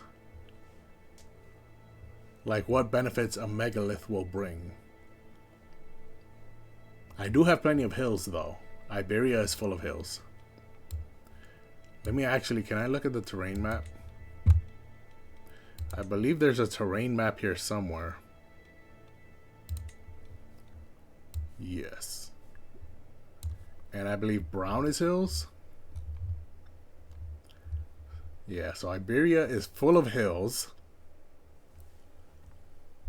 However, I think that would be more important if I was over here. Because this is all hills. So if my land was here, I would definitely choose something like that. Or like if I was Scottish and this is all hills. Iberia does, or wow, if I was here in Tibet, I would definitely do that. But Iberia has plenty of hills, but it also has forests and plains and mountains. So even though it has more hills than anything else, it's a fairly even distribution. So I don't think that would actually help much. Those megalithic constructions. The only thing that gets me is that I'm curious about megalithic constructions. Like, what is a megalith? I would like to see that maybe at some point in the future in another playthrough. But for this one, I don't think this one applies much. So let's move past that. Mendicant preachers. Increases county conversion speed. Gain an additional bonus upon the successful completion of a pilgrimage. Allows to become adventure. Makes temperate a virtue. Gluttonous a sin. All of that sounds good, but increasing conversion speed isn't a good enough benefit to overtake Alexandrian Catechism and esotericism. Esotericism. Why do I keep messing up that word? And then none of these work. The Pentarchy, +1 yearly fervor per holy site held. An additional bonus upon the successful completion of a pilgrimage. I'm not sure I can do that, only because I don't think I'll be holding any of the holy sites anytime soon. Jerusalem is way too far. The Vatican is way too powerful. And the same can be said for Canterbury, which is too far and too powerful. It's currently part of the Scandinavian Empire, which I think is one of the top 3 biggest empires in the world at the moment. Can I look at faith? Yeah, Canterbury is currently up here, which is part of Scandinavia, which is huge. And Cologne is in the Holy Roman Empire. So the only one I'd be close to would be Santiago. Would be the only one I'd be close to. And even then, I don't think I'll be getting over there anytime soon. So holding holy sites is an unrealistic goal for the moment. Pursuit of power. Have a conquest casus belli against neighboring rulers. Can use an invasion casus belli once per lifetime rather. Makes ambitious disloyal virtues, and it makes content and loyal sins. I do not like that. The only good thing I see here is lowering title creation costs, but how often do you create a title anyways? So I don't like that. Religious law. Ooh, I unpaused accidentally. I hit the spacebar with my elbow. Religious law. Rulers with high learning may condemn their sinful vassals. The more sinful a vassal is, the less learning their ruler needs to condemn them. That makes them criminals, and you can revoke their title. And changing the law costs 10% less. I have done that a lot. I have revoked titles a lot. But I think just demanding a conversion will make them criminals. I don't need to add an extra tenet to my religion. Especially since I like the other two so much. Alexandrian Catechism and Esotericism. They are so good. A ritual cannibalism makes cannibal a virtue. That is a crazy description. Mankind is blessed to have been bestowed with the spark of the divine. Human flesh is therefore sacred, its presence something to be savored, not buried or burned. That is a crazy description. We're not doing that. Ritual celebration. Hosting a feast earns piety. Vassals are more likely to attend your feast. Those who still refuse will lose piety for doing so. And it unlocks breweries for temple holdings. That's nice. I mean, that's the perfect word to describe it. This is nice. But these benefits aren't really great. Sacred childbirth. Mothers are less likely to die in childbirth. Children are less likely to be sickly or stillborn. Mothers and fathers gain piety when their child is born. Makes pregnant a virtue. And all Catholics have plus 10% piety. I like that.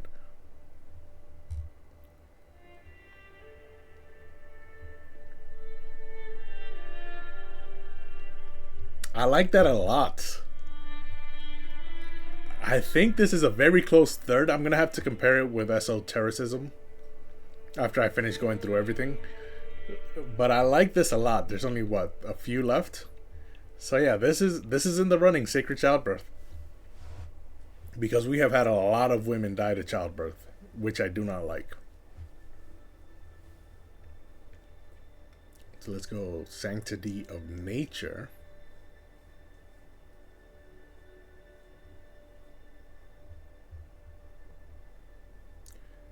This makes it tougher to build stuff. Or, I shouldn't say tougher, it makes it more expensive to build stuff. But it does help with my military in jungles and forests and taigas.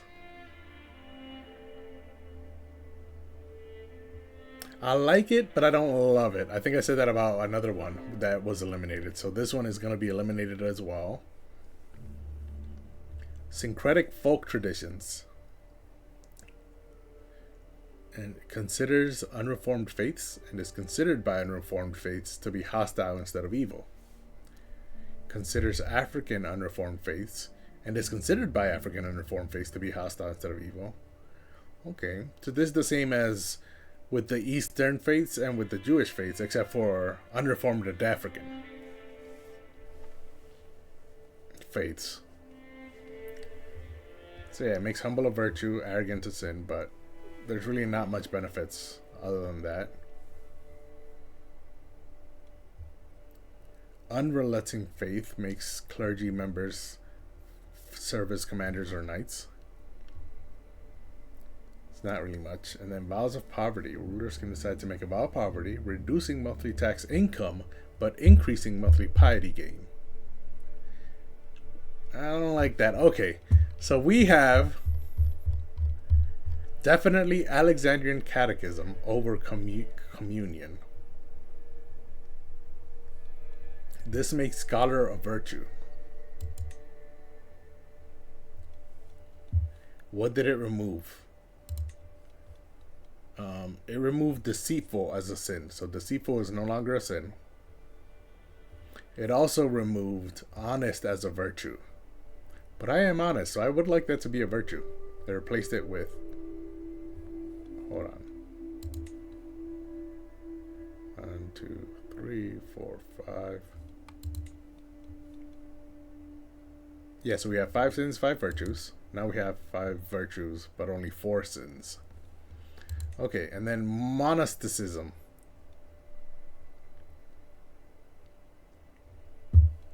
We will replace that with esotericism, which makes wise man a virtue. So now we have 2 learning traits. 2 lifestyle. Well, this is a lifestyle trait and this is a learning trait. It makes both of them virtues. It eliminated 2 sins, deceitful and gluttonous.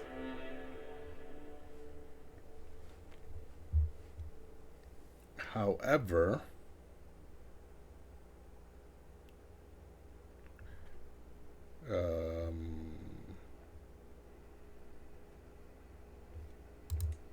I believe there was another one, sacred childbirth, right?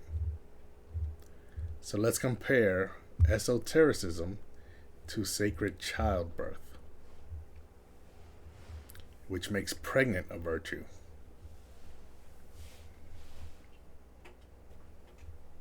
Children with the learning education focus may gain the wise man trait if they do well with their studies.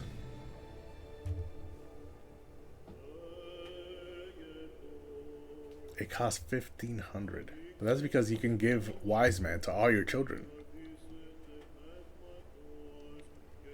And I think it goes well with the scholar being a virtue, because if you give them a learning education, they will focus on learning lifestyle focus, which is where you get the scholar trait.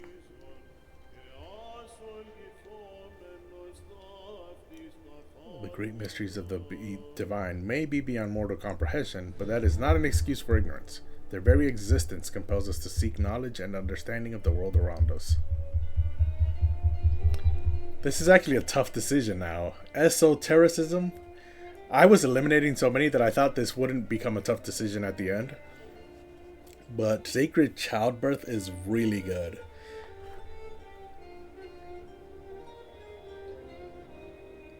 It gives parents piety as soon as their children is born. It makes children more likely to be born instead of being sickly or stillborn. And it prevents mothers from dying in childbirth. I like all of those. It also increases fertility. I really like all of those. The only problem is this one affects everybody. This one will only affect pregnant women as a virtue, making pregnant a virtue.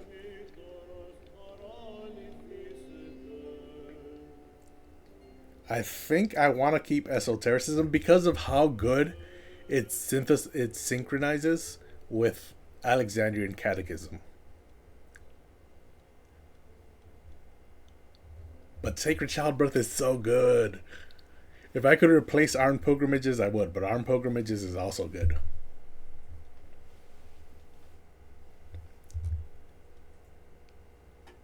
Oh man, I am so torn. I really like sacred childbirth. But I also really like esotericism.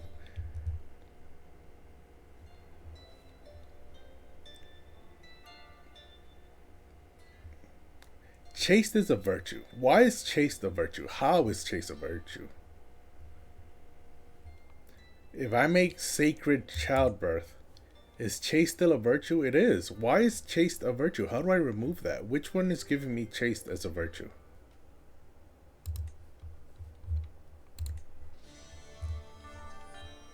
I think it might be one of these. Is it deviancy?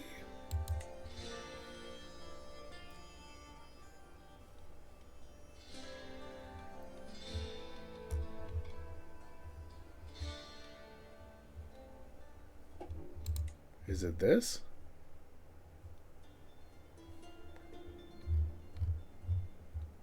Righteous, maybe?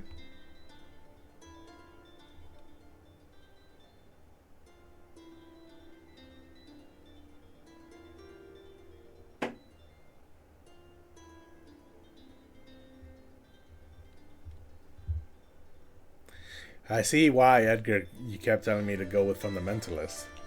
Because I can revoke land titles from hostile and evil infidels without incurring tyranny. This is actually pretty good. However, I think I want to keep righteous. Because I don't like the counties of other faiths being more likely to join factions. And I only have one court chaplain, and he does not have the ability to convert faiths quickly enough for me to counteract different factions being formed. So I think I'll keep it a righteous. But I still would like to know which one of these is causing chaste to be a virtue. I don't like that chaste is a virtue.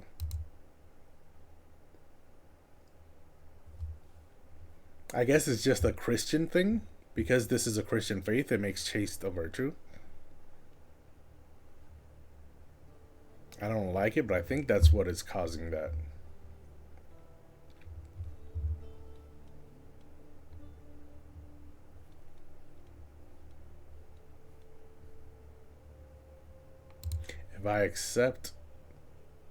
If I make it virtuous, then deviant becomes a virtue.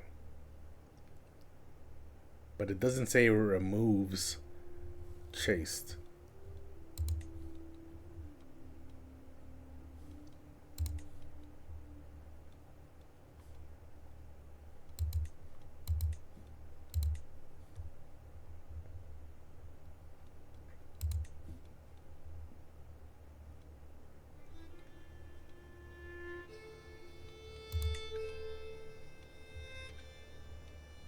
Yeah, I don't see where the okay. So this must be just because they are Christian. So chaste, compassionate, and forgiving is just Christian virtues, regardless of what you add as tenets. I'm gonna go with that. That's also why lustful, sadistic, and vengeful are Christian sins, regardless of what you do. Because I managed to remove deceitful and gluttonous from sins, and I changed the virtues from honest to scholar. And then there was another one I removed. I just don't remember which one. To add wise man.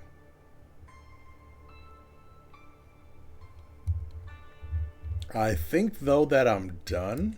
Oh, there, I did it again. Honest and temperate I removed. Because communion makes honest a virtue and monasticism makes temperate a virtue. So I removed those two. And then these two made scholar and wise man a virtue.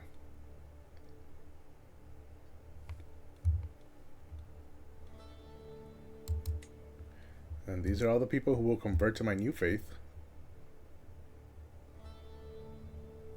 Who my family will convert. My vassals who are family members will convert. My brother, my son, my cousin, fourth, fifth, sixth, I don't even remember what cousin he is. And this one's also, I think, my cousin 3 or 4 times removed.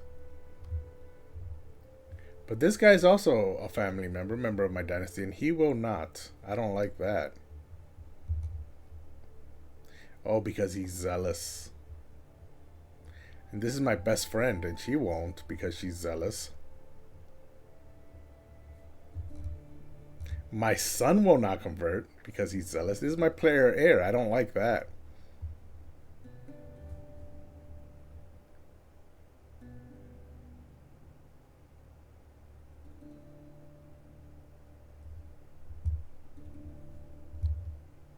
So my best friend, who's also my cousin, and my son and player heir are not converting. Those are the two I do not like. The rest I can accept.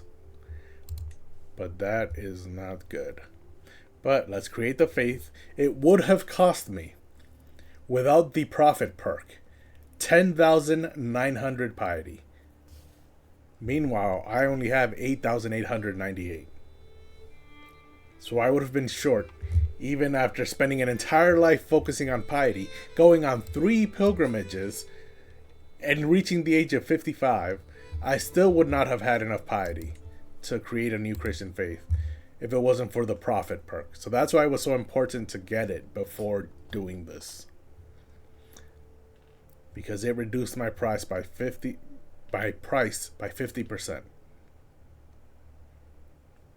And then also Catholicism's fervor has decreased below 50%, so that also half the price. So now it'll only cost me 2,700 piety to create this new faith. So let's go ahead and create it. Here we go. This is one of the major goals that I had for this entire playthrough. One was creating an empire, which we haven't gotten to yet. Second was creating a faith. And the third was spreading my culture throughout my empire. So we have accomplished one of my 3 goals for this playthrough. Let's go ahead and create that faith. Can never be changed once it has been created. Wow, okay. Go ahead and create it anyways. And I changed the chapter to my legend. Obviously, I created a new faith. That would do it. Ooh, I lost the Crusader trait. That's unfortunate. Done my Christian duty and participated in a crusade. I mean, I'm still Christian, aren't I?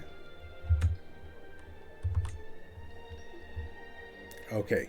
The Bernatian Schism. The Catholic clergy have lost their way and can no longer be trusted to guide us. To remedy this, I have gathered a select group of priests together to discuss the future of our faith. Impassioned priests are already talking about launching crusades to spread their new faith across the world, and many ancient superstitions and mythical stories have been canonized in the official doctrine. Bernatists eagerly await the prophesied arrival of their pope, a great leader who will rally all of the faithful behind them and usher in a new Bernatian golden age. The world will see that God favors us. Okay, so let's look at the faith map. We still have the same holy sites as Catholicism, so that's good, I guess. I would have liked to remove one of these. Like, I don't need Canterbury to be a holy site. Can I change? I guess I cannot change my holy sites.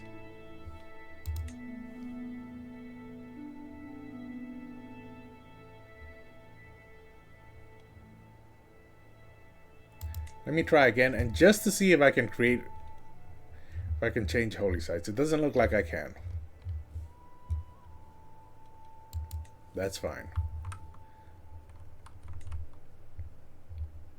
So yeah, now all of this is Bernatian. And all of these lands are being converted.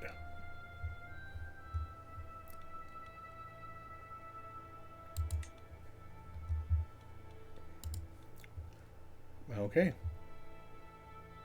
So this was a big step that I have taken. Now, hold on, what is this? Oh, now I need a new chaplain. And now I can just choose whoever has the highest learning.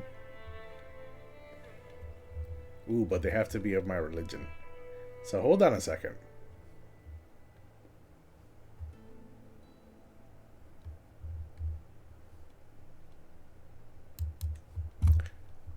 Because now I can go to my prison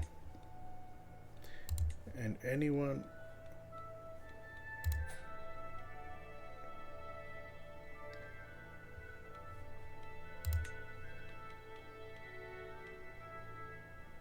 You know, is this guy about to die? Move him to house arrest. Take him out of the dungeon.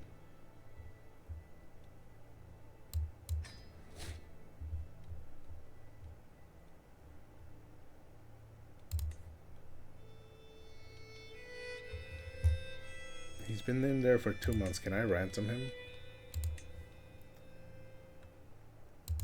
I can demand conversion. And that converts her as well. I thought maybe I'd be able to ransom him for 280 gold, but I guess not. So negotiate that release. Then you have this guy who's my rival. It would only be 10 gold. But he's not... I don't really want to recruit him, so we'll go ahead and ransom him for 10 gold. Oh no, wait, he's my rival. That's why I'm not... That's why he's still there. Okay, never mind. Then you have this guy. Okay, I'm waiting for him to get gold.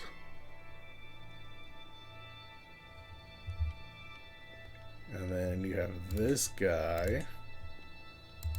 He's almost at 10. I can wait. Although he's also a rival, so I shouldn't wait. I should just keep him there. And then this guy. The King of France doesn't think you're important. The King of France is also losing his war for the Kingdom of France. So instead, what I will do is... Ooh, 18 prowess. You're actually a good knight and you're a poet. I mean, arbitrary. Okay, so what I will do with you is I will negotiate your release, demand your conversion, gain a weak hook. Can I recruit you as well? Yes, I can. So you can be one of my knights.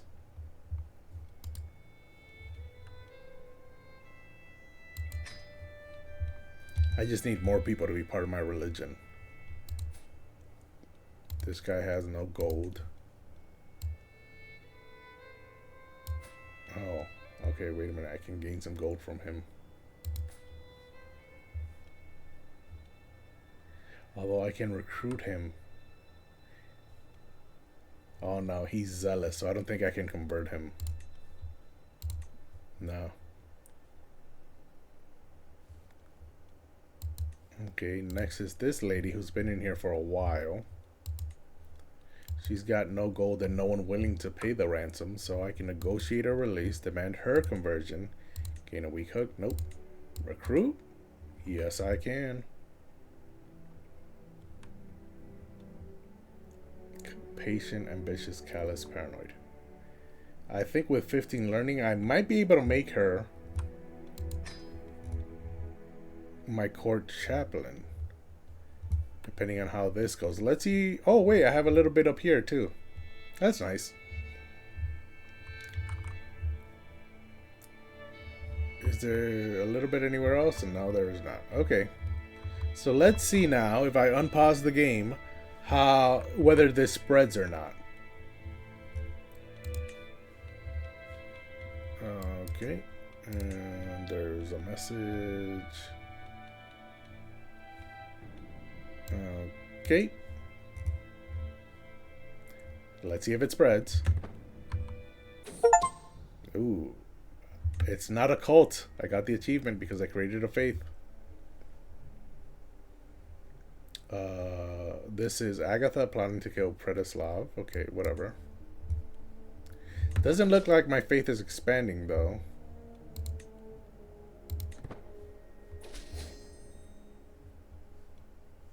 Okay. Nope, my faith did not expand. That's unfortunate. However, if I go down my vassals and ask them all to convert, that's 88%.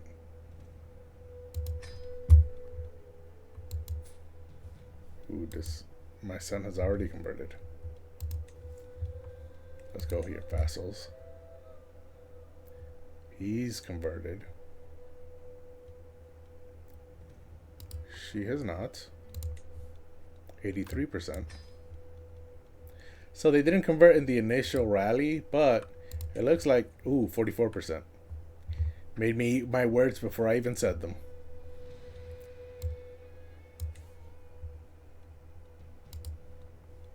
Where is... Oh wait, did he already convert? Is that why I cannot see a demand conversion? Yes, he did. This guy is married to my best friend. I cannot demand a conversion. Oh, because I converted him to Catholic in the first place. So let's go back on my vassals. There's 16 of them. This guy converted. My best friend here has not converted.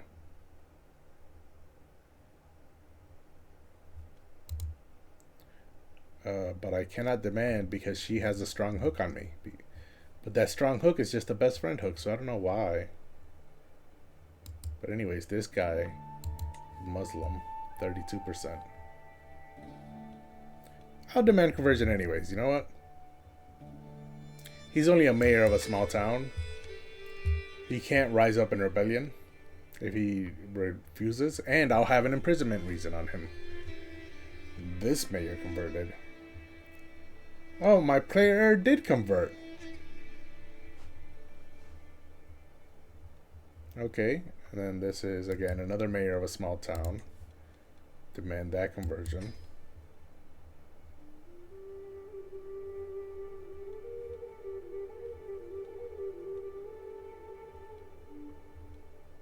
And another mayor of a small town. This one is the mayor of Cartagena. 9%, that's fine. Demand that conversion. She converted, and this guy, mayor of Daroca. Demand that conversion.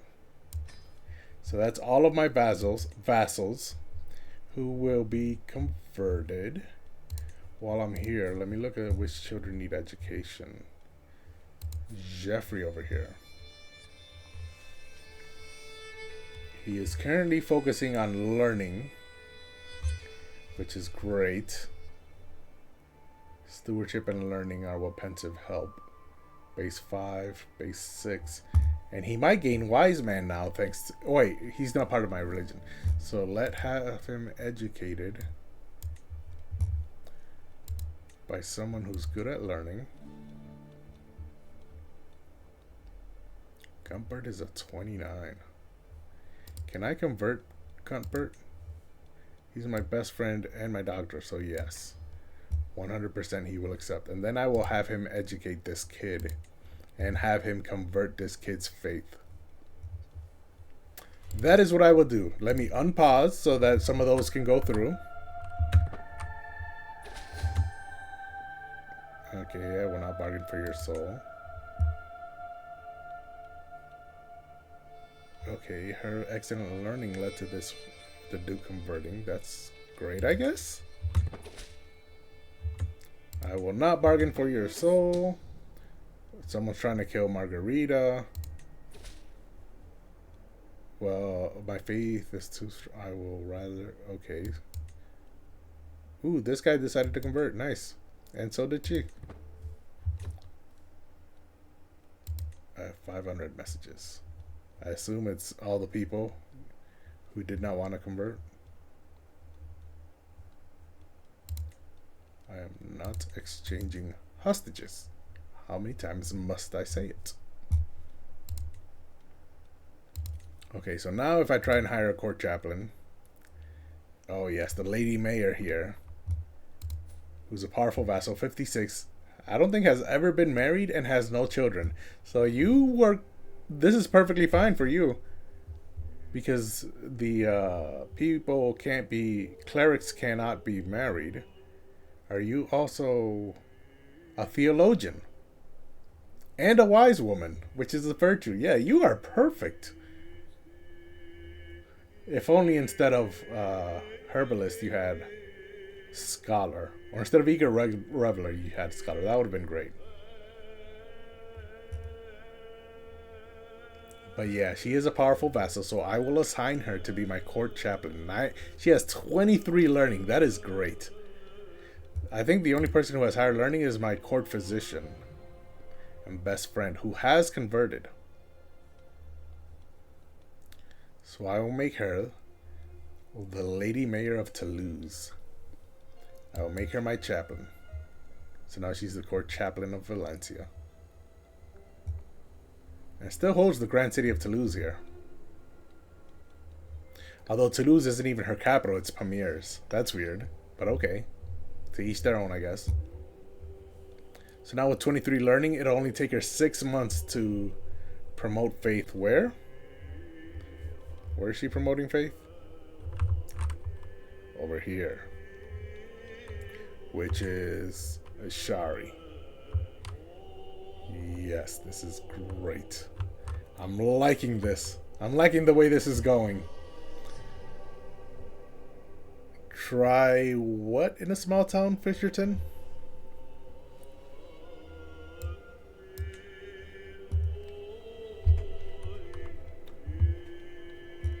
What was I?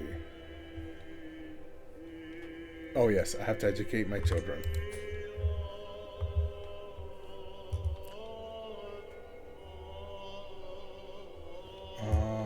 Relationships, wards.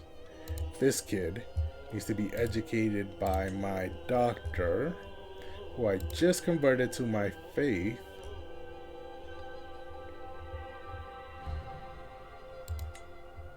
So he can then convert his faith.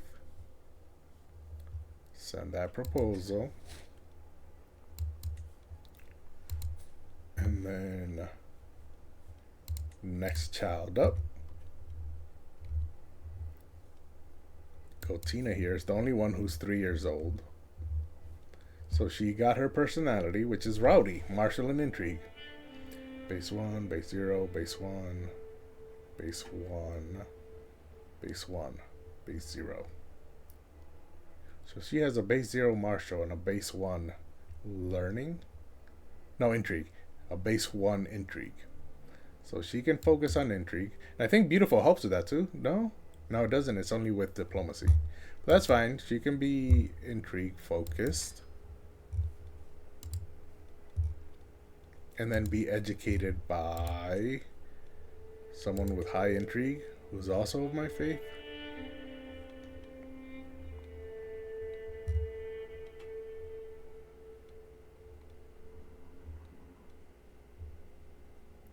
I don't see it.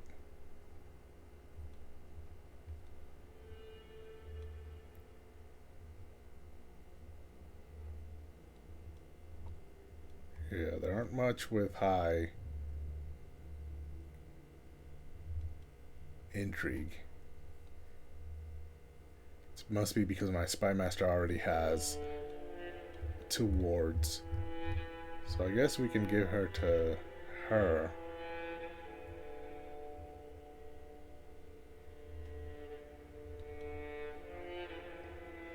Maybe to her?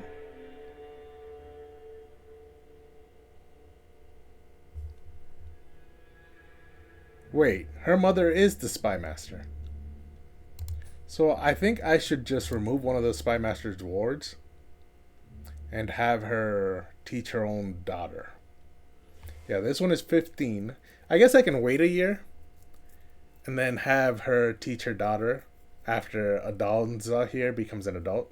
And then she'll get married to my 3rd son. I'll give my 3rd son the county and the duchy of Mercia and turn Sir Hilda into her daughter's educator. Okay, all of that needs to happen as soon as that girl turns 16. But while I'm here, let me see if I can demand conversion for... Ooh, she will accept 100%. So my spy master, what is your... Why is your... Is it... No, my wife is assisting ruler, see? She's on assist ruler. Welcome, Joseph, by the way. But no, she is assisting ruler at the moment.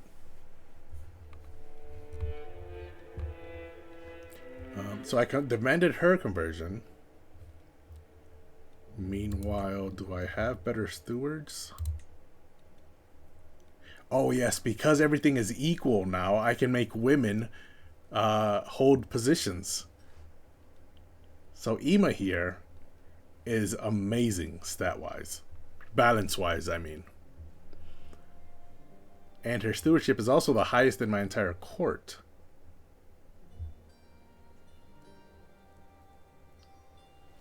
Wait a minute, hold on. Did I just screw up my succession? I just realized this. I made everything equal gender-wise. And yet everything I was working towards was to make sure my succession went through perfectly. I did just screw up my succession. Okay, so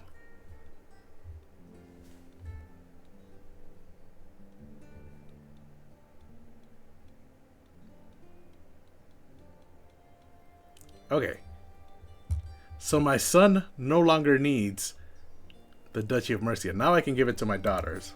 So now it's going by age, right? My first child is my oldest son. He gets the player heir. My second son got the Duchy of Barcelona and the Duchy of Languedoc. And then Infanta is my third child. And Toda, or not Infanta. Infanta Brunicenda. Infanta is Spanish for princess. Yes, Infante and Infanta. Yeah, so that's just prince and princess. So Brunicenda here is my oldest daughter, my third child.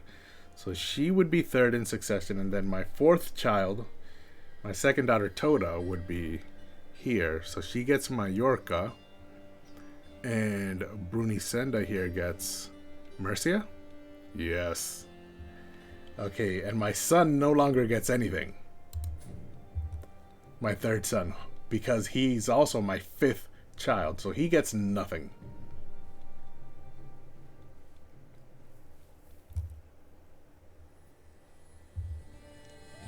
I only use my wife for assisting my stats. Is that not what I'm currently doing, Joseph? I'm confused where your confusion is. Or if I'm doing something wrong.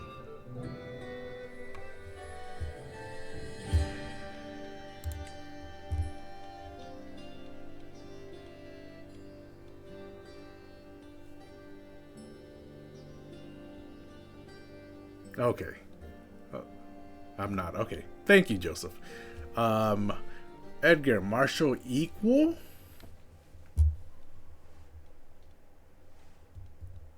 Hold on a second. Where would I find that? Let me go to the console first while you tell me where I would find Marshall equal. Yeah, she's on a assist ruler.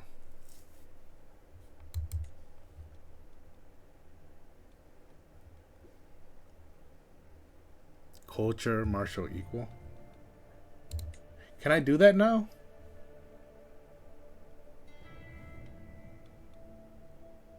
I would have to reform it. Ooh, I can do it now.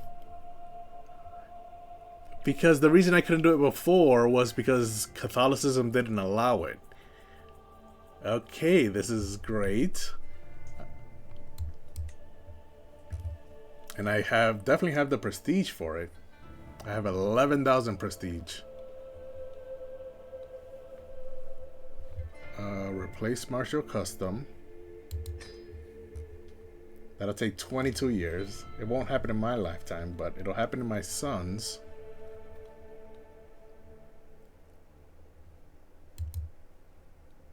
And now I want to... I mean, Gosford is great. He's got 32 diplomacy. There's definitely no one who's better than him at that. Even including women. My Marshal is at 28. That's also great. He's got the highest Marshal in the land. And then my Spy Master 35, definitely great.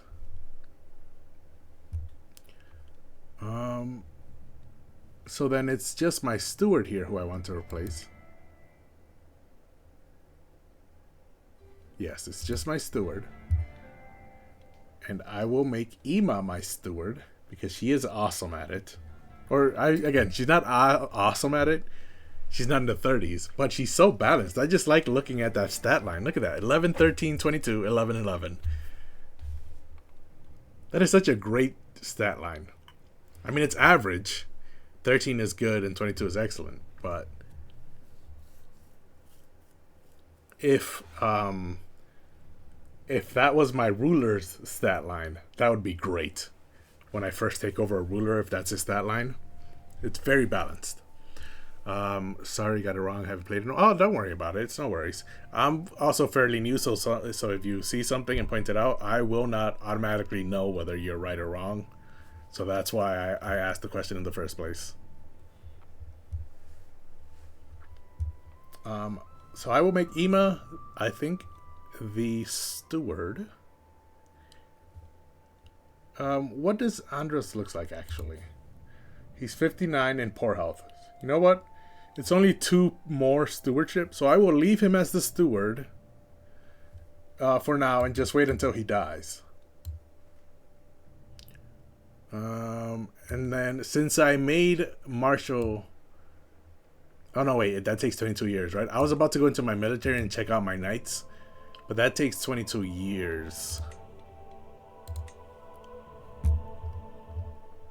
So it's probably going to take a while.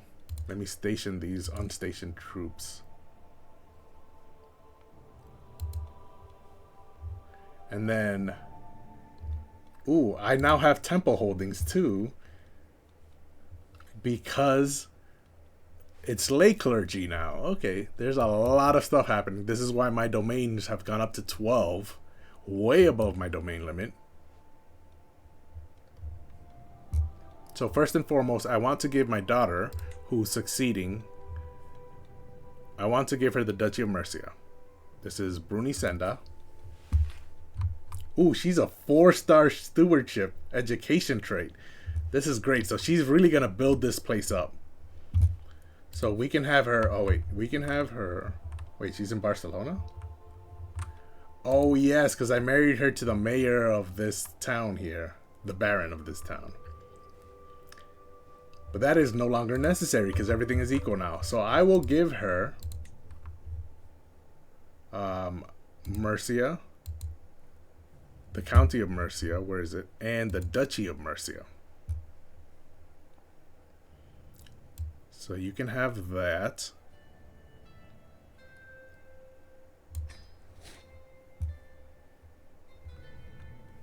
And now she's my vassal.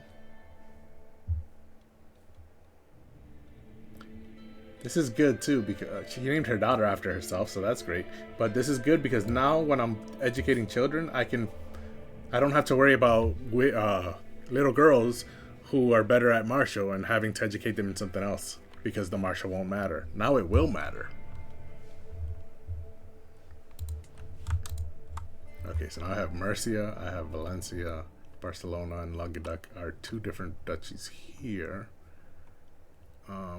Mallorca. Is this guy dead yet? Drained by mosquitoes. That is awful. Ooh. Give those type of holding fast because you're losing gold. Yes, no, I know. I'm losing a lot of gold. Which is why I want to focus on giving away my holdings to try and make everything great. I do need a holy order. Thanks, Edgar, for reminding me of that. My daughter's faith? Oh, the faith of my daughter's kids.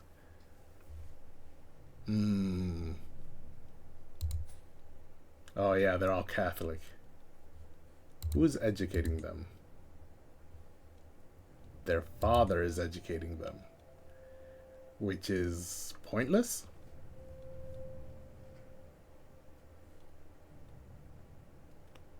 Ooh, but they just left my court, so I can't really do much about that at the moment.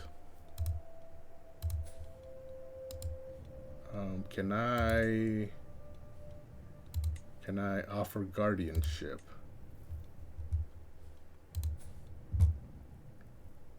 Diplomacy and intrigue. She's currently focusing on intrigue. Base 3, base 3. Okay, yeah, she can focus on intrigue. And then we can have.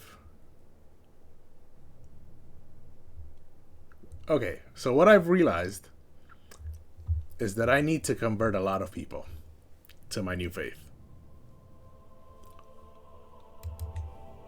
Are you upgrading your buildings? I am, except not as much. A lot of these lands you see here that are getting 0 gold is because I just gained these lands in a war. I've been focusing a lot today on stabilizing my realm, and so these lands were held by Muslim rulers, and so I had to demand they convert, and then when they declined, I had to try and imprison them, and then they got away and rallied their troops and started a rebellion, and I had to put down the rebellion and gain the land. And then all of that, after all of that happened, I had to lose some stress because I was very stressed out because my personality has a forgiving.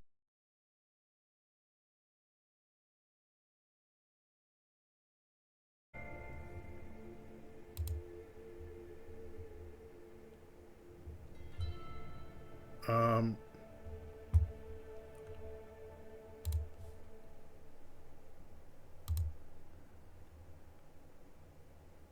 oh, okay. It looks like everything's back now. I don't know if I crashed or if it was an internet issue. I'm not sure exactly what happened there. I have not played CK2, no.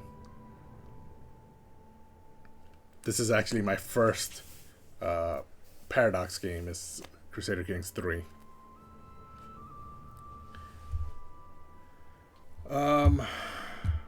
I did go through my vassals and looked at all of their faiths and demanded they convert. I think that was one of the first things I did. Some of them will not convert because they're zealous. But I did demand conversion for all of them. I actually think some of them are still in the process of thinking about it. So let me unpause and let some time go by. See if some of these messages pop up. Yeah, so she converted. This is my spy master. I really don't care. Bernatian exaltation. A truly blessed soul, Count Juan has become a true example of Bernatian kindness, leading his flock with a gentle hand, always ready to listen and help the less fortunate souls coming to him for guidance. He is an example to us all. This is my second brother. This increases our fervor, so that's awesome. Although my fervor's already at 100.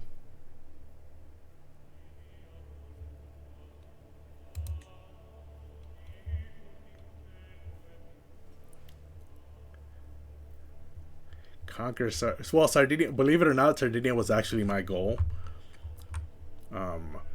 Next, after I stabilized my realm. But before I could get to it, Burgundy decided they wanted to be vassalized to me. So I gained the entire Duchy of Burgundy. And then, before I stabilized all of this and decided to go to Sardinia, I gained the Prophet perk. And I gained the ability to reform my faith. So Sardinia was my goal. I had 2 goals today, which was to reform the faith and to capture Sardinia's land, I think, if I remember correctly. No, it was Navarra. Navarra, then Sardinia. But faith has really taken center stage today.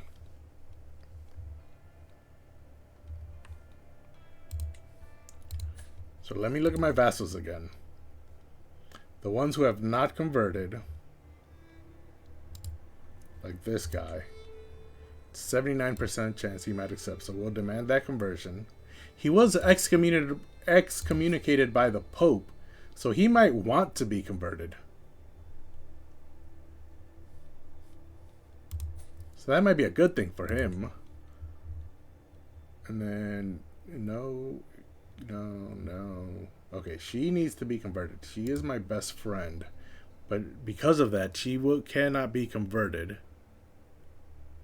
Because she has a hook on me. The strong hook.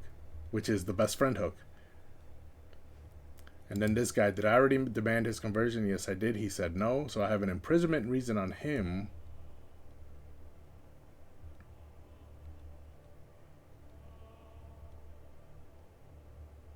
And I think all my other vassals are converted except this guy. Did I ask him? Yes, I did.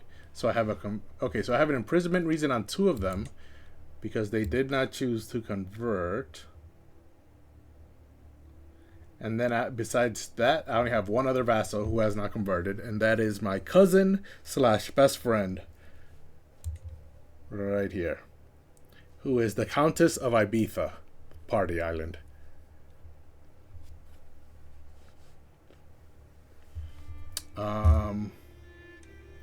Joseph, I don't know if you're trying to pull something on me, but no, I have not heard of that.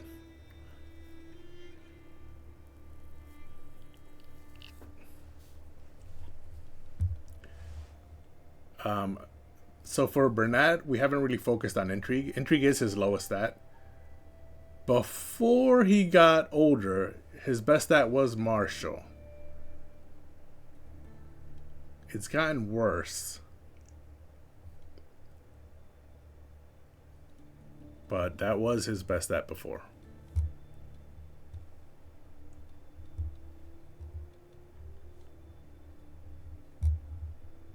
Okay, so what I was going to do was imprison this guy, 5% chance.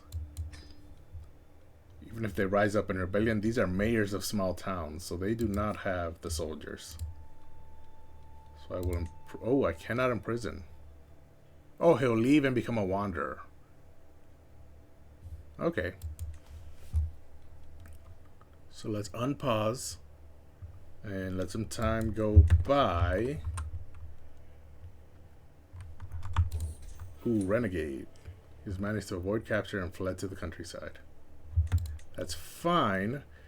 So now who took over his place as my vassal? Someone new? I mean, I still have 15 vassals, so it should be someone new.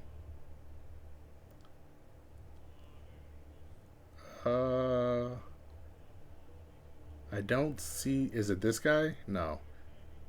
This guy. Wait, this is the guy that just ran away, right? Yeah, so the game needs a couple days to go by just so that I can recalculate. That's fine. I'll unpause.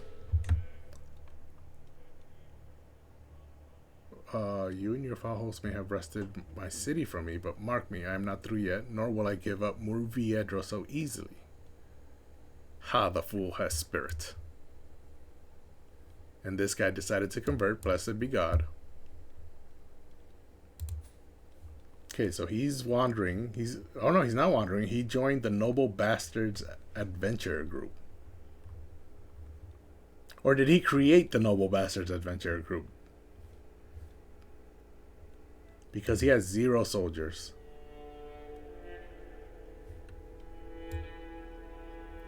Okay, so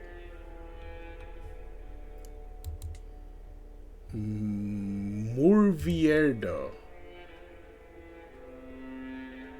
His wife became the new mayor. So will she convert? That is the question.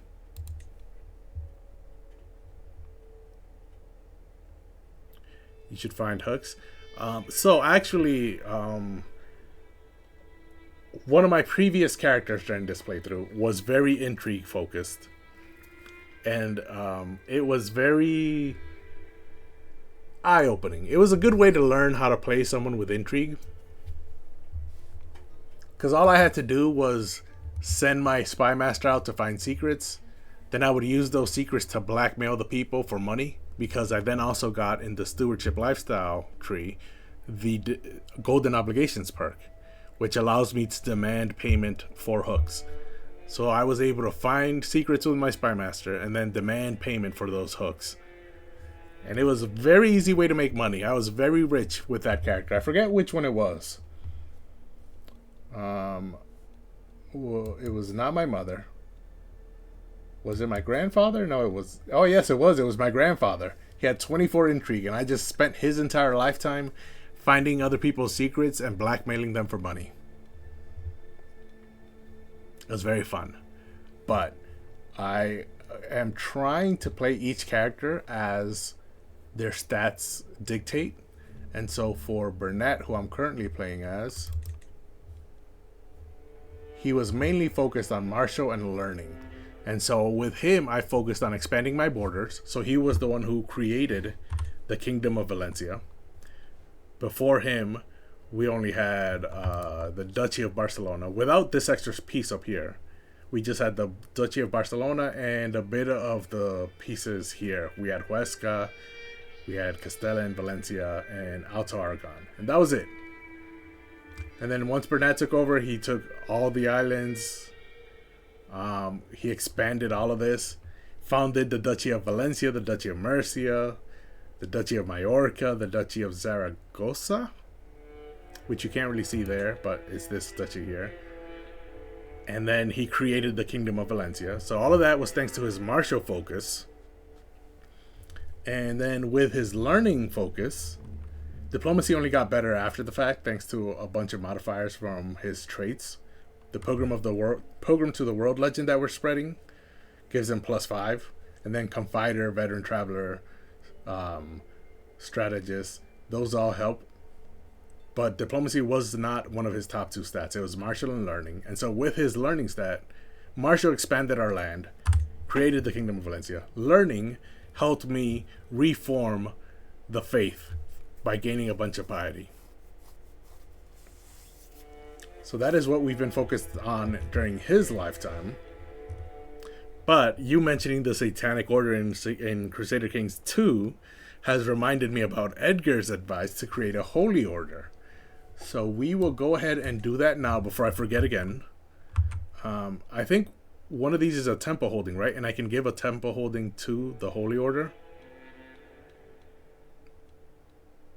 Okay, I have 2 temple holdings.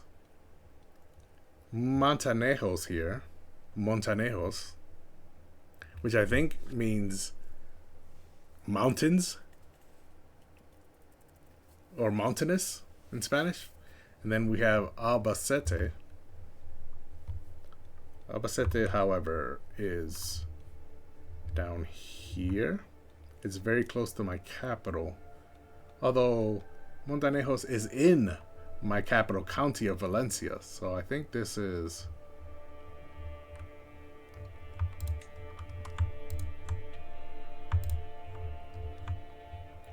I think I would rather have them be here.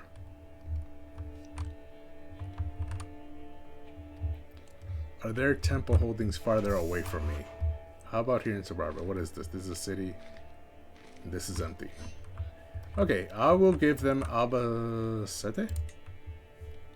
Oh wait, I have to create the holy order first. I'm sure there's a decision here somewhere, right? Found a holy order.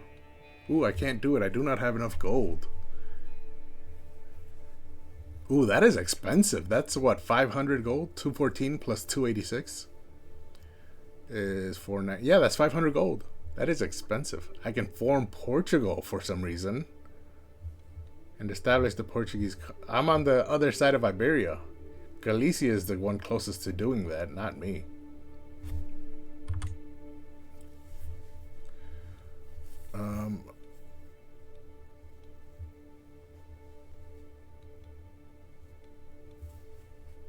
Ooh, I can end pious investments now. I don't need that anymore. Now that I've reformed the faith, I can gain my 0.2 gold per month back. I like that. Having these leeches had enough of my wealth already. Let's end those investments.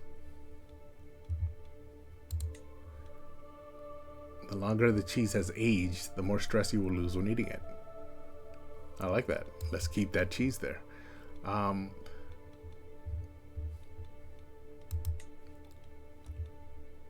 Okay. What is this? Oh, with my daughter, I can negotiate an alliance. That's fine. We will do that later. For now, I'm trying to focus on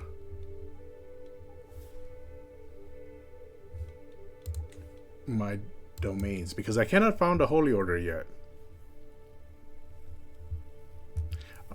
You can't expel Jews in Crusader Kings 3 to gain 300 gold. I didn't even know that was possible. Like I said, I've never played Crusader Kings 2, so there's probably a lot of stuff that you can do in Crusader Kings 2 that you cannot do in 3. And I have no idea about any of it.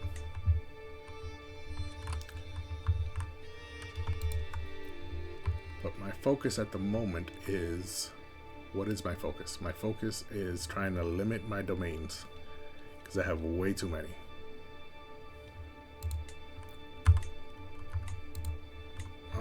Okay, so I have Sobrarbe here. I want to give the Duchy of Saragossa to someone. My daughter has Murcia. My eldest son has Barcelona and Languedoc. Mallorca and Saragossa and Valencia are left. I want to keep just Valencia, so if I look at my realm succession, can I change my partition? No, I need to unlock that.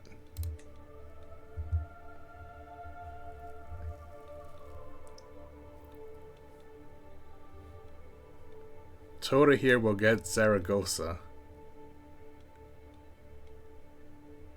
And Alvar will get Mallorca. Can they get married now? She's not 16 yet? How long is that gonna last?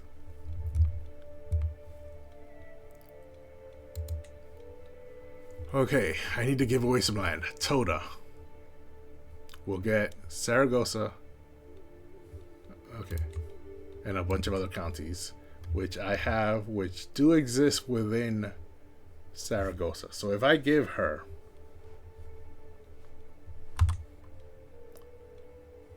Albarracin,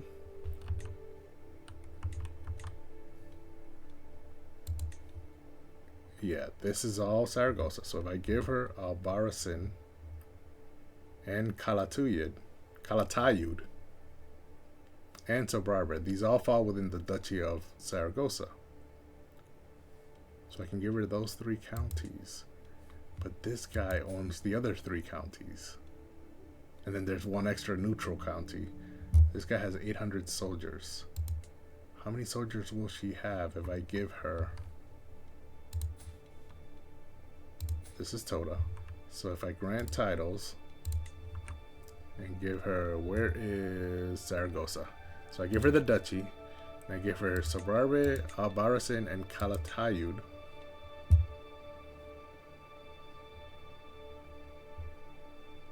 She's really good too, except for her diplomacy. Has taken a huge hit.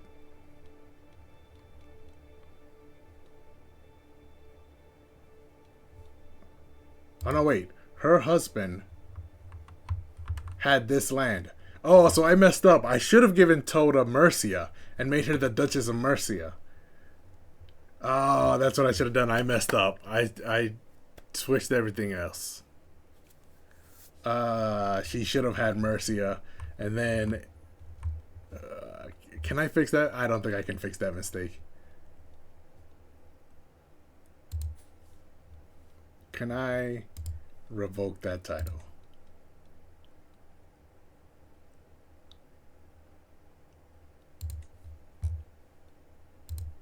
No, she was just giving it. I can't do it. Dang it. I screwed that up. I'm so mad at myself right now. Because her husband already owns most of this land. Oh, no, wait. Not her husband. Her vassal is her sister's husband. Yeah, so I should have just made her the Duchess of Murcia. Oh, I'm so annoyed at myself. Okay, can I transfer? Can I do that? Can I cannot revoke his title because he's my ally. I don't like that. Okay.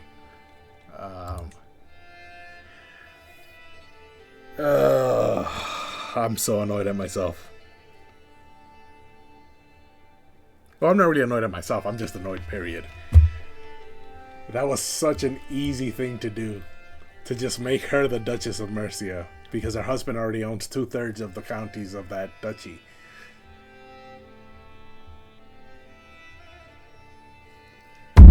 I'm so annoyed. Okay.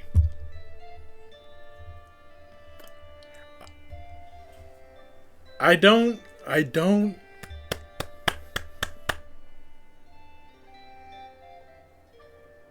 I'm about to crash out. I think this is a good spot to end for today. Oh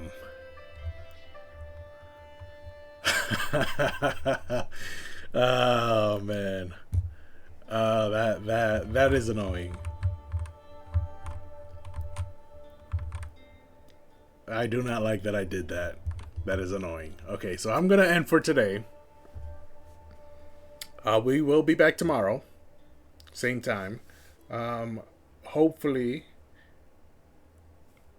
tomorrow I will focus on dealing with all this mess that I have here. After reforming my faith, I'll have to go through all my vassals and their faiths. I'll have to try and assign these domains to people. I will do everything that I need to do to stabilize my land again. But I feel like today we accomplished what we set out to at the beginning. We managed to reform our faith, create a new faith. And we did expand our land quite a bit, thanks to Burgundy deciding they wanted to be our vassal without us doing anything. So I feel like it was successful, even though it ended on a bit of a sour note. But that's okay. It happens. I wish there was an undo button sometimes in this game, but you can't really do anything about that. But thank you everyone for watching. Today was a very successful day of Crusader Kings 3. I'm glad if anyone enjoyed watching. This is why I stream, so hopefully you guys will enjoy watching it. Thank you for everyone who commented and chatted. And let me exit the game. Let me change the audio settings first. Let me increase the music. Okay. Exit to main menu. Again, thank you everyone for watching. If you want to catch up on any of my previous streams, for some reason Twitch deletes them after 14 days, so I upload them all on my YouTube channel at A2Gamer. Check me out there.